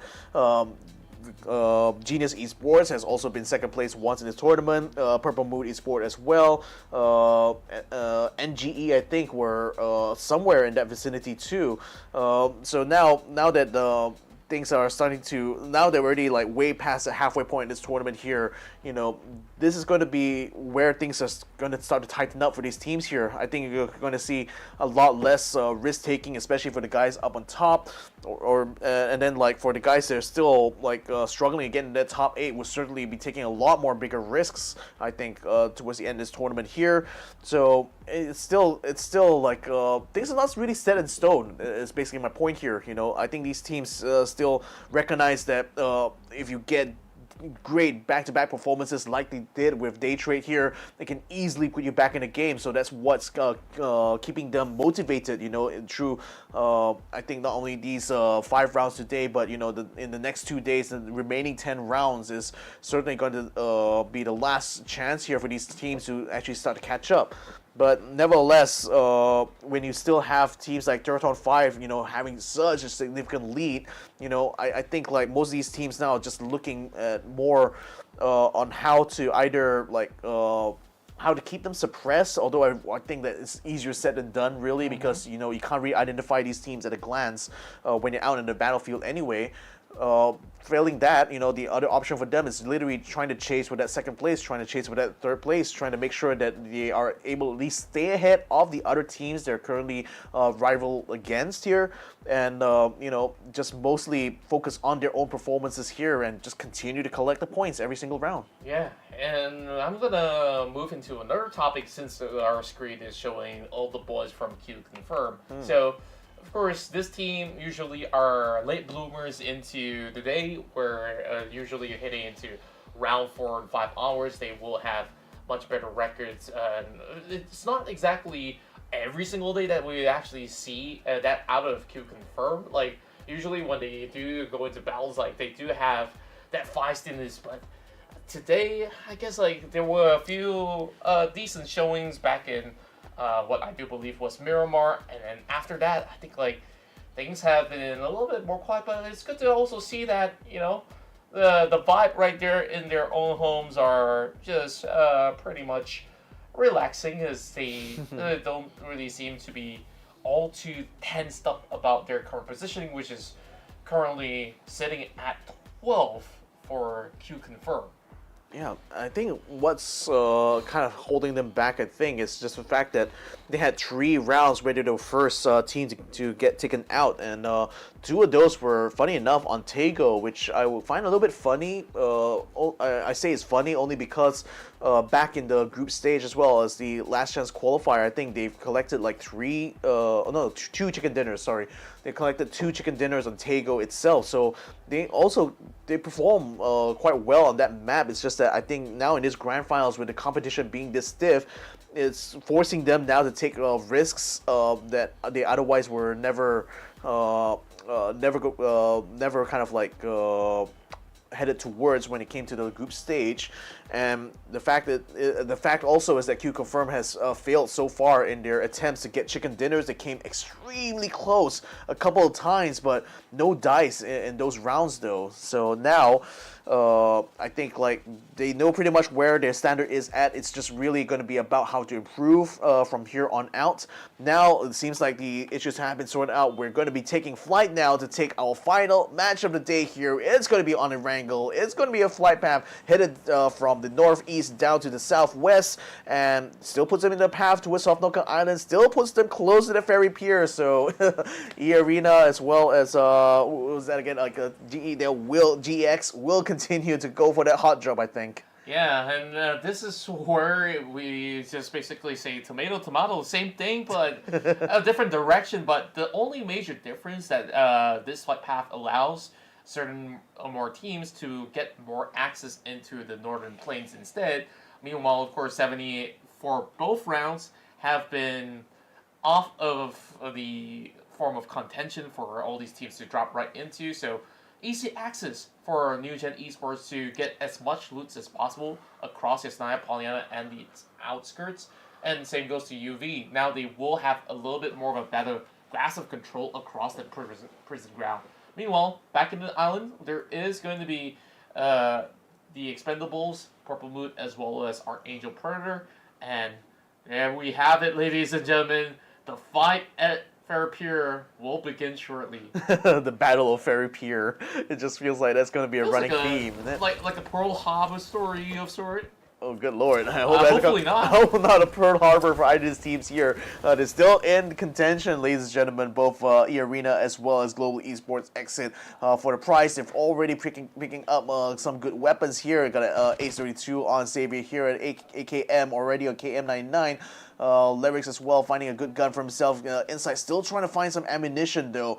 But you already see the eArena moving quickly and swiftly now to try to surround Gex, or at least prevent themselves from being surrounded from the coastline area. KM99 going very quickly to secure the pier side there, while Inside continues to keep a flank onto Gex on the very pier here. So good news for them though. Circle lands right on top on them. Yeah, and I'm looking at Daytrade on their extension across Primos as well as Quarry, where this is going to be pretty lethal for anybody that exits out of their pier all too early on. So they definitely have to access this situation as Global Esports is currently setting their sights upon Sizzy. Now we look at this with the UMP-45 already within the sight, pointing out the window, and Sizzy, alongside with Insight, is trying to seek out for more intel against GEX. So they're taking these fights on a pretty long-range angle, whereas eArena still scavenging for weapons. KM99 still needing to actually get a little bit more loot before he will join in the party as well. So for the time being, a little bit more of that standstill, not as explosive as compared to what we last saw back in round 4. That's the thing. So as we look on the other teams as well, they are in the vicinity here. Global Esports Xsset, where exactly are they right now? They are, I think they're further on the soft lookout? No, not quite. I think they're actually a little bit more north, I think. Maybe can't quite spot them on the map right now, but nevertheless, they do spot Lyrics trying to come out around here. As Lyrics comes out of his warehouse there, Inside is also moving forward in order to try to keep a perimeter around Gex's sector of Ferry Pier here. While in the meantime, the other teams that are still on the outside circle are moving in. At least UV is already doing that, putting them quite close towards QConfirm here. Global Esports Xsset as the savior still holding onto his position here right now. because Gex, I think, like, for the most part, they're just waiting to see any response coming out of eArena. Wow. They found Lyrics just in the nick of time there, while Upchen is already moving up and trying to get around the back of Insight's compound. So now Gex is moving very rapidly to try to take over Lyrics' position. This is forcing KM99 and Zixi to react as well as to start to collapse onto that point. And I think Insight also spots Upchen around the outside there, so he's going to start to come out of the compound now as he's under fire currently here. This Upchen keeps in corral. Puchil's actually from Daytrade is actually across from them. Inside has just been knocked down by Upchen though, so it looks like it might be trouble now for eArena because KM99 and Zixi are not in the position to keep it supported, and Gex still has their full stack alive. Upchen just finding a beautiful angle, and I love the read that is coming in from Xavier early on. Now they're finding level advantage, and now up top it's going to be KM99 that will be able to at least put a little bit more of that puncture against GEX. Zendan now coming close to the crosshair and will bite a few bullets right across. KM99, he's just going to be able to spot every member out of GEX, and with Upchen's pushing forward and damage being done, he will have to leave the facility eventually. Zendan right down below, and now he spots out Lyrics. Damage slowly chipping right in. Sizzy still crawling right through, but Global Esports exit, they are hoping to just rally up the party against Lyrics. Yep, just trying to come around and just flank him on both sides there. GX moving very rapidly, will find Lyrics, will find KM99. That will be eArena out in 16th place. No way for them to continue on like they did in the previous round, but again, this is going to be a chance now for Gex to see how far they will go. So while all of that was going down, UV and QC actually got collapsed on each other. They've already taken down Smell, so he's the only member from UV to get caught up there as they tried to enter in the safe area. Fortunately, the other members of UV were able to slip past, so they still have 3 members still alive right now. But all that commotion with QConfirm has also drawn the attention of GE, who was still set up closer to Pachinki there. Actually, I think they were somewhere around the ruins area initially, but now they're also coming out of their own complex there in order to try to perhaps get into a third party here between this fight between QConfirm and UV. Then you also have ArkAngel Predator having come out from Sofnoka Island to very quickly take control over the bridge that links Sofnoka to the mainland here. You got Daytrade Gaming as well, just splitting up in a 2-2 formation there. Mostly, again, just taking control of these roads, just watching for movements coming from other teams there. But so far, no team is going to be in danger of like encroaching their position quite yet. Although, as I say that, PLM is quite literally headed in their direction here.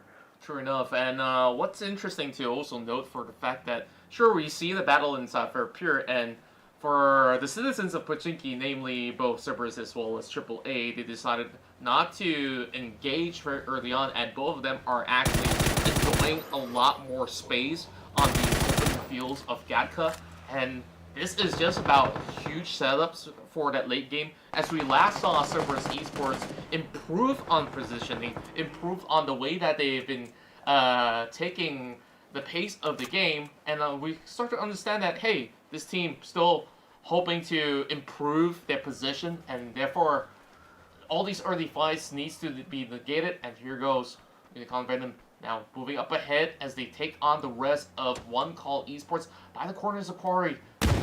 It's going to be a little bit dicey from this position for One Call Esports.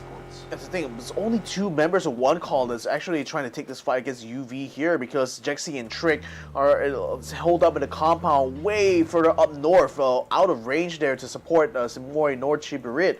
So I'm surprised that they're still being this aggressive right now, although Chiburit is just wrapping around this rock formation here, while at the same time Unicorn Venom decided to pull away from that compound and move further to the east side instead. That's given an opportunity now for Jexy as well as his teammate to come down to link up with the rest of One Call here. And UV just peeling away from this battle. No encounters to be found around the quarry area quite yet.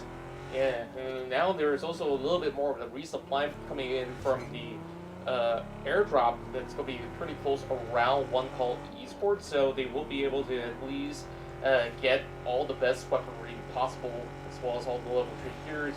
Now, Enter Force 36, despite all these formal challenges, they are still approaching the game at their own pace as well, where they've been wrapping around from Milda Power.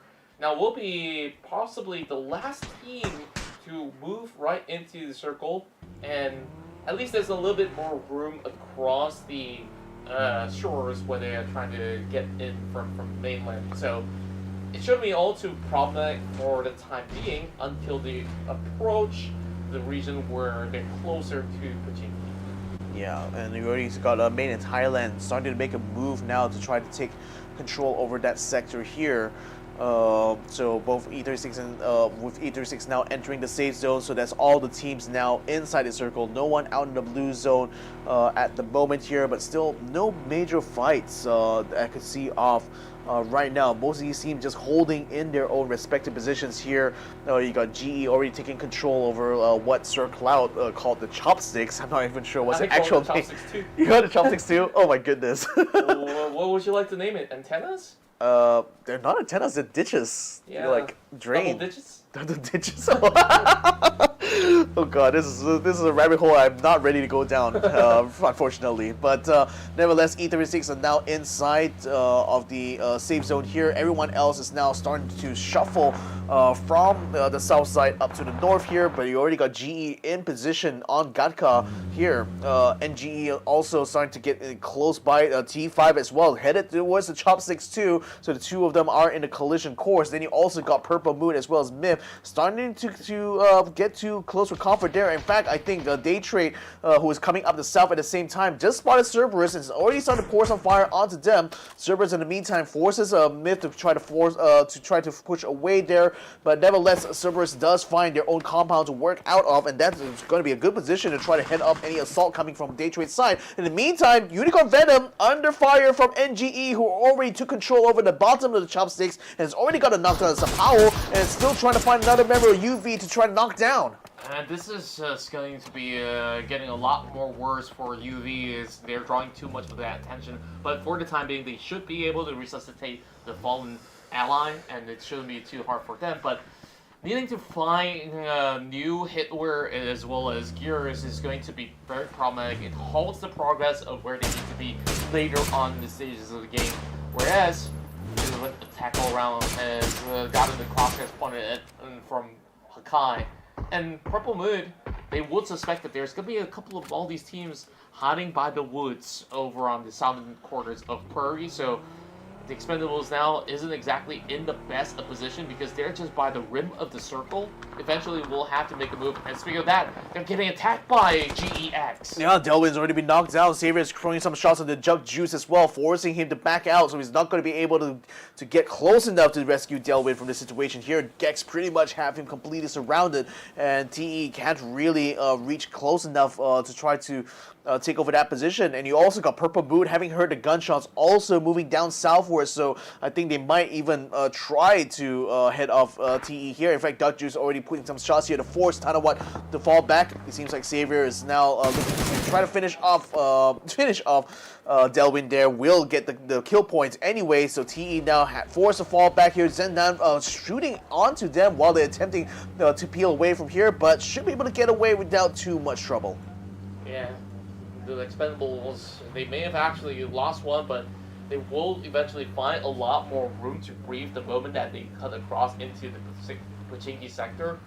And from this hill forward, they can actually get a little bit more of a bird's eye view upon all the other positionings of the other teams, where Daytrade Gaming, they're definitely not going to let go of this position where they could just stay here for at least another 2 phases, depending on how it's going to move from here on. Speaking of which, we're going to get that perfect view of the minimap where, of course, engagements all across. We have Cerberus as well as Daytrade in close proximities. Meanwhile, MITH, despite being close to the center, there's not too much going on for them, and great decision making out of TE as well as AAP. They are on wheels, so they will be able to actually get a little bit more of that advantage to secure new grounds of their own.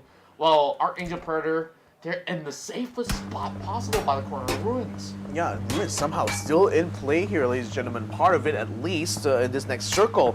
So things are getting a little bit crowded right now around the chopsticks here, as main Thailand is going to make an excursion out of the way there. Panza Pong as well as Roxtech getting the kills done onto UV. they will be eliminated in 15th place. They're a little bit unexpected, but then again, they were on a collision course anyway. Cerberus able to use this opportunity now to move out of their position here. QConfirm's now trying to spot and see other teams that are coming around their main, and Thailand particularly is within their sights. But you also got the Expendables moving up south as well. I think Pedret has just spotted them too. He's going to pour some fire onto 777. He's under fire from 3 different teams now as AAA as well as Genius Esports get in on the action. Tanawatt finds a kill onto Duckman's from behind there. So Miv finding themselves backboard a little bit as they attempted to try to take the fight towards AAA.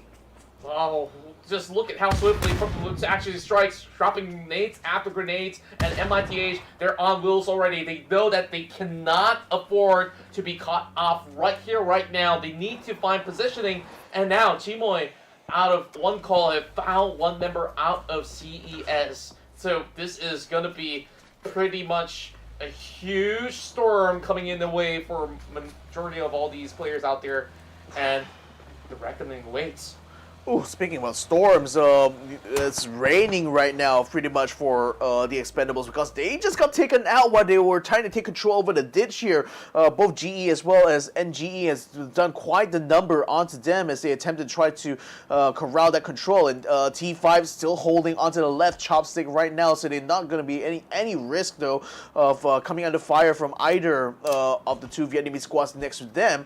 Then again, you also got Daytrade now using nice frag grenade there to get down those Starlord Wars. One is going to be able to take down Jacob here. They are moving down onto the north side to keep the pressure going on to Made in Thailand, and with the knockdowns already happening here, Sophia with a double grenade kill there will be able to take out Jacob and knock down Xsset. Looks like it's going to be up to them now to try to finish things off, but you also got Purple Moon coming in here. Borbo is getting the shots done as well. He's already taken down one. Now I think it's only Rogue Nan is still standing here. He does take out Starlord from E36, forcing them now to fall back, especially Sylphia. Now he's in a very precarious position here, under fire from 2 squads. Only SK as well as Deva's supporting fire is allowing him to still stay within this fight right now. And over on the north, we thought that ArkAngel Predator was safe until Daytrade Gaming arrived to the scene, and there is even more to come. We still have Cerberus Esports up north as well. Elgin Bots does get the trade back, and Pachus is already out. Alec might just be able to be saved right now by Nan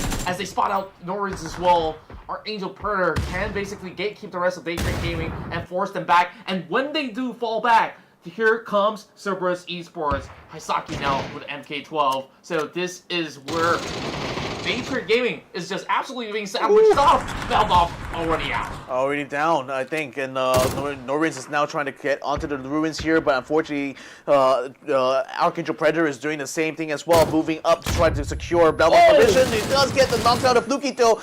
Evil Patrick does get the elimination on the Belmont, but they still need to deal with Norins, the big problem here. Hisaki still trying to take a pot shot. Oh, he steals a kill away here and takes out Daytrade Gaming. Hisaki just sneaks all the way through the back, and what did I tell you about Cerberus Esports stage is going to be the torn in the flesh for Daytrade Gaming.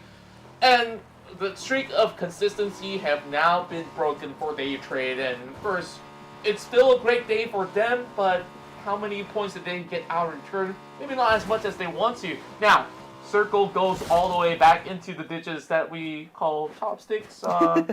Well, I guess we can continue to do so. And here comes one call. Swiftly as they go, they will get themselves a compound. Thankfully, it was safe for the Indonesians out there, but Cerberus are about to swarm in from the back as well.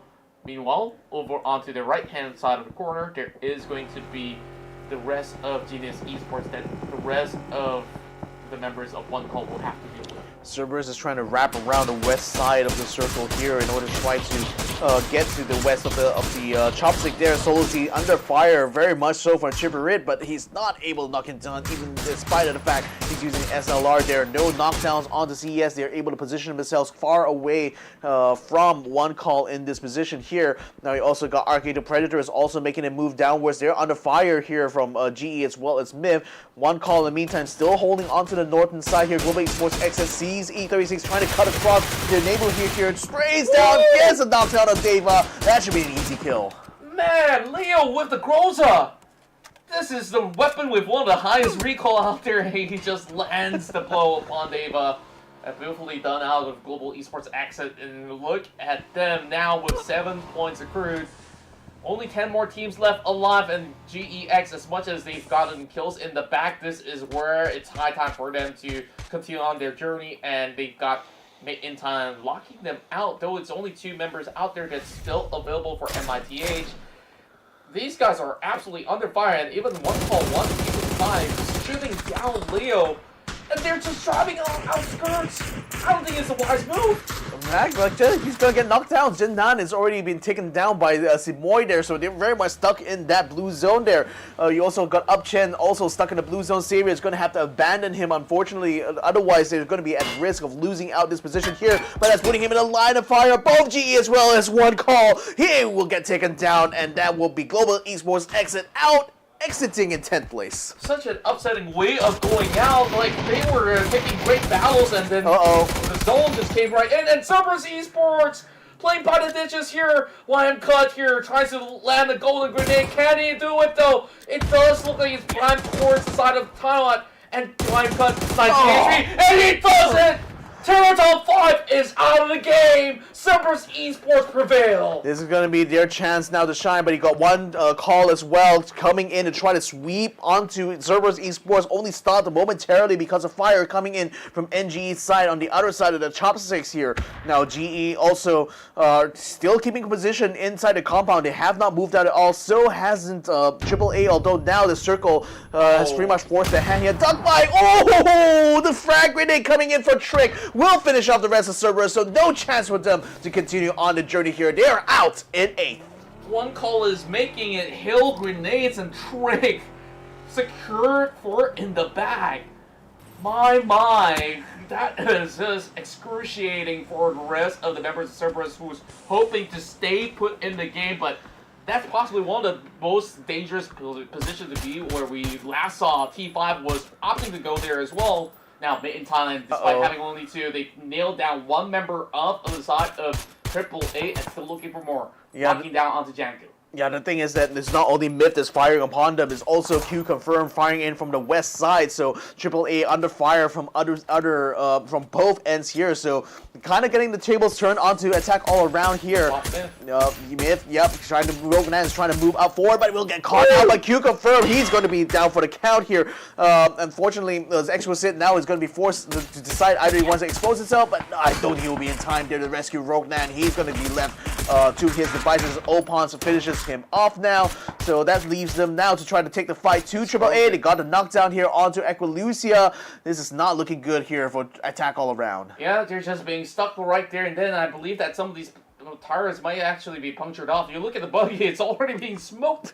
So attack all around, they have got no options, and they're just hugging by the very corner of the phase 5 circle and just waiting for phase 6. Perhaps something can be done from then onwards. But Padred, he's closing in, and Cloris have found Yankov.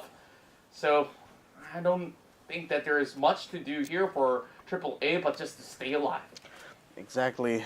This next circle, though, is further adding to the woes here, because that still puts QC's position in play here for this next safe zone. AAA is very much out of it. So is Xsset, but again, he's completely solo here, so he's pretty much going to have to play his own game. AAA now trying to pour some fire onto QC. You can see 3 separate compounds here. That's going to be where 1call is on the north side. You got GE as well, having the biggest compound out of everyone here if we discount that chopstick that currently New Generation Esports is currently holed up in, and it's still providing a bit of a staging ground that allows both Vanguard and FAP to maintain position. Dablo and Hakai are still watching over this fight that's breaking out on the south side here. In fact, GE is also thinking about also trying their best here to add some fuel to the fire, but it seems like AAA is still able to pile themselves into vehicles. Now they're going to be making their way to try to get around south.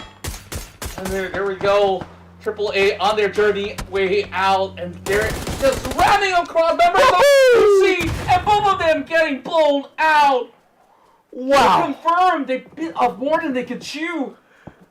I suppose so, really. Like, I did not expect that to work out for them, but then again, it was all in or nothing here for attack all around, and they certainly have brought a big surprise there to QConfirm as they found themselves out in 6th place. You're not supposed to be alive. I know. Oh my goodness. Xsset as well in a solo mission now to try to get towards GE's compound, but now he's under fire from AAA as well as GE as they spot him across the field now. He's going to be forced to huddle down under a lot of pressure. Unfortunately, a headshot will come true for J-Dye to finish him off. 4 teams still remain. 4 teams still in full stacks here in spite of all their commotion. And now it's going to be one call who's attempting to get onto Genius Esports' compound. Meantime, still secured a 5th spot by the end of the round, despite all the adversities that were put in. I would say same could be said about AAA. This is one of the toughest rounds that we are seeing across the fields of GATKA, and now everyone's moving into the shelters, and Jexy is cooking up a big nade, but I'm not sure where this is going to be primed at. It's not going to be connecting onto any former members of GE, but they did spot out Sir T, and he will be shot the moment that he turns his back against J-Dye. That's the thing, like AAA as well is also pouring fire from the south side, and that's enough to take out one from GE, so being a bit of a disruptor in this fight too, but they're also pouring fire at the same time onto one call. Simoy does find Utah though, so that's GE down to 2 members here, as the rest of one call will be collapsing onto Utah's position here. They're still taking fire from NGE at the same time, so Chloe's and Zest cannot exactly pop the hits out too much, less they're going to get itself shot off. Now one call's Chibir has been taken down, but Dexy and Trick will still try to move up anyway. Simoy does take out Utah completely now. Chloe's and Zest now reorganizing themselves, trying to get him in position. This Rabbit comes around, takes out Chibir. Oh my goodness, what a throw there from Zest. My, Zest, he's still looking for the positions over on top end of the rooftops, and by the late game phase, when everyone's so close in these corners, this is the perfect position to be, and Zest finds it! Finds it just in the nick of time, but he's still not quite out of the woods yet. Now still firing upon AAA across the other side there, trying to get a hit there, but Hakai with a double grenade kill right now. Takes down Otis Grid, so NGE collapsing onto AAA right now, taking that fire on the south side. One call as well, still in the siege here with GE. Zest, even though he's aiming on the other side, he's waiting for Chloe to come around. They both will coming together in order to try to force one call out of the compound, but it's still coming around the corner here. Oh, he still gets a knockdown there, and the Simboy will take him out. Zest is just doing so much damage, and he is just slowly wiping him off. And Cloris, he's ever ready with the shotgun in hand. He takes him out completely. Oh my goodness, Genius Esports just turned this fight around onto one called Trick as the last member left. AAA still very much tied up in the fight with NGE, who has sustained no casualties so far, whereas AAA is down to the last 2. J-Dye and Jankowov now trying to flank, trying to get out of the position, but J-Dye gets knocked down as he attempts to run away now, and looks like Jankowov is out in no man's land. He just has to hide inside the smoke. There's no way out for him. He just will have to play it safe. And says he wipes out the rest of one call Esports. And now it's GE versus New Gen Esports, and they've hurt the shots, and Zest finally taken down. Finally taken down. He's able to duck into the building though, so Chloris may be in position to try to rescue him, but unfortunately the fire will come in from back as well as Bob. They will take him down. New Generation Esports takes the final chicken dinner of the day, and they seem just as surprised in the match to pull it off. After so many rounds coming up close around the top 5, New Generation Esports got it by the end of day 3, and this is well deserved. We saw how dangerous it was for all the teams that were around the field of GATKA, and to our surprise, like a lot of all these teams that we expected to be able to put on a better round like GEX or even T5, they crash out in very unlikely ways, and then you saw how well members of GE played despite only having 2 members. I know, like again, it was one call who almost had the advantage on them when they got into the compound. So it was just Utah and the Chloris. I mean, this absolute nut job of a pair that somehow managed to turn an L into a W for them. This is amazing to see. Nevertheless, this circle here, wow. Very, very tough to fight. I mean, again, there's so much no man's land between. Even if you're the southern tip of the circle, you can still pour a lot of fire onto guys on the northern side, and that's what like GE as well as AAA have been doing, just still kind of like pouring fire on each other. Then this is where Cerberus collapse onto T5, taking them out of the ditch. Good shot there from Haisaki to finish them off there. Made in Thailand, they had a good position by the western side. Unfortunately, while they tried to take the fight to AAA, unexpectedly a shot coming through actually takes out one of the members of Viv, left Exquisite to run solo for the rest of the phase. Then you can see from this position here, like one call was just outside the circle, so they knew they had to come down and take over control over GE's compound. So they were having the advantage going into that fight. They already got the 2 knockdowns they needed to, but did not expect that Zest as well as Chloris, was still absolute monsters, still found the kills, took them out, and maintained control over their compound. And I just absolutely love the never say die attitude coming in from all the teams, right? Especially coming in from Attack All Around, where they survived the impossible.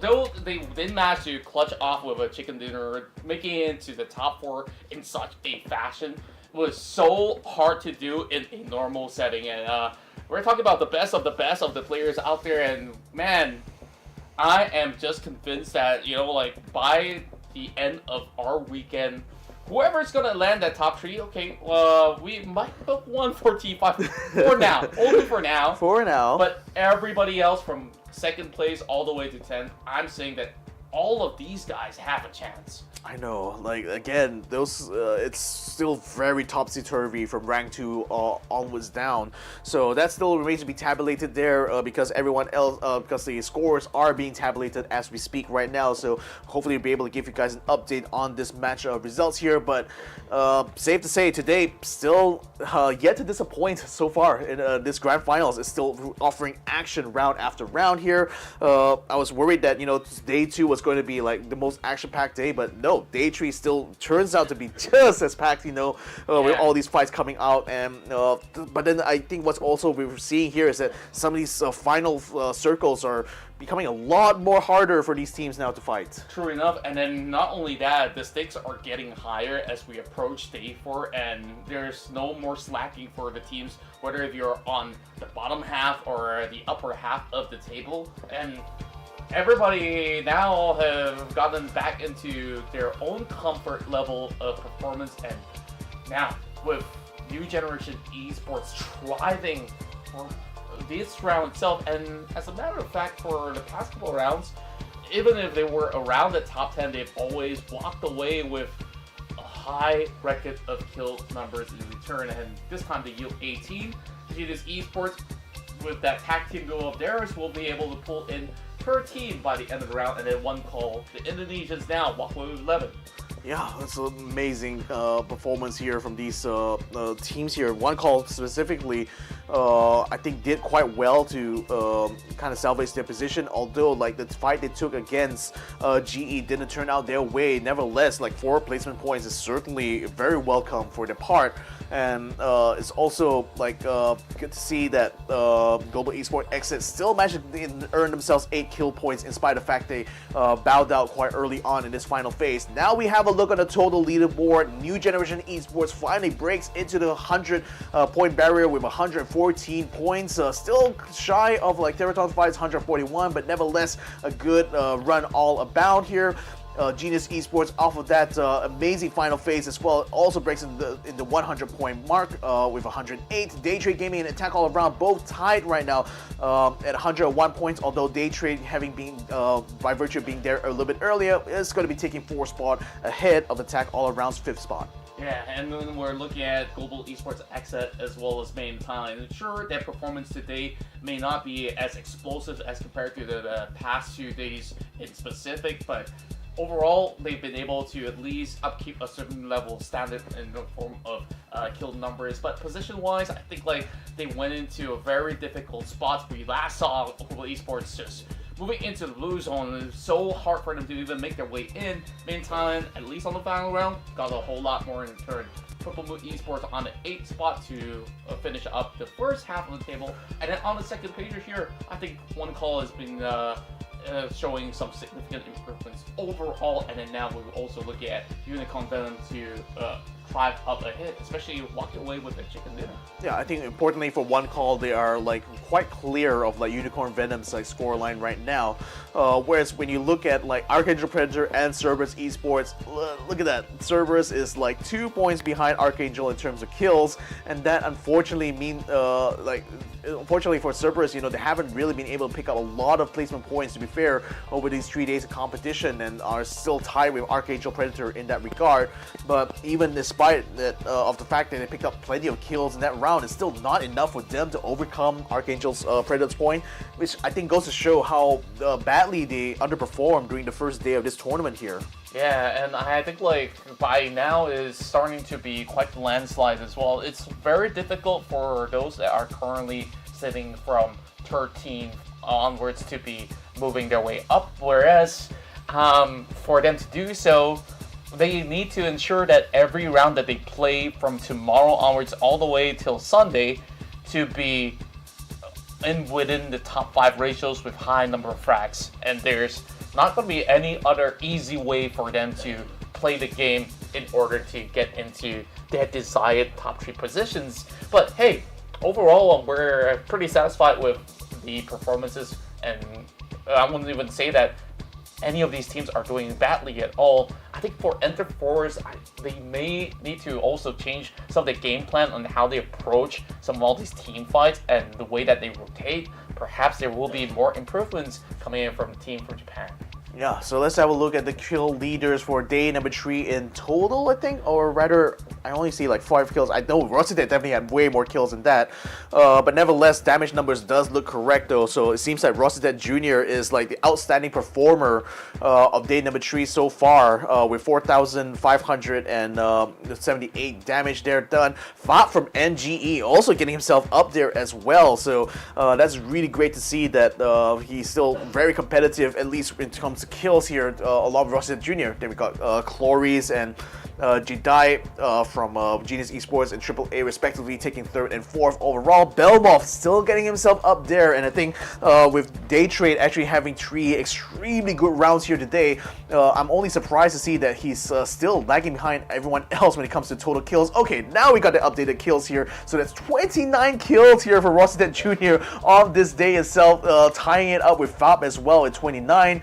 Chloe's 26 is tied with Jedi in that regard, but definitely having way more damage, and Belmoth the only outlier with 22. Yeah, and despite Chloe's doing 26, his numbers is way higher than everybody else, so do not sleep on GE, and we just saw how well they actually did, even when they were absolutely outnumbered to secure a top 2 finish. So keep your eyes peeled out and make sure you stay alongside with us all the way till the very end of this weekend, because we're about to conclude it within 2 days' time, Victor, and I am just stoked to see these form of challengers to be able to contest against Redsea Jr., right? Like, this man, absolutely sharp. Same goes to the rest of his teammates as well. And then today, I think it's possibly the best day for Daytrade gaming. Daytrade gaming. Yeah, certainly. I think like if you were to, I guess like instead of showing the individual performance, if you look at the overall for day number 3, Daytrade gaming would certainly be up on top. Although like the team that's currently sitting on top of the leaderboard has like stayed there since day number 1, so it's going to be quite hard, I think, even at this juncture because of the lead they had. But it's slowly being clawed back somewhat, to be fair. So it's still like it's still not definitive yet. It's never over until it's over, but safe to say Theerathon 5 now, having the advantage compared to everyone else here, it certainly will also have at the same time the biggest targets on their backs for the rest of this tournament here, because if any other teams identify them on the field, they will want to take that fight there, because they know getting rid of Theerathon 5 means there's more chances for everyone to catch up. That's right, but to even do so, I think like a lot of teams have trialed and tested out the strength of these members, and I think like they couldn't really crack the case so easily. There was only a few rounds where Theerathon 5 on unlikely situations where they don't find the circle, or when they are forced to rotate really far, that's where they seem to be having a little bit more of a weakness. But other than that, I don't really see too much of a problem of this team to maintain their record.